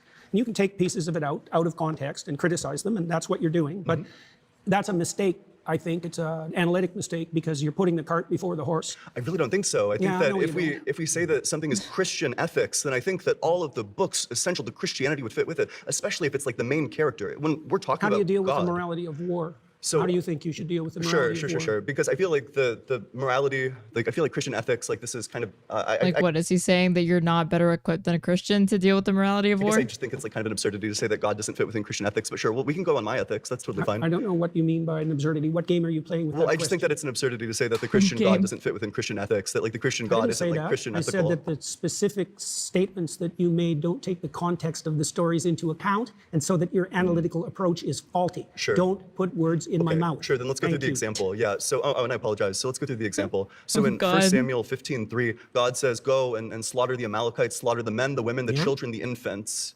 What's the justification for that? Is that in line That's a with good Christian question. ethics? That's a good question. I don't really know what to do with the terrible, blood-soaked, saturated history of the human past. I don't know. And I don't think anybody knows. I mean, what you try to do in your own life, as far as I can tell, is to conduct yourself in a manner that makes such things much more unlikely. I totally agree. We're all saddled with the problem of the catastrophes that got us here, aren't we? Yeah, but this one was commanded by God. That's the problem. Yeah, That's well, what differentiates it from anything else, is that this one, it's God saying, go and do this atrocity. Do you think that there's ever such a thing as a righteous war? I'm skeptical. I'm not sure. It would probably be situational. Well, right, fair enough. But this one certainly wasn't a just war. The context for the Amalekite slaughter is that 400 years earlier, they fought one battle, which they lost, and God says, that's it, I'm going to wipe them off the face of the goddamn earth. And then 400 years later, he commands the Israelites to genocide their great-great-great-great-great-great-grandchildren. That's not a just war at all. And also, a genocide is not a war. Well, a genocide can be a war, but... Absolutely not. Look, the genociding of the Amalekites, the men, the women, and the infants, that's not a war. The infants aren't combatants. Look, I already said that it's very difficult to look at the blood-soaked past and to know exactly what to do about it. the answer I gave to the gentleman who was sitting here before you is that it's necessary to read a text like the Bible at all of its levels of analysis simultaneously. And there's a directional morality that emerges across time that has its roots in the Old Testament, for example, with its restrictions against murder specifically, that makes itself manifest in the Christian texts as the insistence on voluntary self-sacrifice as the foundational belief. That's a profoundly anti-violence ethos. Do you have the belief in your theology? Well, what do you think of that? Wait a sec. Now, redress what I just said. So I'm about to address it, but I'm addressing it with a question. Do you think that God is by his very essence perfect? You'll have to provide more. Sure, just like maximally great and all like the great making qualities. Sure. Yeah, By like definition. flawless. Yeah. So, Okay, so does a flawless thing change? Does a flawless thing reveal like more and better information over time, or would a flawless thing say, here's what's good? Here I wish you'd like just let him do one question at a time. the absolute good thing to do at all circumstances in time. Well, we know some of that. Wait, Tell so the truth. That's one. That's totally fine, but No, presumably... no. You don't get to skate over that. That's totally fine. It's a straw man of my position. It's a straw man of the argument. So In the what way? argument No, is wait, that wait God- a sec. You Well, I'm already said waiting a sec. find one maxim that's transcendent across situations. I didn't and say any just of those did. words. I'm not sure what Okay, conversation you're rephrase a part of. Don't be a smartass. I'm sorry. Seriously, I mean it. If we're going to have a serious conversation, conduct I can't yourself take him properly. seriously. Okay. Rephrase your question so that because I must But admit, he's like genuinely stressed at this point. I tried to answer it. So in my mind, I guess by my lights, a perfect being doesn't change. A perfect being, if they're maximally good, maximally moral... Does our understanding of the perfect being change? Our understanding might, but Okay, how do presumably we what the perfect distinguish? being is revealing... Well, I agree. How do we distinguish between that, though, at the human level? How do we distinguish between whether... Between our transforming understanding of perfection and perfection itself. Between our we can only, yeah, well, we can only see through our own lenses. Presumably a perfect being would be revealing all of these aspects all the time, especially if God's outside of time. I don't know how a God who's outside of time is revealing different things at different times. That just seems like incoherent to me. Imagine something that's perfect and complete. Sure. Okay, and it's trying to communicate with creatures who are anything but that. Sure. Well, they're going to get it wrong. Sure. Okay, now wait a sec. Do you blame that on the interpreters or the phenomena itself? So like, for example, are you perfect in attending to your conscience? Hold on. At the point in time when God is literally the one who created us, he could have created us in a way where we would always be receptive to these principles, where we don't have to go across like a learning curve where, maybe we'll understand maintain like free will. thousands of years into the future, maybe we'll do it. Oh, also, if you believe in an all-knowing God, then free will is His entire thing is so silly, very. It's impossible because Wait a sec. Let's not go to that because yet. you threw free will into the mix. Well, that was the answer to your question. Yeah, and I mean, another thing that goes unstated is that I think that Jordan Peterson kind of takes the consensus, like the Christian consensus understanding of these biblical texts very, very seriously. Because you have to keep in mind that like at the time that this sort of like exegesis and like studying of these texts or whatever, like a thing that was never questioned was that all of these people believed in the existence of a God. So they were just mostly focusing on like, okay, but what does the texts of these mean? And like now you're getting confronted with these sorts of like annoying Zoomer atheist shitheads, right? That would dare question Jordan B. Peterson on this. And not only is he questioning like, is it true? Which he wants to, I guess, say that it is true. But then he's like, well, even if it is true, it's like, it's monstrous. And it's just weird that he doesn't really have like a way to contend with like the points that he's bringing up, because this is probably the one debate where you could bring up like certain passages within scripture where you have obvious and flagrant examples of God commanding like evil things, genocide, immoral acts or whatever. And like, how does he reconcile that with, saying that Christian morality is superior and lives and, is the basis for Western society, quote unquote. But he he really didn't engage with him when he was bringing up like, yes, God has this like dark side, even within the biblical text that you're citing and you're ignoring it. Said, why wouldn't God...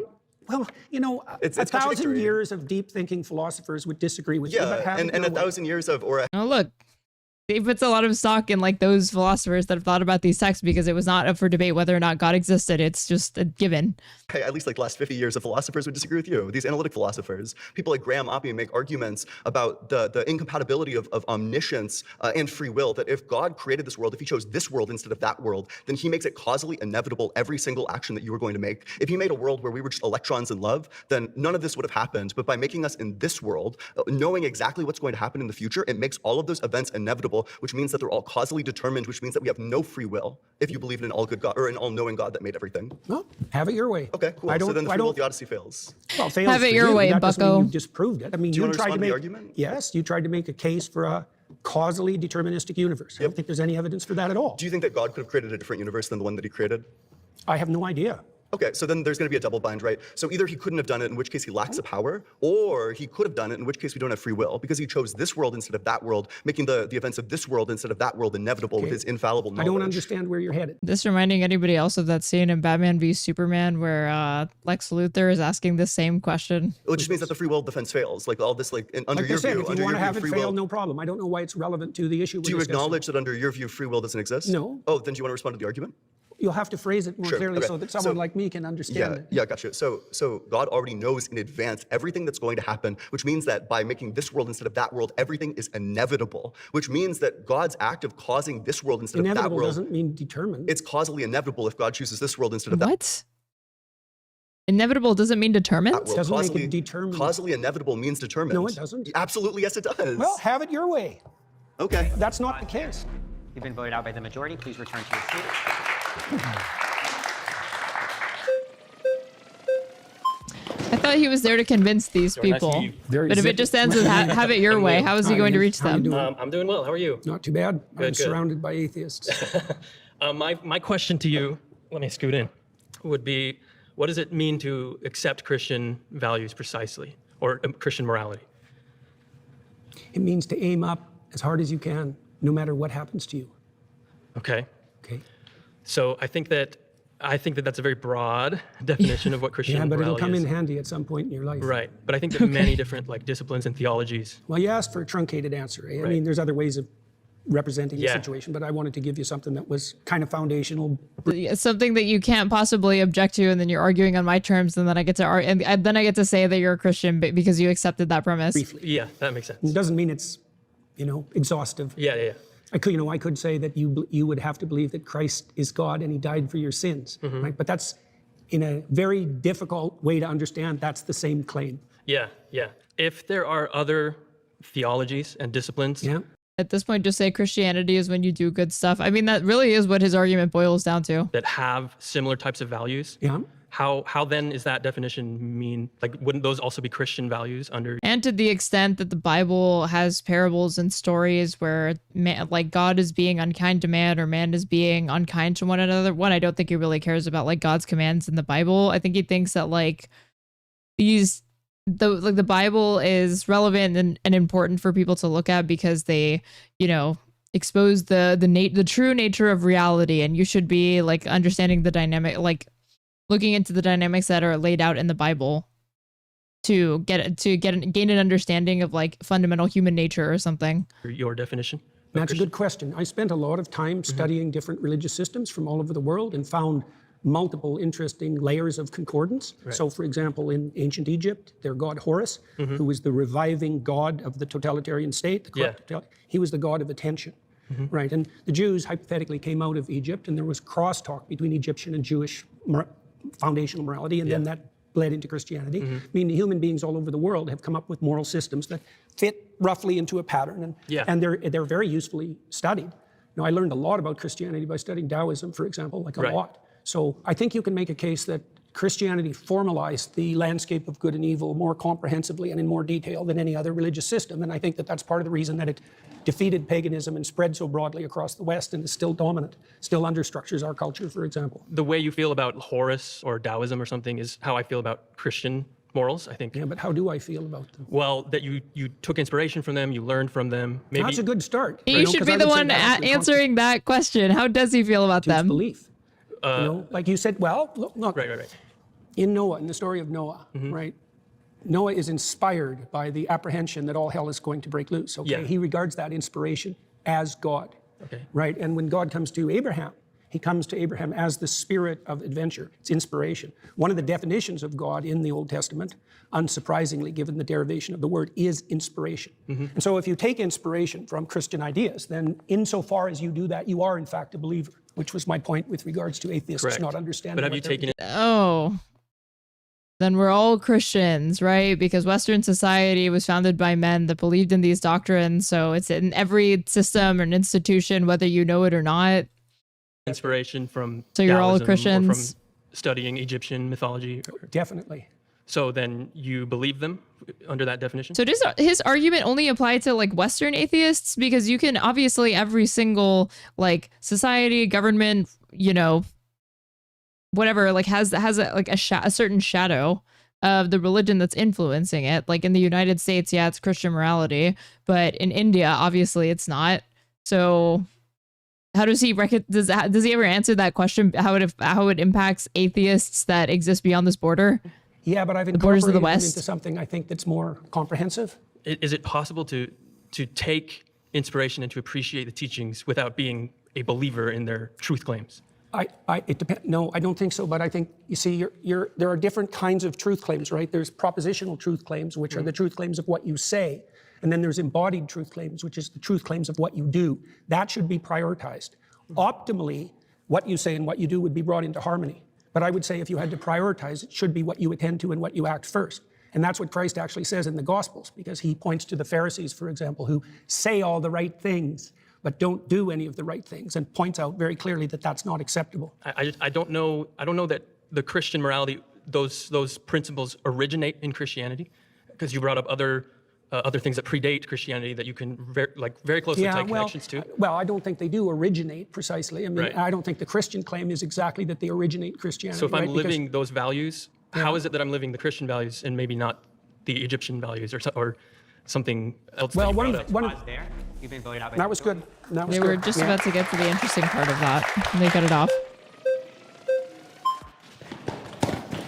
Hi. Hello there. How you doing? I'm good. How are you? Good. What's your name? I'm Kumari. So I was curious about this like Christian morality that you're talking about, because a lot of my issues with Christianity have to do with the base morality of it, specifically with like the idea of like the rapture and how we see people that aren't going to come up with us with the rapture, and that concept of heaven and hell. I don't really agree with that morality, but if you could explain that to me and how I do agree with that, I would love to like hear. Well, I can't explain the rapture to you because that isn't something I concern myself with, and that's more of a sectarian belief than something that's central to Christianity. Now, there's all sorts of evangelical Protestants who might disagree with that, but that doesn't have anything to do with me.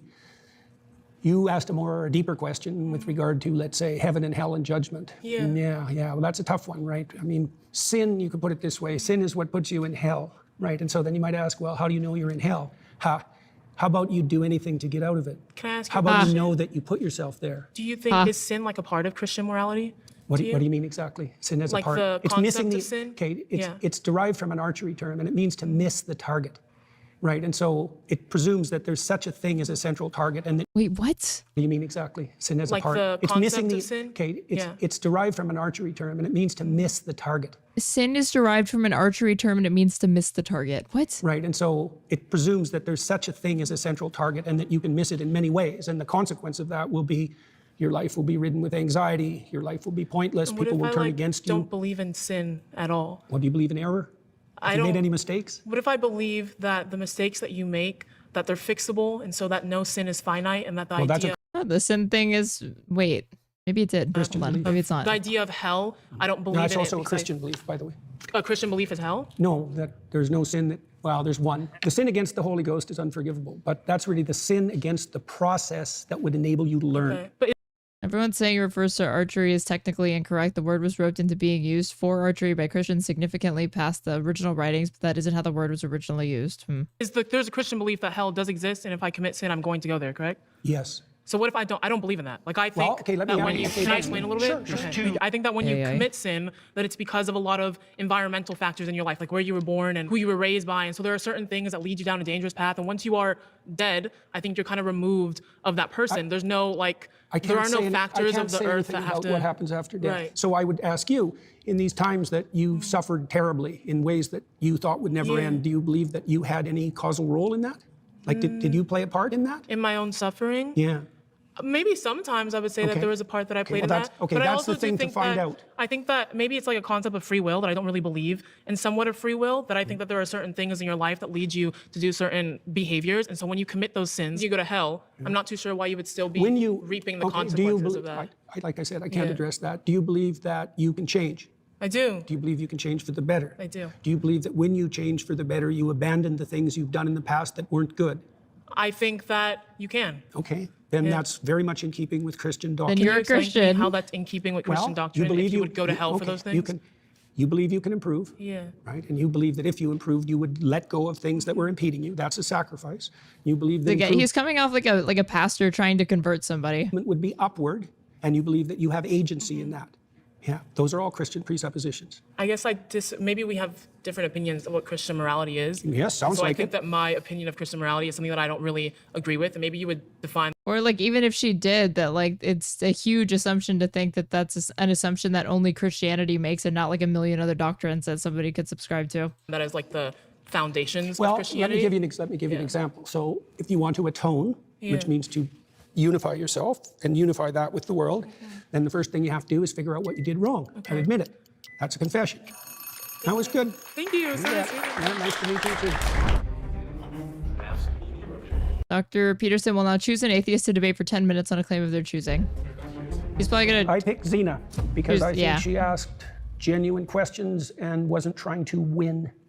Okay, well, hello again. Hi there. My claim is Jordan Peterson's framework for understanding Christianity is probably not the one that the Bible intended us to use. In regards to the way that you interpret the Bible, I don't see, you have said in some circumstances that there's not a way to kind of say whether or not ontologically the historical claims made by the Bible are true. Like, for example, the story of Cain and Abel. You've said that this story is like a meta-truth in the sense that it exists all throughout time, culturally. And the way that you define meta-truth, I don't see a distinction between that and like phone died. What did I miss? A whole lot of nothing. I like don't even know what to add to this. I didn't expect this to be this way. Right? But because I only saw the clips of like Parker and that other kid like getting him on like gotchas. I thought it was gonna be more of that, but it was people that came in with their like kind of pet or boutique arguments as to like how to approach this man who refuses to be pinned down to anything and evades clarity and is completely ambiguous. So he's just like this Rorschach test that is like constantly morphing and moving. There's no pinning him down, and like they're just yapping. And you also said you battles cannot of say history. whether this story was true. You can say that it exists eternally, metaphorically, but you can't say that it's true. And if you can't say that there are historical facts being said in the Bible as stories that weren't really said with much ambiguity, how can we say that we can understand the Bible in the way that it's meant to be interpreted? Like, if you cannot make any claims about these stories, right? You don't know whether they're true or false. How do you know that your interpretation is the correct way? So that's why I picked you. You ask intelligent questions. Thank you. Yeah, that was good. What do they say? By their fruits, you'll know them. Okay. Right. Well, so one of the things I look at is the impact of what I'm doing. Right. And so I know a lot of evangelical Christians, a lot of Catholics, a lot of Orthodox Christians, a lot of people from other faiths. And they've told me, like many of them, that they found my interpretations very helpful and that it deepened their faith. And so that's interesting because I wouldn't have necessarily expected that to be the case. And I've also talked to thousands of people who've told me that they came to understand the foundational stories of their culture better as a consequence of listening. Has anyone told this man that he's wrong ever, and has he ever listened to them? To me, and that they did everything they could to sort out. Because this interpretation and like understanding of Christianity is not exactly in concert with the way that like serious Christian theologists or authorities see themselves or understand Christianity. That's many different pieces of evidence that all converge on something like the practical and conceptual utility of my approach. Now, is it the same? There is a lot of approaches to biblical interpretation historically, and what I'm doing is possibly less new than you think. Yeah, I want to make a claim on whether this evidence is enough, right, to substantiate whether or not your interpretation is going to, be more plausible, right? Be the most plausible. Because in regards it's an open question. Yeah, right. You bet. So in regards to how we interpret the Bible and how we see the Bible, something can add value to someone's life. An interpretation can add value to someone's life. An interpretation can connect you to your conception of what your faith is. But if it's the quote-unquote interpretation that God does not intend, that can lead to a plethora. That's certainly the case. The that's heresy. Why the medieval Christians were so concerned about heresy. Exactly. Yeah, because they felt, and that's why the Catholics objected so much to the Protestant Reformation, because they believed that the fractionation of Christianity would result in an indefinite fractionation, right? Well, and that's exactly what's happened. Right. So yeah. That's why they formed the catechism, because they were worried if you left individual parishioners to actually read and interpret the word of the Lord that you were going to come to incorrect conclusions, TM. That's why they've interpreted it for you, and then you just study that interpretation. But now the Catholic Church has for a while now embraced that, yes, they encourage people to read the Bible. Yeah, that's definitely a problem. I think one of the foundational principles, for example, there's a foundational principle in the Old Testament of hospitality, right? So what you want to do if you set up your local environment properly is to make it welcoming to people voluntarily.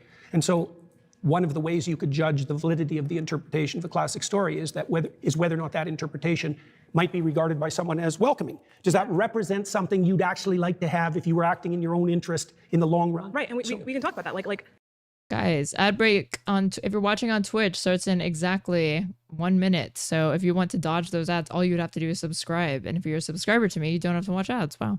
Protect you from fear might be another one. Exactly. So we can talk about like how these interpretations of the Bible, like if they kind of resonate with us. And I think, but I think that can in some case be some kind of like evidence, oh, this might be true, but I think we need to ask, is this evidence damning, right? Is this evidence certain? Well, now the Pope is a Jesuit? Wait, do you mean literally? Because I don't think he is. Pope Francis was. Right. But so Leo, no. I do want to look at, again, the consequences and our understanding of this interpretation once more. So we look at, again, the story of Cain and Abel, and we say, yeah, so I believe this is a meta-truth. I believe that this story is resonant throughout cultures. That is all true and dandy, and I'm sure that there is in some way, the story was put in here for the reason, right? They were right to be concerned, arguably. I mean, yeah, they'd be rolling in their grave if they saw how some evangelical Christians cling to the Bible and like cite individual verses as, you know, with their weird interpretations and backwards like logic to justify whatever it is that they're spouting. To tell us about, you know, fights between brothers. But also, you can't say I do know or I don't know that this story is false or true in an ontological, historical sense, as a historical fact. Were there two people like that were specifically referenced? Okay, I don't think that's knowable, but I'm not sure why it matters to you. So the reason why it matters to me is because we need to know how we should interpret the things that the Bible says. And the many ways. Right, but like if we interpret... Sometimes poetry, sometimes history, sometimes facts, but for sometimes example, metaphor. The reason why it's important, right, very important, is because, for example, we can talk about something like God says, I believe it's like 1 Corinthians 15, 17, something about how belief in God specifically as someone who resurrected or as someone who died for our sins is important, right? But we have to look at, if we can interpret that as just like, you have to believe that God is a symbol of sacrifice. That is different from believing that there was an actual person named Jesus Christ who died on the cross for our sins. True. So if you believe one and not the other, that can be the difference between you going to hell and you going to heaven. So if we cannot make, like, we cannot say that we know whether or not certain historical facts in the Bible happen, like even as just like events, like because the events matter, because again, God dying for our sins on the cross was an event. If we can't say that we know these things happen, these things did or didn't happen, this then leads us to kind of like the conundrum of how do we know what we are meant to believe, what the Bible intended for us to believe, and this can be very, very important to like our fate. Do you see what I'm saying? I've got no disagreement with any of that. What sort of response do you want from that? So you pushed me beyond the limits of my knowledge. Really? Well, there's so many things you can't know. I'm struggling. I know that the biblical stories are the foundation of Western culture.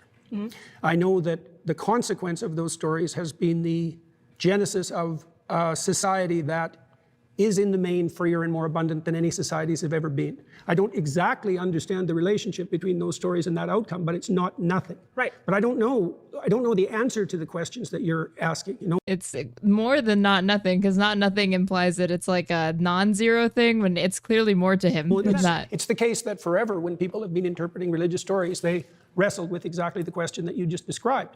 When is it fact? When is it poetry? When is it music? When is it metaphor? When is it ritual? When is it time-bound? But what I'm saying is that your interpretation of the Bible, if you cannot tell us, again, if these historical events happened or not, that can be the deciding factor if someone is like damned to hell for eternity or if they go to heaven, right? So that's why I don't concern myself so much with that particular question. You know, like that would be something that would stem more from it. Wait, what was the question? Factor if someone is like damned to hell for eternity or if they go to heaven, right? So that's why I don't concern myself so much with that particular question. You know, like that would be something that would stem more from an evangelical viewpoint. And I'm not putting that down, by the way. You're asking me a question I really can't answer. Okay. I'm not claiming even that my interpretations are canonically correct. I can only tell you the consequences of having released them into the world, let's say. Right. So I guess we've kind of come to a conclusion about that, which I've kind of wrestled with your framework and pushed it kind of to its end, at least in the way that you can answer my question. So I don't know that we can more wrestle with that. See, I guess the problem is, you see, I don't exactly understand, I don't think anybody does, the relationship between fact and destiny. Okay. You know, well, they're different realms in a way, because knowing what the world is made of doesn't help you navigate through it. Not really. It doesn't provide you with a foundation for navigation. But knowing the facts of the world is obviously useful. And the relationship between those two things, part of that's the mystery of Western civilization and the continued competition between science and religion. To bridge this kind of understanding between fact and destiny is like an important question that the burden is on Christianity to answer, and specifically interpretations of Christianity. And if we can't do that... Why is the burden on Christianity? Because it posits, right, this interpretation, right, is going to be a way to understand God. But if it's faulty, right, that can What evidence would you suggest? Why should the people that promote and believe in a religion be the ones to have to justify its people? What evidence would you accept that would be an interesting question because I've seen people try to answer the question, and I've never really been moved because I can always attack, and then it kind of gets to this point where the answer is I don't know. Well, here's an answer. Pause there. I'm sorry, that's time. Okay. All right. Well, thank you so much for the rest. Well, I definitely picked the right person. He was about to answer that question. That was very good. Thank you so much. Very good. I don't like talking to win, but there were portions of all the conversations that were truly productive, and that it's instructive for people to see the distinction between a debate that's aimed at local victory and dominance, let's say, even of ideas, and a discussion that's predicated on mutual exploration and establishment of like a harmonious understanding and peace. Jordan Peterson, out of all of the kind of theists that are on the internet, he is one of the better ones in regards to just like being genuine as a person. But I do feel like he does a lot of, I guess, wordplay that can make it a little bit difficult and kind of a little understatement of the fucking century. Christianity and atheism. Jordan Peterson, I credit to turning me into an atheist. I had a blast talking to him today. I think if the average person followed what Jordan Peterson said, they'd realize that fundamentally Jordan Peterson is not a Christian. In fact, uses many atheistic principles and operated under bad faith by seeming to forget what basic words meant when he didn't want to answer a question. His definitions can kind of shift a little bit depending on the moment, and I think that he wasn't afraid to flex that definitional muscle.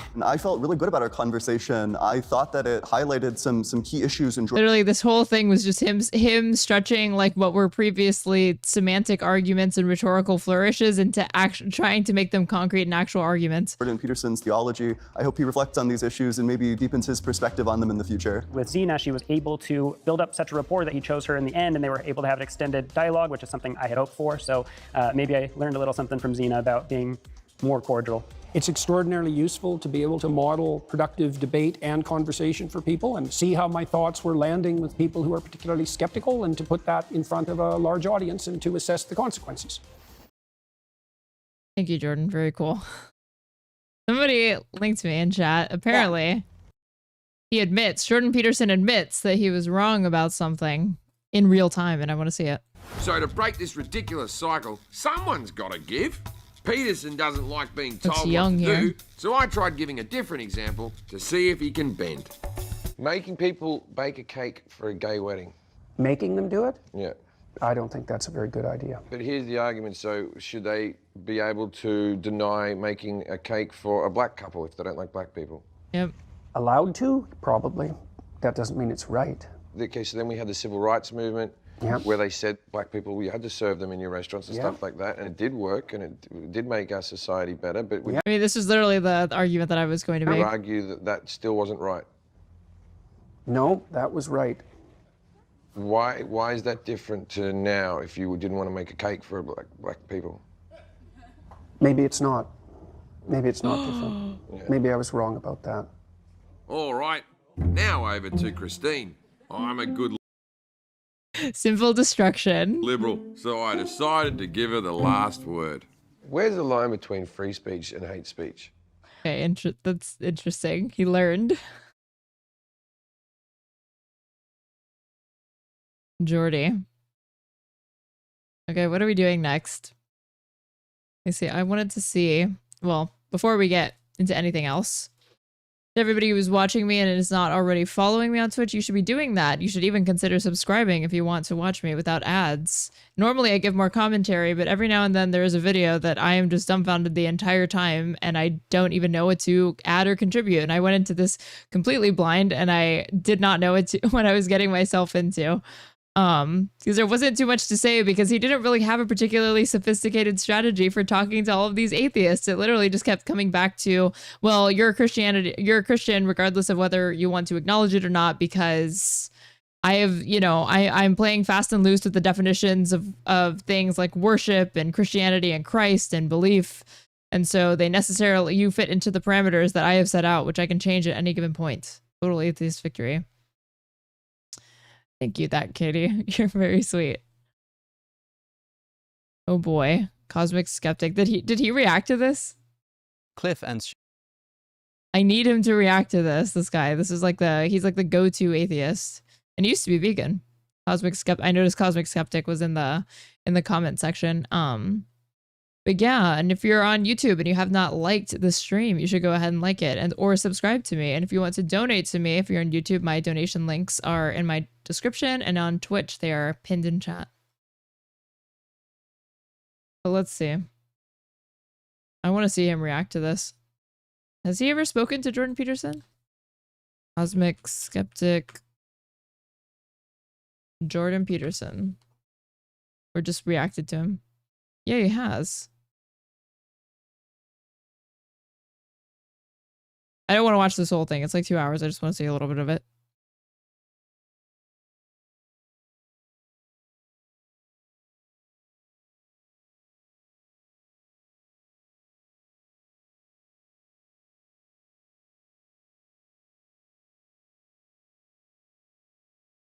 Imagine if someone was an ex-Muslim.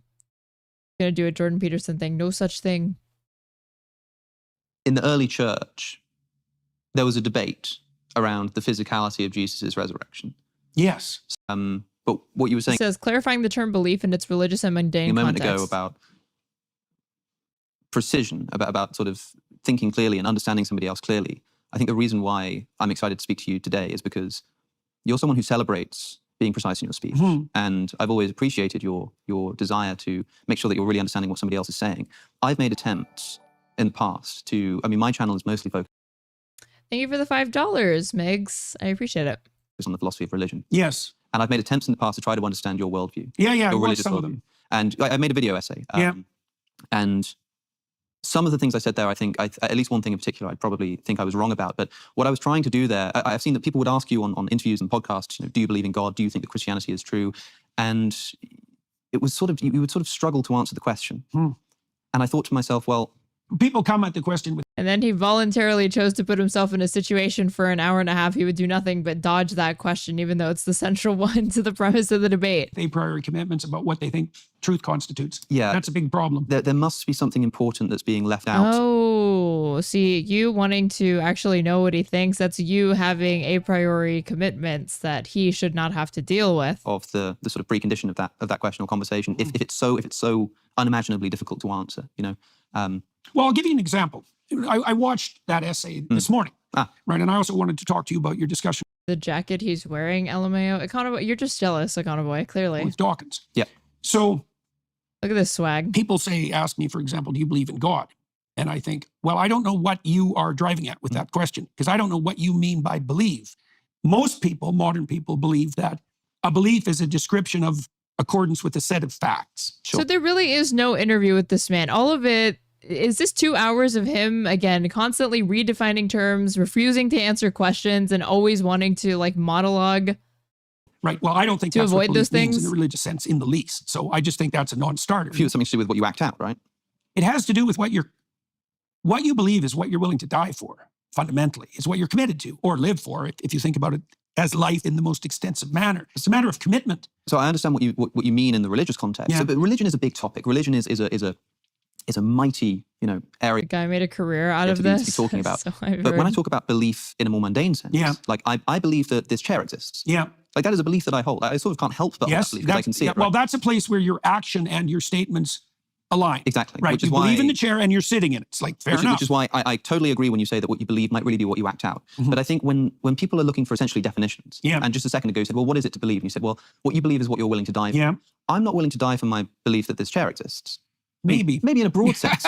If not Hard to believing, say, if not believing but that the chair existed required me to sort of give up my trust in my sense data, right? Then I might literally die by accident by sort of walking off a cliff because I don't trust my eyes anymore. So it's also not something that you're likely to forego given your role, let's say, as a rational skeptic. That's right. Seriously, like it's a commitment that you've made to. Jordan Peterson has lost his mind ever since he went to Russia to get radical drug therapy for his drug addiction. Seemed like that's when he really went off the deep end. Yeah, but even at the height of his career, I just never really understood like the cult of personality surrounding him. Like it cannot be understated the extent to which I don't think it's an overstatement to say that the Jordan Peterson fanboys were pretty much like the first iteration of like groypers, only in the sense as their like devotion to this figure online that they'd never actually met, but they would go around like, and it almost looked like AstroTurf, going around like this uniform call to action for them to defend their father, their daddy. A certain view of reality. But you understand surely that when somebody asks, do you believe in God? Although they're asking the sort of subject of the belief is a much more grand entity. The word belief itself, for them, at least in their question, even if you think it's an inappropriate question, they mean something much more mundane. They mean like you believe in the existence it's hard of the chair. to know. It's hard to know what people mean. You know, like one of the things I've noticed, for example, is there are no shortage of Christian trolls, right? I mean, there are atheist trolls and there's engineering trolls, there's lots of trolls, but there are Christian trolls. And the Christian trolls, when they ask that question, and it's often the Was he the first conservative that was academia coded and telling them what they wanted to hear and let them feel legitimized? Well, the thing is despite what these people want him, and by these people, I mean him and other like conservative, like IDW or intellectual dark web types want you to believe, which is that colleges are these like woke machines that are just filled with cultural Marxists that want to indoctrinate the next generation of college graduates with like far leftist beliefs, is not true. There are so many conservatives in traditional academia, and so many different like philosophers and fathers of different schools of thoughts that are very, very conservative. So he's like, but I guess it was to this audience that he captured, that was their personal first exposure to like a conservative public intellectual, even though there's tons of those Christian trolls who ask that question. So why he resonated with them specifically, I don't know. What they mean is, are you in my club? Exactly. Right. And my answer is, I'm not even sure you know what club you're in. So there's a trap in the question, which I don't appreciate, because I don't like questions that have traps in them. Yes. Now, not everybody who's asking that question has a trap, but many people do. And so I find that off-putting, let's say, because it's manipulative. In terms of that descriptive belief, that's something we could go into. I think we should do that, because it does get to the core of the matter that you were attempting to untangle, let's say, in your essay. Yeah, I mean, my understanding of... Dude, I do not know how people do this. I don't get it. I don't get it. It's just like not my cup of tea. There's that like Sam Harris, I kind of, even though I despise Sam Harris, I understand it. Jordan Peterson, I just don't get it. Okay. This video came out. No, I'm gonna do this one first. So I've been hearing this term like woke right a lot, and then I was seeing if Trigonometry had like uploaded anything new. And I noticed that they had on a guest a week ago who described what the hell, how the woke left created the woke right. We're in crazy times that this sentence means anything, but I guess I'm going to find out. Wokeness is dying. For every reaction, you have an equal and opposite reaction, and we're now in a backlash. Yeah. What do you make of that?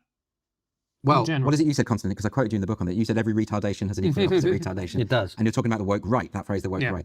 Which I've been very surprised at the second time tonight between Bill Maher and now this, that somebody has used the word retardation and they don't mean it as a pejorative. They literally mean retardation. People get about that label. Have you?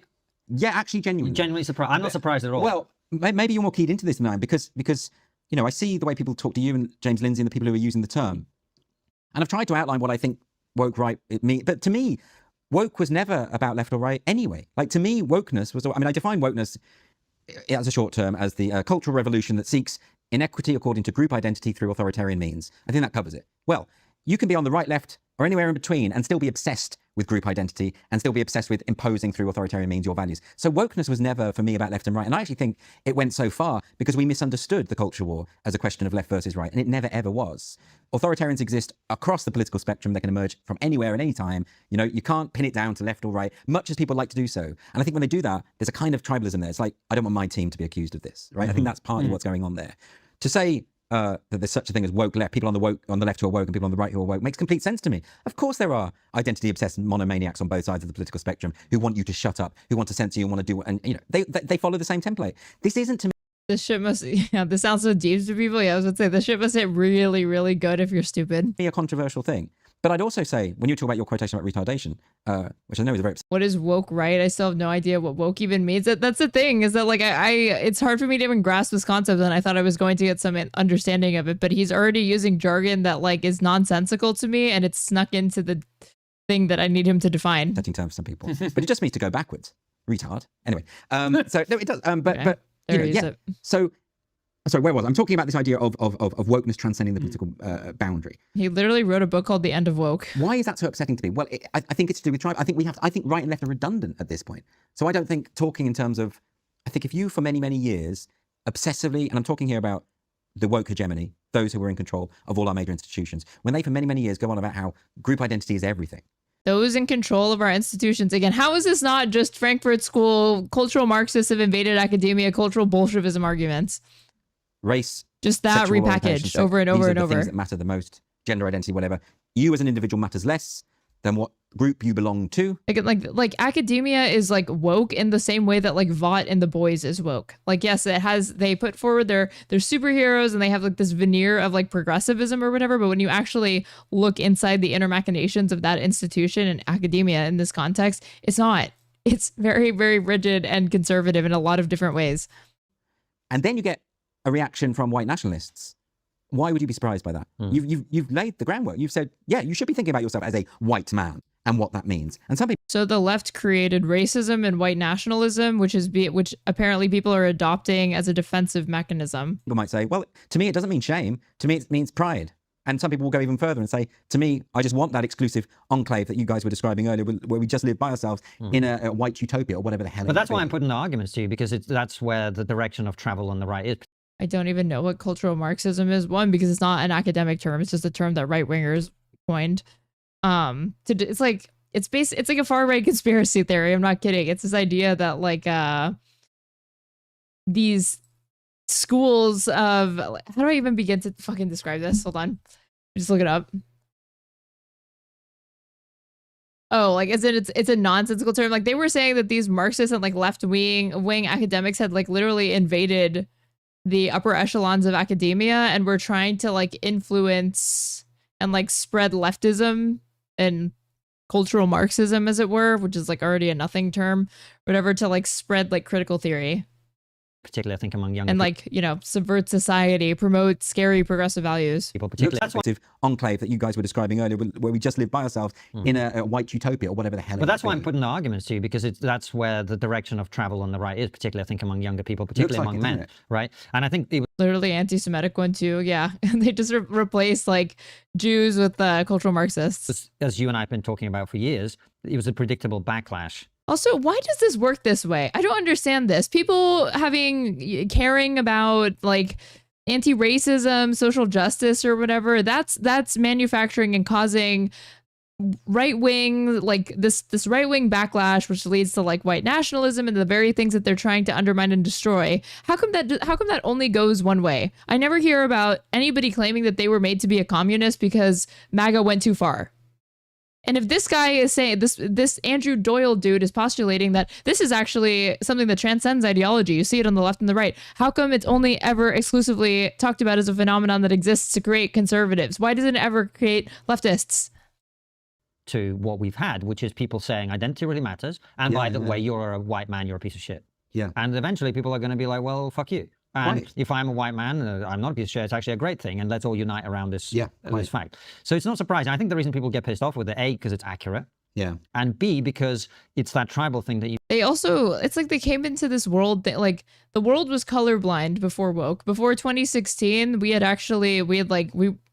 basically eliminated racism, xenophobia, etc. These were not things that people thought about until these damn woke people started, you know, bitching about them. Then all of a sudden they were at the front and center of our minds.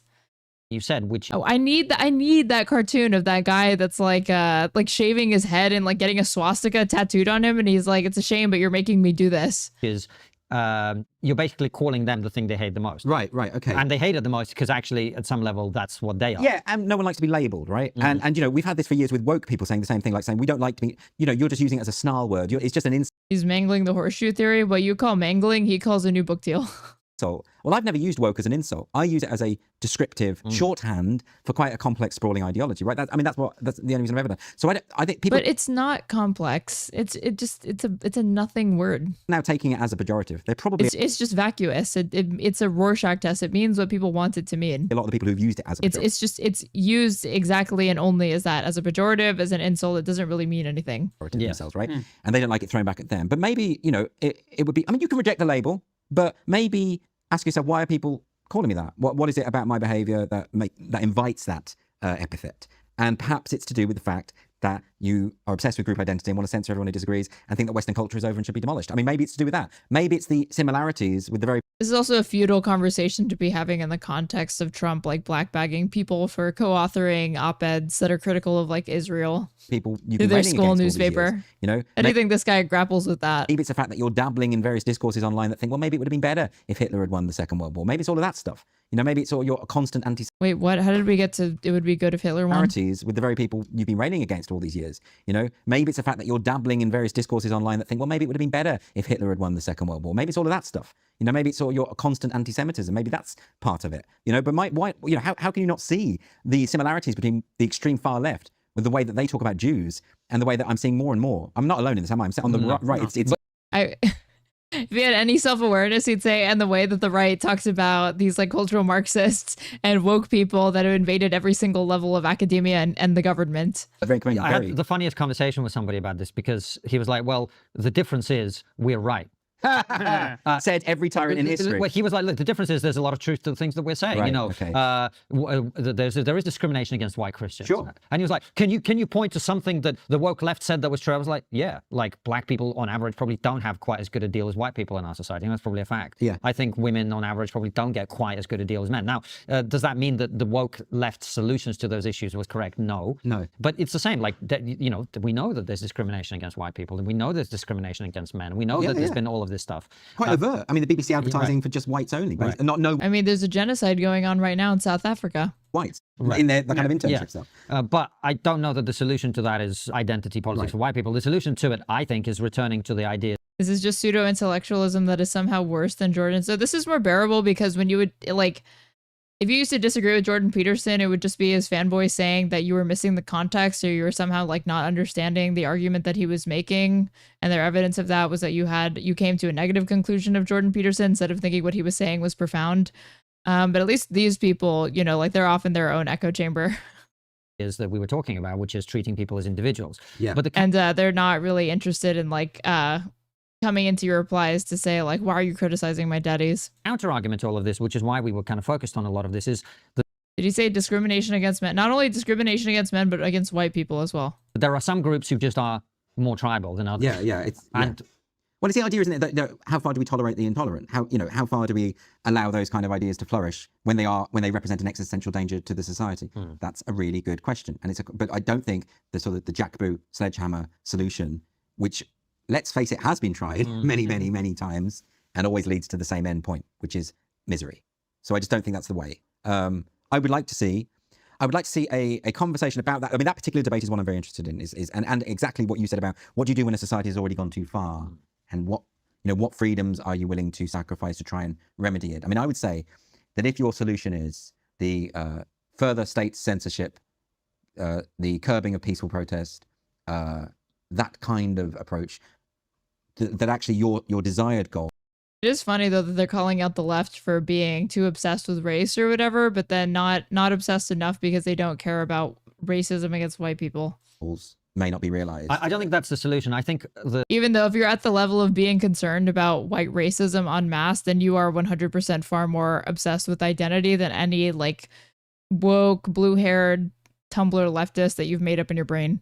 One area where we should be looking very carefully at solutions is having a very, very, very clear distinction between citizens and non-citizens. Right, and that you would have to satisfy certain conditions to have citizenship. Not only that, I think you should have different rights if you're not a citizen. Right, okay. For example, I don't think anyone who is a foreign citizen should have access to any benefits in this country whatsoever. Okay, so that again is a debate to be had, and it's certainly not the same thing as, we're having a lot of those debates in America at the moment with the deportation of students on student visas, right? Well, the rules are different. And they should be. And they should be, and that's absolutely fine. It's like, the analogy that I've often heard used is, if I invite... It's funny, I was like, do they address it? I was like, this is just so stupid to talk about in the context of that going on, but it's like, they just like move on from it so quickly. It doesn't even really mean anything. Foreign citizens should have access to any benefits in this country whatsoever. Okay, so that again is a debate to be had, and it's certainly not the same thing as, we're having a lot of those debates in America at the moment with the deportation of students on student visas, right? Well, the rules are different. And they should be. And they should be, and that's absolutely fine. It's like, the analogy that I've often... Yeah, but should they be so different that they start excluding free speech protections? When you heard used is, if I invite you into my house and you start, criticizing my pelmets or whatever, I can, not pelmets a bit camp, but I can throw you out. It's my house, right? Those people are there on a visa. I've got a visa now for America. If I go out there and start burning the American flag and chanting... This was literally never a problem, this sort of expression, like these sorts of opinions and expression of free speech until the Trump administration. American and everything. I don't expect to be allowed to stay, and I think that would be reasonable, right? So I do think there's different. At the same time, you can... These, again, free speech absolutists now making the dumbest arguments, the most anti-free speech arguments, the most, like, now freedom of speech is on par, like can be simplified into an analogy where when you immigrate, you should think of yourself as being invited into somebody's home and you should be on your best behavior, and best behavior means not exercising your rights. I can also argue that due process still matters, and that, you know, there are some concerning cases in America where due process appears to be being bypassed. And due process, by the way, is different for people who've immigrated. It's not actually as thorough as the rest, but there's something there. There's the opportunity to stand up and make your defense. Yeah, but they can't even meet that low threshold of what constitutes giving a non-citizen or a permanent resident due process. In public. That matters, right? It's possible to have both those positions at the same time. Those who say just get rid of them, don't grant them, you know, run roughshod over all of our conventions just to do it. That's not helpful either, I suppose is what I would say. Well, nine minutes later, and I know even less about what the fuck the woke right is. And I'm not watching this hour and 20-minute thing to learn about what the fuck it is. Okay. Next thing, though. Let's see. Do I do this video on the Daily Wire's decline that I saw, or Piers Morgan versus Mehdi Hassan? I'm gonna do the Daily Wire thing. 3 weeks ago by video essayist Jose.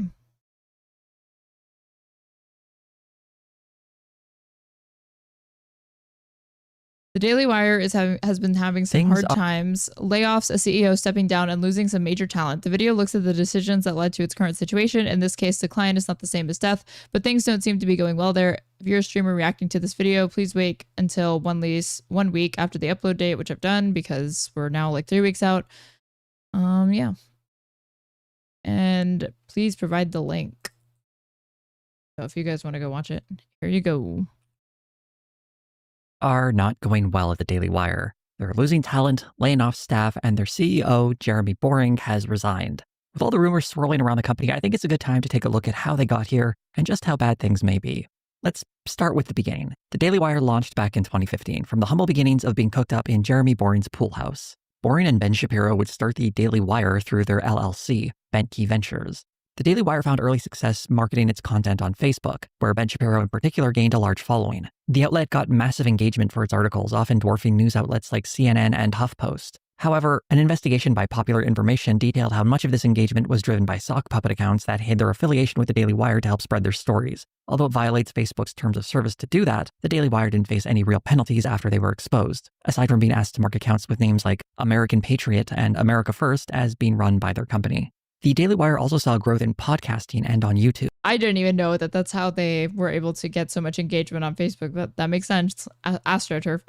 In part through their aggressive marketing strategy, which included a large number of paid ads. And over time, they began to develop a loyal audience. They later launched a subscription service where they provided members with exclusive material. And for the first few years, things were looking very rosy for the company. By 2022, the Daily Wire seemed to be reaching its peak. They celebrated by renaming their subscription service Daily Wire Plus, and it had gained hundreds of thousands of new subscribers throughout that year. According to Jeremy Boring, revenue figures were projected to be reaching $200 million.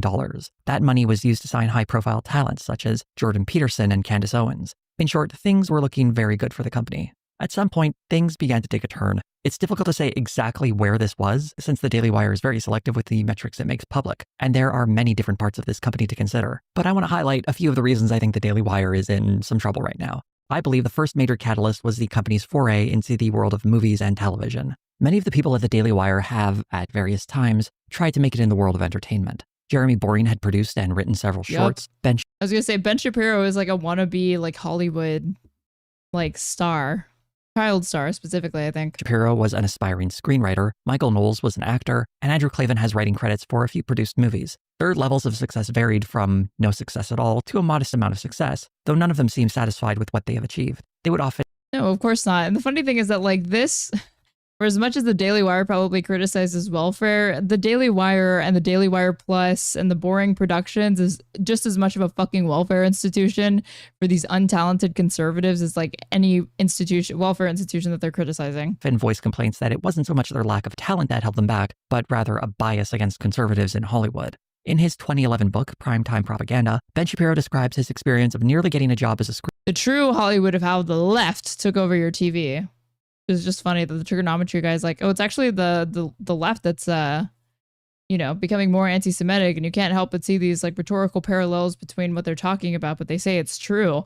How is this, which is funny because it's written by a Jewish man, the true Hollywood story of how insert other group took over your TV, aka took over Hollywood? Screenwriter. For those unfamiliar with Shapiro's history, as a young conservative, he had a column and had written a few books. For his fourth book, Primetime Propaganda, he used that public profile to obtain access for several interviews with various studio executives. In that book, he describes a brief story about how he had a small opportunity to become a writer in show business. Apparently, several scripts he had written were read by studio executives and agents, and he, as a talent, was being shopped around town for a potential job. Eventually, though, his agent dropped him because of his existing writing credits, marking him as someone that people in the entertainment industry wouldn't want to work with. I should point out that one of the books Ben Shapiro had written was titled Porn Generation, How Social Liberalism is Corrupting I was wondering if this book was going to come up. In Our Future. More than just a provocative title, that book is also an absolutely wild read. I've never read something by a 21-year-old that calls so many female celebrities whores.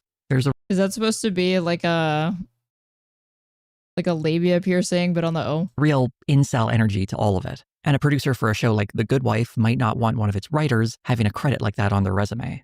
Here's an excerpt from the book describing a performance at the 2003 MTV Video Music Awards. The video is going to be playing alongside his words to give you an idea of how outrageous this supposedly was. The competing princesses of Pop-Tart whoredom, Britney Spears and Christina Aguilera, both dressed in sluttish bridal costumes, popped out of wedding cakes, and began singing Madonna's 1984 hit, Like a Virgin. Finally, Madonna made her grand entrance, dressed in black, form-fitting S&M groom outfit. Madonna joined the two former Mouseketeers, and the three gyrated around the stage like hookers starved for Johns. He doesn't mention the part where Missy Elliott comes out later on for some reason, but he does go on to say that Madonna kissing Britney Spears and Christina Aguilera turned young girls bisexual. I feel like I have to mention this is like really a conservative's idea of like edgy. That Ben Shapiro here has the ghost of a point when it comes to how women are sexualized in entertainment, but his solution isn't about empowering women. Rather, he calls them whores and says they should promote heterosexual sex after marriage. The irony of this origin story, though, is that Ben Shapiro had more of an opportunity in Hollywood than so many other aspiring writers. He had meetings with former studio executives and offers to develop Honestly, I think you're wrong on the statement that the Daily Wire is welfare for a very sad reason. It's that the Daily Wire isn't supposed to be profitable on its own. It's meant to convince people to vote for the party that cuts taxes. For Daily Wire's funders, it's fucked up in a way. It's very profitable. Maybe, but is that mutually exclusive with what I'm saying? Because it sounds like this institution needs to exist regardless of whether or not it's actually, you know, making money for them, because they just, like, if all they need to do is prove that they're making more people Republican voters year over year, and they have some metric to prove that to their investors, then they're always going to be around. A pilot, getting an agent, and they have a home at the Daily Wire to read your script, never mind being brought on as a client, is a major, major opportunity. What Ben Shapiro never acknowledges is that it was his public profile as a conservative writer that got him these meetings with executives to begin with, starting him on this whole journey through Hollywood. That same public profile being his undoing seems to be lost to him. It wasn't the private ideas in his head, but the very public positions he was taking as a writer. Here's an excerpt from the Primetime Propaganda book. The quote here comes from an agent telling Ben he can't work with him. I don't know if this is a direct quote or if this is simply Ben Shapiro citing something from his memory. Listen, I have no problem with your politics. It's just that my agent started sending your sample around and it got to a producer on one of the shows. He said that he knew who you were and that he'd never work with you. The whole reason I'm even dealing with you is because your writing has that sparkle. But let me get back to you. Because it needs to be said. If anyone has read any of Ben Shapiro's writing, the one thing it does not have is a sparkle. It is horrible. He is horrible at writing. Ben Shapiro's creative writing is... It's just ham-fisted, and it's clear that he was inspired by like Ayn Rand, who has even worse prose than Ben Shapiro. Not good. No, I shouldn't say that. He has worse writing than Ayn Rand, but it's like that's clearly what he's trying to like mimic it after. 2 videos on that already. Give those a watch if you want to learn more. I'm dubious about the second half of this quote, but the first half does reveal that it was him, specifically Ben Shapiro, not generic conservative, that was being rejected. It is interesting how Ben Shapiro, when he's rejected, doesn't look at his own personal choices that may have led to that decision, but instead retreats to this idea. I had to read Ayn Rand for high school. Many a common experience for an American teenager. Identity label he can use to pretend as if he's some kind of persecuted class. Whether or not conservatives have as many opportunities as more left-wing people in Hollywood purely based on their politics isn't really related to Ben's story, as it was very much him who was rejected for his very controversial writing credits. All of this speaks to the Daily Wire's entertainment ambitions and how they market them. They need to present this idea of conservatives being rejected by Hollywood because it energizes the audience who reads them. It'd be far less effective marketing if they were presenting their entertainment ambitions as a product of personal bitterness over failing to succeed in Do you think he's going to make the argument that the Daily Wire basically existed to be this DEI institution, but for Republicans and conservatives? The way they hoped. But in 2021, they had an opportunity to make those dreams come true, and they were going to leverage their conservative media company to make it happen. A Daily Wire article announced this entertainment initiative, and in it, Ben Shapiro wrote, "We're going to be bringing out movies, edgy, entertaining, awesome movies that won't mock your values. We're going to be producing TV shows, comedies, and dramas that take you seriously. They won't mock your values, just the left, TM. And that don't take advantage of your viewership to promote leftist causes." This is the type of branding that was being used to market this initiative. That watching the movies and TV shows created by the Daily Wire would be a form of resistance against this idea that culture has been hijacked by the left and is being used to push a... This is just the general rule with conservative or right-wing people. They're just less creative. I believe it's simply a reflection of their more stuck mind. And the funny thing is that though in every other context, they will deny that sexism exists, racism exists, xenophobia, any other ism or form of discrimination.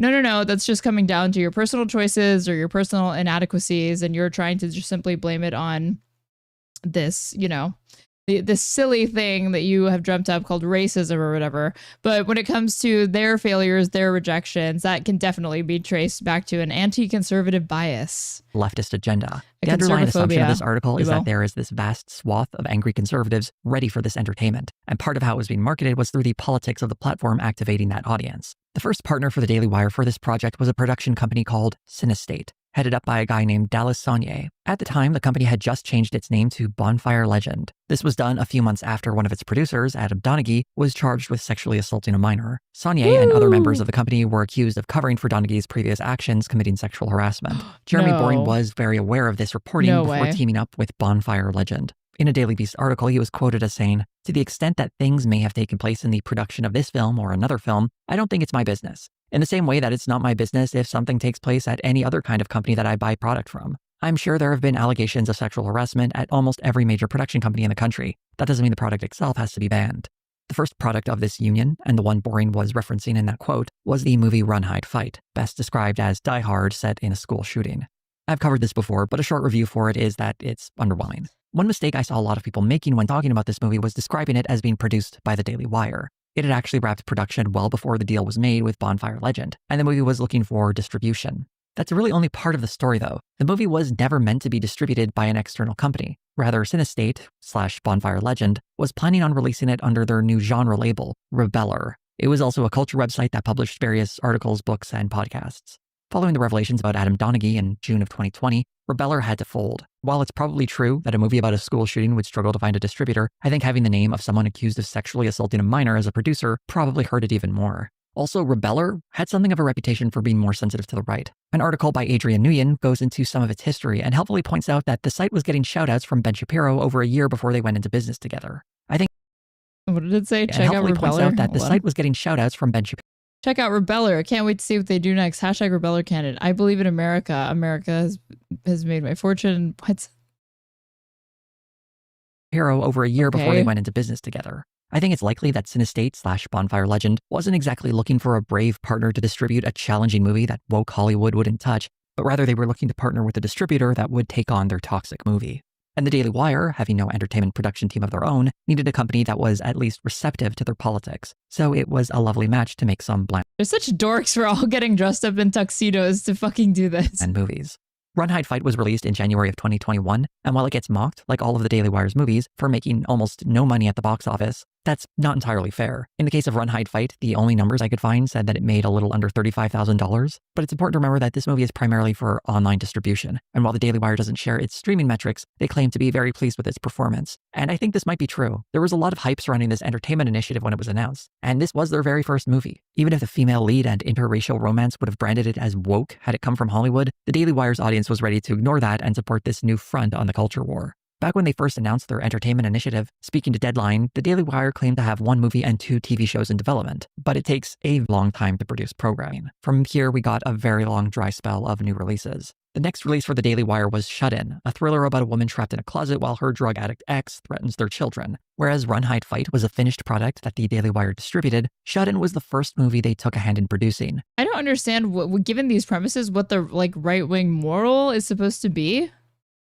The script had been found by Delassagne and originally Like, I'm guessing in the case of the school shooter, it's that the good guy with the gun stops the bad guy with a gun. Jason Bateman was attached to direct, but the pandemic threw the project into disarray and it ended up at the Daily Trapped in a closet sounds woke, TBH, not that kind of closet. Wire instead, with DJ Caruso now directing. This is probably the best of the Daily Wire's movies insofar that it's fairly average. The first 2/3 I would even describe as good, until it's let down by a very messy ending. There was some controversy surrounding the movie, as it included Vincent Gallo, who hadn't appeared in a movie since 2013, in part because of his behavior. If the moral is shoot all drug users, probably, and what I can ascertain based on the clips that they're showing is that it basically ends that way. Online, making various bigoted remarks, such as saying women shouldn't have the right to vote. On the business side of things, the Daily Wire did make one choice that seemed a bit odd. That was to first release Shut-In on YouTube for free. It would air as a live stream, and anyone who missed that live stream or wanted to watch the movie again would have to sign up for the Daily Wire subscription service. They had actually done this for Run, Hide, Fight as well, although that movie had already premiered at the Venice Film Festival and had a very limited international release.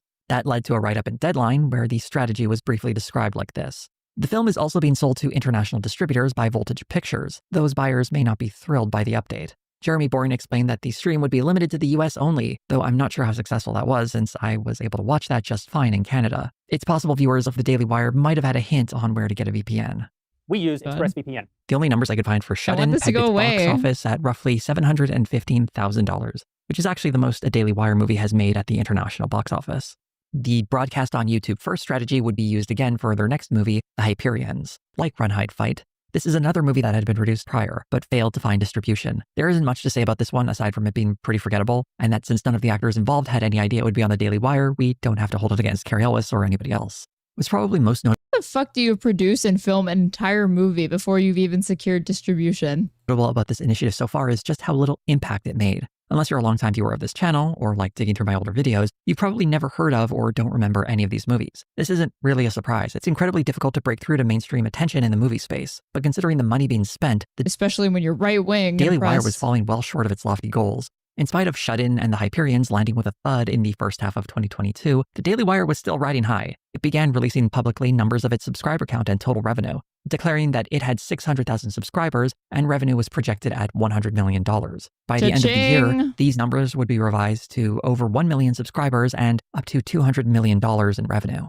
The movies I mentioned likely weren't fueling most of the growth. In fact, what was fueling that growth was almost certainly the June 2022 release of the Daily Wire's biggest success, Matt Walsh's What is a Woman? According to comments from Delassagne, who produced the movie, its budget of $1 million was returned roughly 30-fold, and it became the most watched thing on the Daily Wire Plus platform. This movie didn't exactly come out of nowhere, as anyone who was on YouTube at the time remembers just how ubiquitous the ads for this movie were. The Daily Wire always aggressively marketed itself, with some public examples of spending being tens of... I mean, that's really what the right should stick to insofar as like producing content. These like, we're gonna do like basically mainstream plot lines, but with a right-wing bent. It's like, it's always gonna be low budget. You're always going to have terrible acting in it. They should just stick to these like right-wing Borat documentary type movies. It seems to be like a far more cheap and you get way bigger return. Thousands of dollars for high-profile articles on their website. This movie almost certainly had a lot more than that spent on advertising. Whatever the cost that went into promoting the project, though, it certainly paid off.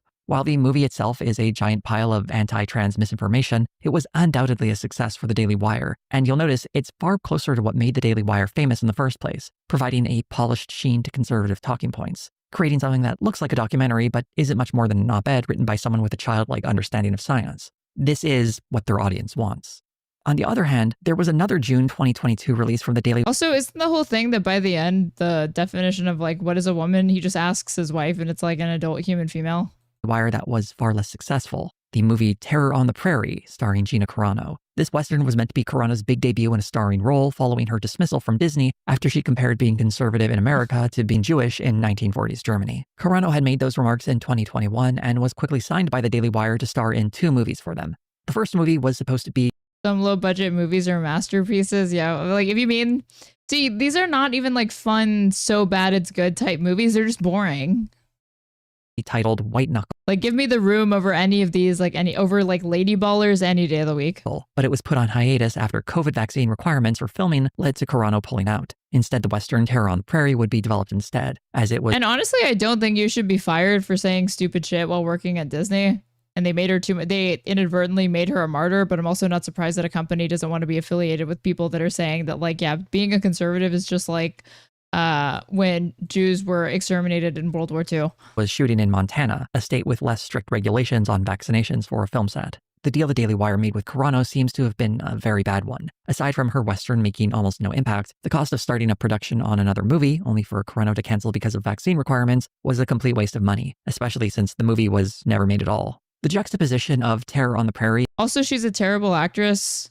Anybody who saw like Deadpool would have seen that, and I did not like seeing that she was increasingly getting more and more mainstream roles, so had one good side effect. And What is a Woman say a lot about this company, though. One was an attempt to make a mainstream feature, the other a pseudo-documentary for their conservative base. The first movie was a flop, the other was a success. It should have been a hint as to what path the Daily Wire should be focusing on. Instead, they would continue to try walking down both. At the end of June, the Daily Wire hosted a massive presentation where they announced Daily Wire Plus, a rebranding of their subscription service, I suspect to sound like Disney Plus.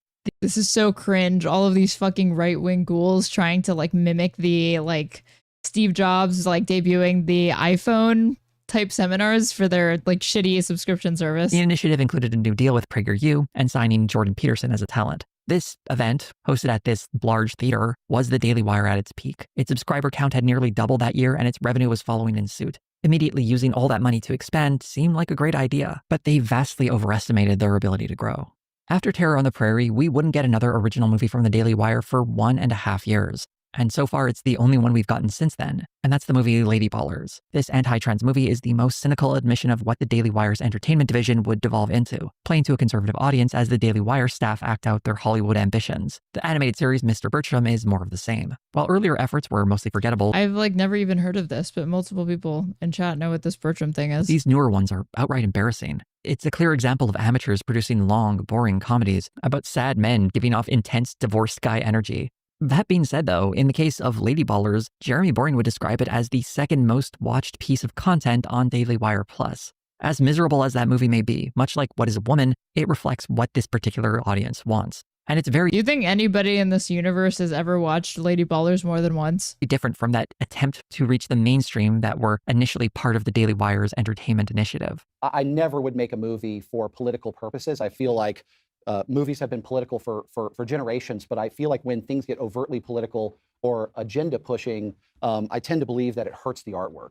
Had this been the Daily Wire's game plan from the get-go, I think things would have gone very differently. But as it stands, they spent a lot of money to get where everyone imagined they were going to go in the first place. But while these movies and TV shows could be considered a modest failure, there was one major entertainment initiative that was a far bigger failure for the Daily Wire, and that's its kids' entertainment strategy. This was announced back in March of 2022 as the Daily Wire bravely declared it would invest $100 million over the course of 3 years. They're coming for our children. To create kids programming. Much like their earlier entertainment initiative, this was also marketed as entertainment that didn't include leftist messages that were attempting to brainwash people. To succeed in our effort to create a true news and entertainment alternative for the millions of Americans who are tired of the hegemony of the woke giants that want to preach radical race and gender theory to our kids, we're not here to teach the kids in the guise of entertainment. This is entertainment with a capital E.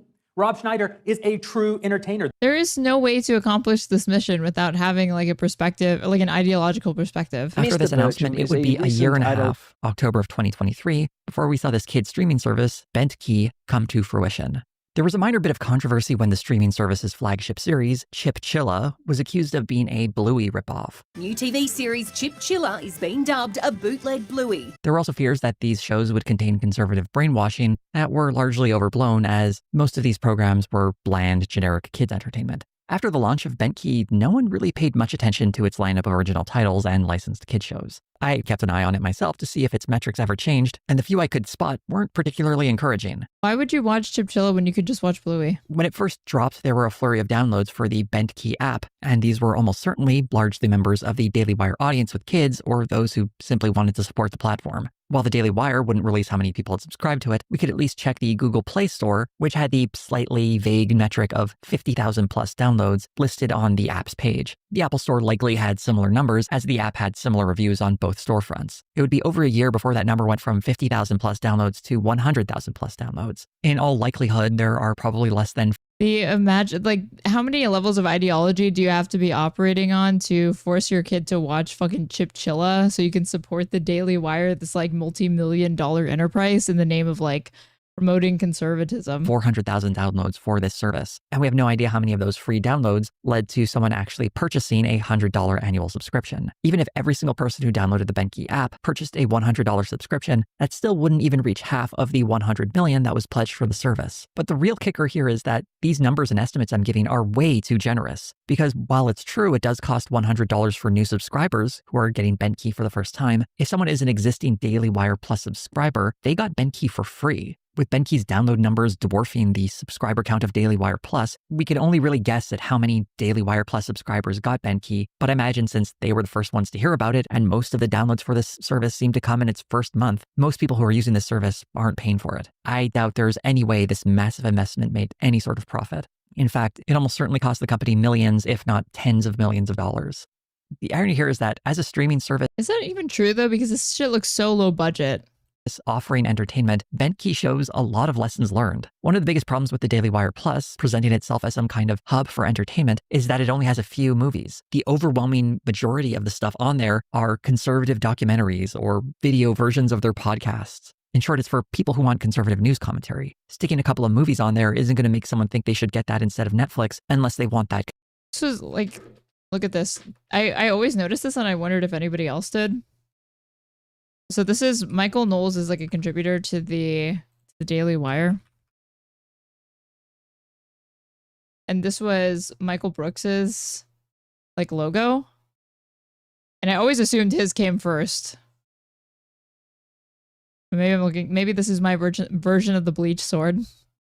But like down to the a similar name. Commentary. Sticking a couple of movies on there isn't going to make someone think they should get that instead of Netflix unless they want that conservative news commentary. No one signs up to Netflix to watch one movie a year. That part only happens when you forget about your Netflix subscription and it auto-renews because you keep forgetting that you have it. BenQ actually made an attempt to provide volume with a decent number of titles at launch. Of course, it was hurt by the fact that no one really knew what most of these titles were. And with services like Disney Plus actually having shows and movies parents have heard of, there's no reason to take a chance on a streaming service with shows that have no cultural footprint in your primary market of the United States. The one high-profile show they did eventually add to the BenQ service was the original G.I. Joe cartoon, which is something people have at least heard of, although it seems like it's more for dads looking to relive their childhood than something a kid would be into.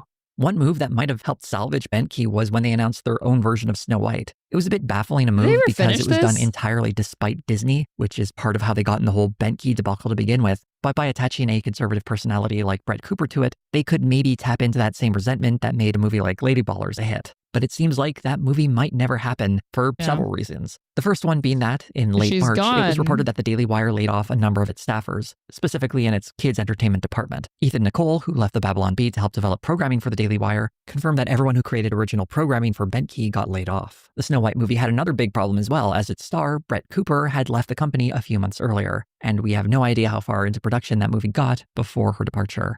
More on that later, because I should also mention the other big entertainment investment the Daily Wire made, the Pendragon cycle. The rights to produce a series based on the Pendragon cycle books was announced in 2022, alongside a new plan to adapt Atlas Shrugged. The Ayn Rand adaptation hasn't been mentioned since. There's a movie of this already, though. We have seen Jeremy Boring go hands-on to direct the Pendragon Cycle series. The various production diaries that have been posted online reveal a very expensive production. There is a big crew, stunts, special effects, and all the requirements that make TV productions of fantasy shows so expensive. This series is a very big bet. It was originally scheduled to come out in late 2023, though that release date has been pushed back, and as of early 2025, there's still no sign of the series. Similar to BenQ, the Pendragon cycle appears as though it's a passion project for Jeremy Boring, something he personally championed and invested enormous resources into. Boring's departure from the company, I suspect, has something to do with all these massive investments and their limited or non-existent returns. The Pendragon cycle in particular looks to be a massive money sink. This show would need to be a breakout hit for it to be in any way profitable for the Daily Wire, and I suspect that simply isn't going to happen.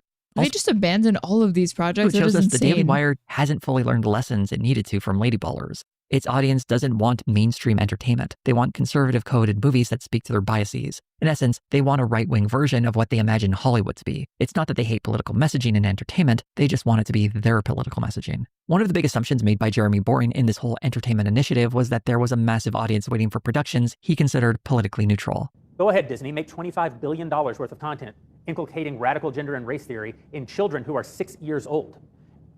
I don't have that money to spend on marketing. I'm glad you do. I know that 50% of everyone who encounters that content is going to want to come over to dailywire.com and subscribe here instead. What Boring fails to understand is that I mean, I do find it funny that like the right pretty much has all of the political power, but none of the cultural, and the left has all of the cultural, but none of the political. And this still, like, even though Republicans are getting the better deal in that equation, it's still not enough. That while a large... The other thing that's funny is that right-wing, like, media figures and, like, online content like the Daily Wire and fucking Theo Von and Joe Rogan still dominate overall, but, like, they can't seem to make their entertainment work. Percentage of Americans vote Republican. They aren't all clamoring for a platform like his to start presenting movies and TV shows. If someone really wants politically neutral entertainment, why would you go to a partisan political platform? The only thing that might have made them have a chance is if they had a large selection of quality entertainment that people have actually heard of. But less than a dozen movies and a weak animated series after 4 years isn't nearly enough to win over a mainstream audience. This is especially true for Benki, which failed spectacularly and was so obviously a bad move. There were signs of a better strategy where they actually licensed programs and produced several originals to come out at the same time, but the $100 price point for a service with no recognizable shows in a landscape filled with competitors offering better deals with more programming wasn't realistic. And to have invested so much money, reaching roughly 30 Yeah, like the idea that you're going to be able to create a platform that's going to seriously compete with Disney Plus when, like you said, it's just a bunch of like no-name shows that like are clear ripoffs and knockoffs of like existing IPs that people know about, have cultural footprints already. Why would you $1 million ever in its like, first year? pay for It's just this? a spectacular waste. If that massive audience waiting for conservative branded TV and movies exists, it certainly didn't show up for the Daily Wire. Investing into money pits like entertainment weren't the only mistakes made by the Daily Wire. Their terrible management of high-profile personalities was also another mistake. There was a minor blow-up in early 2023 when Steven Crowder went public with a contract he considered unfair that the Daily Wire offered him. This more or less blew over when footage of Crowder being verbally abusive to his pregnant wife before they eventually divorced surfaced. There were a few elements of this feud between Steven Crowder and the Daily Wire I want to highlight, particularly a phone call he recorded with Jeremy Boring. He is such a fucking moron also for turning down that deal. They were giving him like millions, pulling him out of like the shit. I think at this point he was already relegated to fucking Rumble. But of course he turned it down because there wasn't enough money or whatever. About a contract he was offered. It gave us some insight into the Daily Wire's hiring policies. Bench talent, young talent, they don't get deals like this. So they don't get deals that... They can be wage slaves for a little bit, come over and make a salary and grow their brand. This is an important bit of information that gives us a sense of how the Daily Wire treats its talent, particularly its new talent, paying them slave wages while their online identity is being built, and then possibly offering them a bigger contract down the line. Steven Crowder's initial offer had a staggering dollar figure of $50 million over 4 years, a fact Crowder didn't share at the time. Far more damaging for the Daily Wire than the Steven Crowder controversy was the departure of Candace Owens. She had joined the platform in 2021 and starred in the program called Candace. In March of 2024, Candace Owens' departure was announced by Jeremy Boring on Twitter. The reason for her departure was never made entirely clear. No wonder Brett Cooper left. Yeah, like I have to assume that a lot of people talk, like when she talked about it on some other show, I can't think of what it was. Let me see. She did this like big sit down interview. Uber like interview. Is it Sean Ryan, this guy? Yeah, where she a month ago where she like talks about it and she's super vague. It's very, very clearly like contrived. Like she thought about what she was going to say and she doesn't really reveal much, but she does say that she puts more emphasis on like the woman that replaced her. Let me see if she says like leaving the Daily Wire.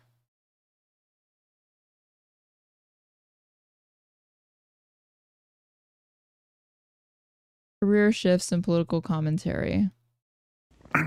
But so let's move back into acting. So we've rerouted about 10 times. Yeah, we went down some rabbit holes and it's been amazing. But so you started. Where did you start kind of getting into political commentary? You were at PragerU for a little bit, right? Yeah, so it was 2020. I was at UCLA, and I lost basically all my friends. Especially, not much. It was UCLA vote in the 2016 election, and in 2020. I can't with this fucking story. Where she describes like people like disagreeing with her political opinions on like the same level that you would describe like racism or something. I hate you when I read North Carolina. Yeah, Trump. I was anti. I was normal. Built empires to run our country. That moves so I would be on. And they will take. Where do you talk about why you left? One that was black. One that was black. Okay. Leaving Daily Wire. So like not a short.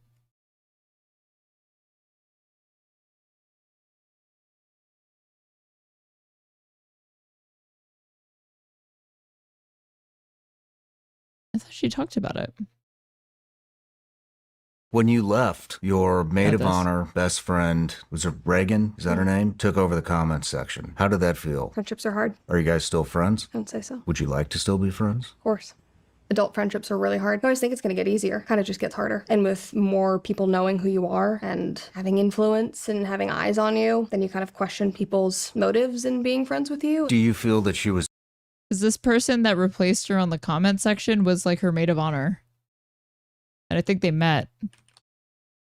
The comments section.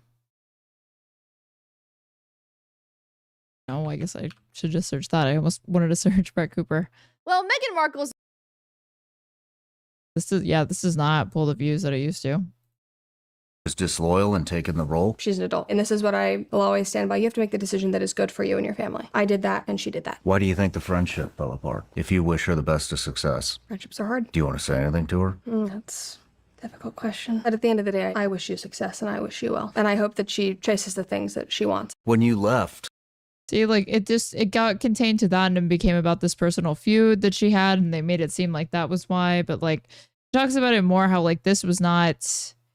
There was already, like, a growing rift in her, and this Reagan person who was, like, her maid of honor or something like that was offered the job maybe behind Brett's back, and they like Brett was already planning on like going independent, and I think she wanted to take Reagan with her, but then when Reagan was offered the spot to replace her, I got the impression based off what Brett Cooper said, if I'm taking her at her word, that Reagan then had the incentive to encourage Brett to leave instead of renegotiate a better deal with the Daily Wire and get paid more, because she wanted to take her over as like the main host for this show. Though many assumed it was her butting heads publicly with Ben Shapiro, particularly over the ongoing genocide in Gaza. This explanation, while logical, 3 million subs and 17K views, yeah, has a few confounding facts. Candace Owens is which again, like, Brett is very boring, very, very corporate safe. And I guess I really feel like it comes down to like Reagan not being as considered as attractive as Brett Cooper, because it's the same shit. Support for the Palestinian it's a different person saying people it. Doesn't seem entirely genuine. In fact, in 2019, she tweeted that Congressional Representative Ilhan Omar should be deported for criticizing the ongoing violence in Gaza. While it might be tempting to say her turn on Israel was a result of the state's actions after October 7th in 2023, it appears her pivot started almost a year prior when she retweeted an anti-Zionist statement from Max Blumenthal, leading to a public confrontation with Ben Shapiro. I'm not sure why or how. What did he say? I never saw this. I think the ADL is a partisan hack organization too. He unironically probably thinks it's like too left wing, but retweeting Max Blumenthal, who spends his life covering for Jew haters and stumping for Israel's destruction, makes the conversation significantly worse. It's garbage. Zionist statement from Max Blumenthal, leading to a public confrontation with Ben Shapiro. Girls are fighting. I'm not sure why or how Candace Owens turned in her Zionist card in these intervening years, but she seems very aware that making comments like the ones she made in November of 2022 would annoy her boss. Owens would continue to make comments like these until eventually she left the company. There are rumors floating about saying that she wanted to get out of her contract or that some sort of gag order was placed on her, but it's been difficult to confirm any of that. And it's quite likely that Candace Owens is happy to play into controversy that raises her profile. What is undeniable is that Owens' departure is a huge loss for the Daily Wire, as she has gone on to have massive success since leaving. She is getting millions of views on her YouTube channel, which mixes celebrity news and absurd conspiracy theories. Another talent the Daily Wire lost was Brett Cooper. While Owens was a known commodity before signing with the Daily Wire, Cooper was more or less plucked from obscurity. Some producers at the Daily Wire created the format for her show, and then she was hired to fill that role. Shortly after, she became very popular at the Daily Wire, with her show, The Comments Section, being one of the most viewed at the company. Cooper had become so ingrained into the Daily Wire that she was set to appear in the Snow White movie and the Pendragon cycle, only the latter of which actually wrapped filming, so we know she'll at least still be appearing in. Is the Pendragon thing supposed to be like a Game of Thrones ripoff? Not, assuming it ever gets released. Brett Cooper announced she was leaving the Daily Wire in December of 2024. Much like Candace Owens' departure, Cooper has largely remained tight-lipped about why she left, although she did offer a diplomatic farewell. Today, December 10th, will be my last day hosting the comment section and working for the Daily Wire. It is not true that I am being forced out. It was my own choice to leave. And believe me, this is bittersweet. The comments section has gone on without Brett Cooper, with her producer Reagan Conrad taking Believe me, it has been bittersweet. On hosting duties. I can only assume the Daily Wire believed that since they created the format, they could swap hosts and move on like normal. Only this isn't like replacing Johnny Carson with Jay Leno on The Tonight Show, because it's easier to click on a new video than find a different TV show to watch at 11:30 on a weekday evening. The response to Conrad has been very hostile, with lots of nasty comments and a huge drop-off in views. And undoubtedly, the comments section is a shell of what it once was. This cynical host swap is very much what you'd see on Fox News or some other traditional media outlet, completely misunderstanding the digital space and the importance of personalities. What's funny about Brett Cooper's goodbye is she expresses this vague desire for new challenges and new endeavors.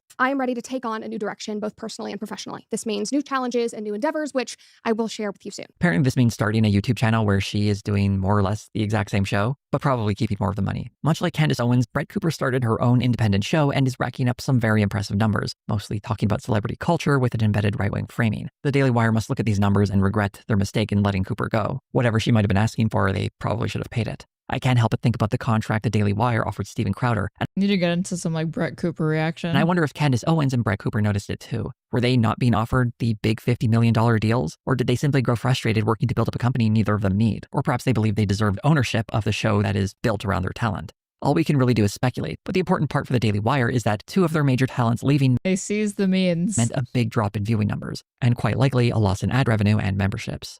Although not as high profile, another failure at the Daily Wire was its publishing line. Launched in 2021, it featured books by Ben Shapiro, Matt Walsh, and other figures on the right. Although most of its books you probably wouldn't recognize, you might at least be familiar with the Johnny the Walrus children's book that Matt Walsh published, one of the few successes for the line. It eventually closed up in August of 2024. Alyssa Cordova, who was leading the imprint, spoke to Semaphore and said, Daily Wire was actually quite successful with the books we did publish. 50 million for fucking Steven Crowder and probably jack shit for Cooper. Yeah, they definitely underestimated like what her value to that company was. I think they just put I don't know why they would underestimate how like horny these like divorced ads are and like willing to who else is I don't think Brett Cooper has a majority like what female audience. I doubt it.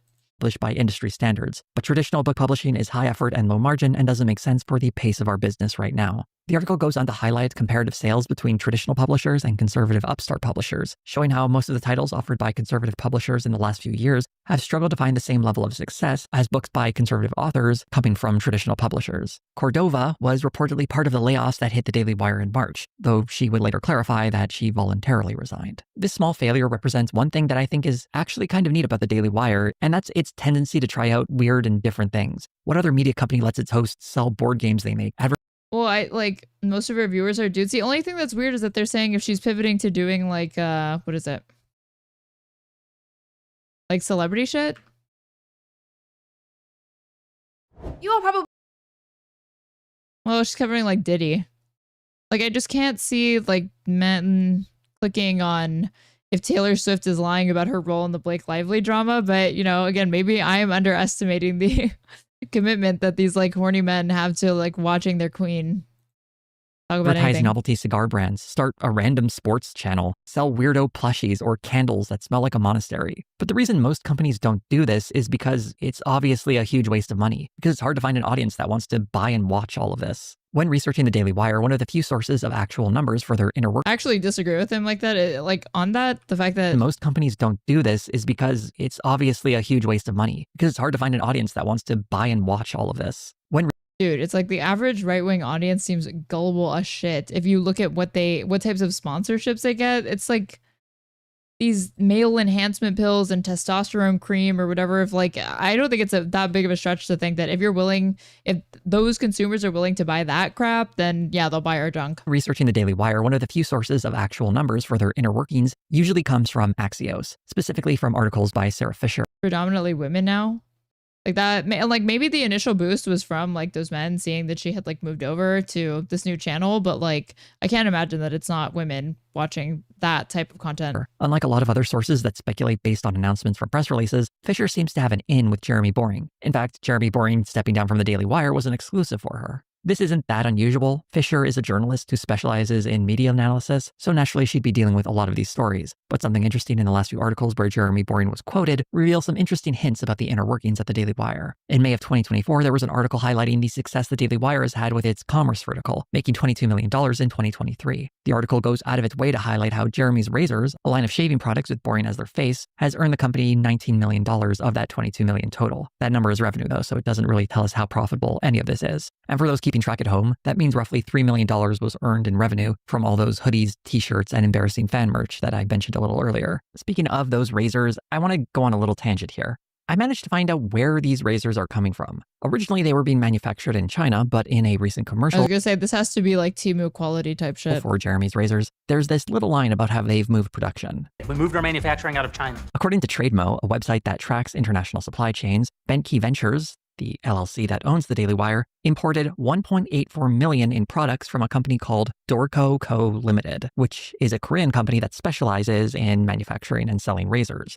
I went on the Dorco website to try and figure out which of their models was being resold by the Daily Wire, and I'm pretty sure that this handle comes from the TRA 4000 or TRD 5000 models. But what's more important than that is the Dorco razor blades are readily available from other retailers, and usually for a lot less. An 8-pack refill of razor blades from Yeah, but they're hoping that you don't know that. Jeremy's the razors consumer. costs you $22, while if you were to order those same blades from Amazon, a 16 refill cartridge set will cost you $27. Or if you want a handle on each of those cartridges, you can get a pack of 9 for $21. Or if it's very important for you to support the Daily Wire, I guess you can spend way more money buying those 8-pack refills.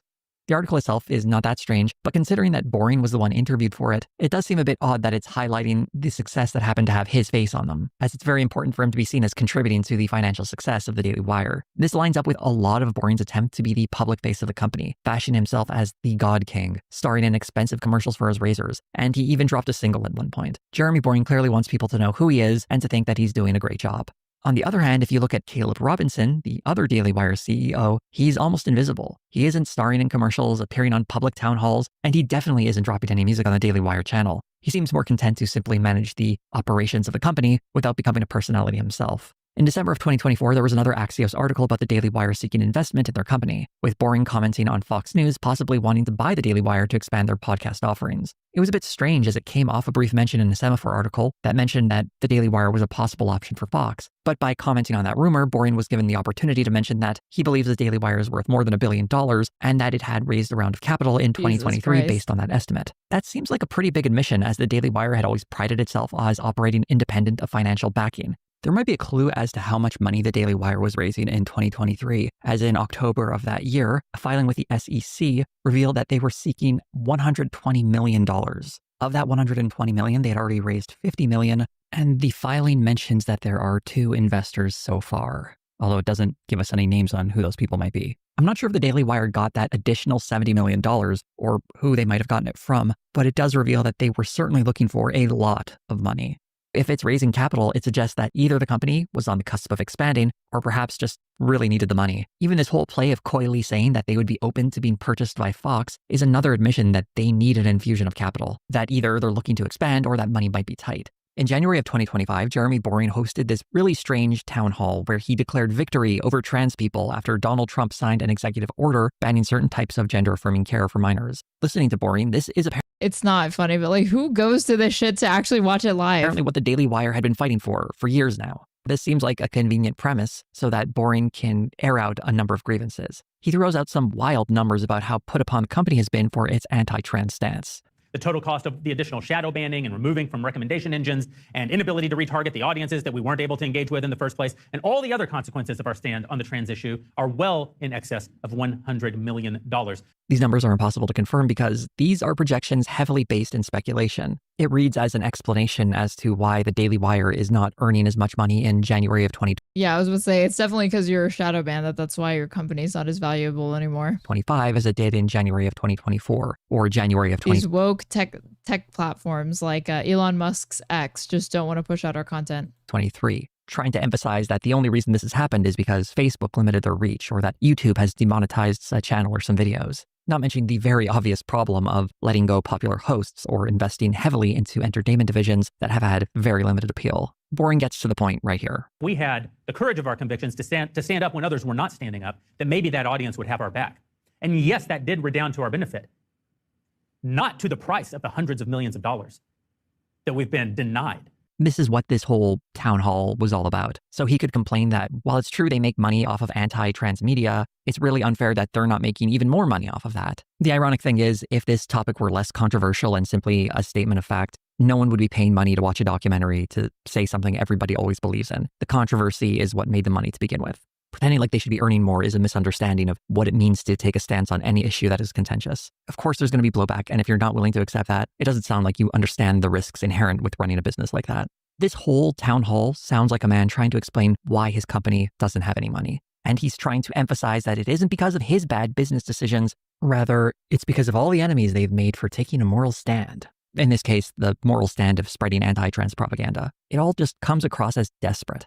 And the comments below this video are going after Jeremy Boring in a way that's pretty surprising. And it reveals how little faith even the Daily Wire audience has in this guy. About 2 months later, the Daily Wire laid off several staff members and Jeremy Boring resigned, really emphasizing how bad the company was doing financially. In spite of all of this bad news, Ben Shapiro is still insisting that the Daily Wire is in great shape. As somebody who looks at the balance sheet, I can tell you that is certainly not the case. We are healthy, we are growing, we are thriving, and we have extremely big moves that we are looking forward to making this year. What else is he going to say? That his company is in dire straits as executives step down and employees are laid off? Whatever morale there may be at Daily Wire needs to be kept up somehow. I'm not sure it's working though. I looked at the Glassdoor reviews for the Daily Wire in a previous video, and over time, its average score has only gotten worse. For the sake of the employees, I want to read this recent review to emphasize just how poor morale seems to be there. Pros: trauma bonding with your coworkers. Cons: the VP of member experience made employees participate in a not what it appears to be. What the fuck did you expect? These like right-wing lunatics? You thought they were going to be strong on like labor protections and workplace safety and like fostering a good environment? 9/11 game of hangman during a mandatory meeting. Leadership and HR is completely corrupt. Bad leaders stay in power through blackmail on executives' talent, constantly outsourcing to the Philippines for cheaper labor. This company does not uphold any values that are spoken about on their shows. The only god here is money and power. Advice to management: turnover is high and continues to be high because of the leadership. At what point will you start looking at leadership for the turnover rate? This review came after Jeremy Boring's resignation, by the way.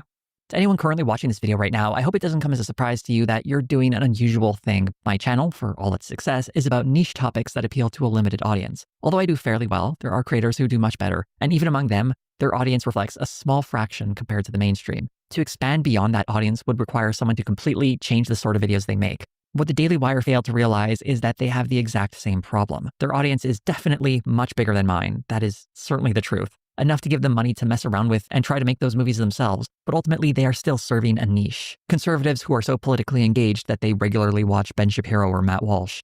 There are enough people like that to keep a more modest conservative media company afloat, but certainly not enough to create a company that was hoping to one day rival Disney or some other major production company. They were grossly overestimating the power of their reach and how compelling their ideas are. And now it looks like they are in some trouble. That said, I don't really think the Daily Wire is destined for ruin. It's certainly at a low point, even if Ben Shapiro tries to say otherwise. But one major asset conservative media companies have is a nearly endless number of backers willing to open their wallets to keep things going. The only drawback might be that, since the Daily Wire is such a big operation, some investors might scoff at the high price tag to keep it running. That could be another reason why they got rid of so much staff. By ending its failed kids entertainment experiment, they might be hoping to find new investors to give them a new influx of cash. I have no doubt they'll probably have some announcements later in the year that are meant to make their company look like it's actually doing fantastic. But until they thing about losing is that leftists are good at it. It's our whole thing. These guys are such babies about it. They're incompetent because they didn't need to be good at it in the first place. I mean, yeah, this just seems to be like this like infinite money glitch of different investors and backers and like conservative philanthropists that are willing to fund enterprises like this,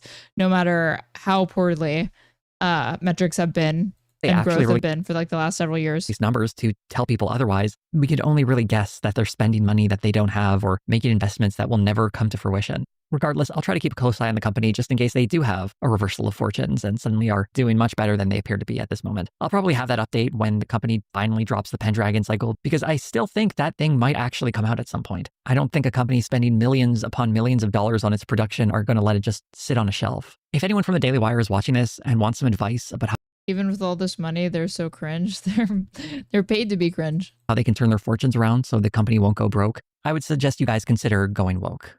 One thing I didn't really mention in this video, because it's kind of hard to measure, is that a portion of the Daily Wire's audience seems very unhappy with the commentary coming from some of its hosts, specifically Ben Shapiro and his unwavering support of Israel. While it would be nice to say these people simply hate that, and the fact that he's like slowly but surely getting into more like criticism of Trump genocide and are pushing back against Ben Shapiro as he gleefully cheers it on. a lot of it seems to be coming from a general anti-Israel sentiment that's based in anti-Semitism rather than any concern for the Palestinian people. As much as that might hurt the Daily Wire, I think it's massive investments not offering any. Plus, his brand of conservatism is just starting to fall out of favor online.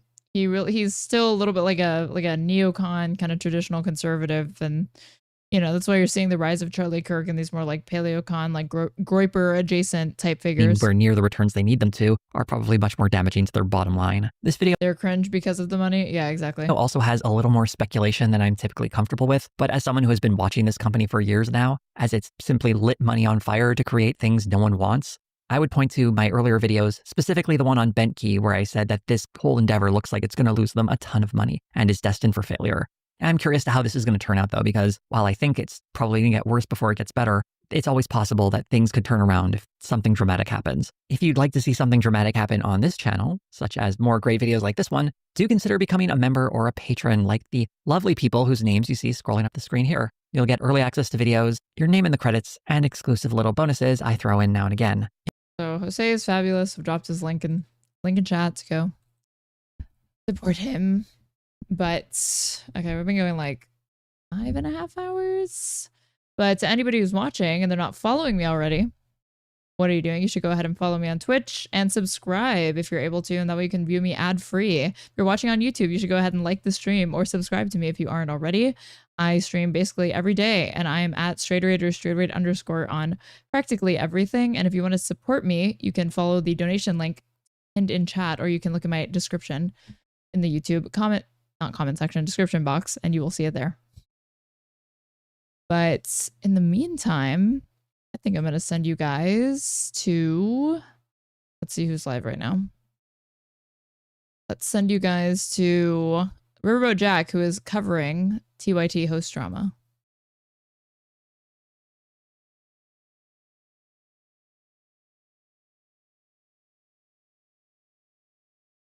So I'll see you tomorrow. Bye.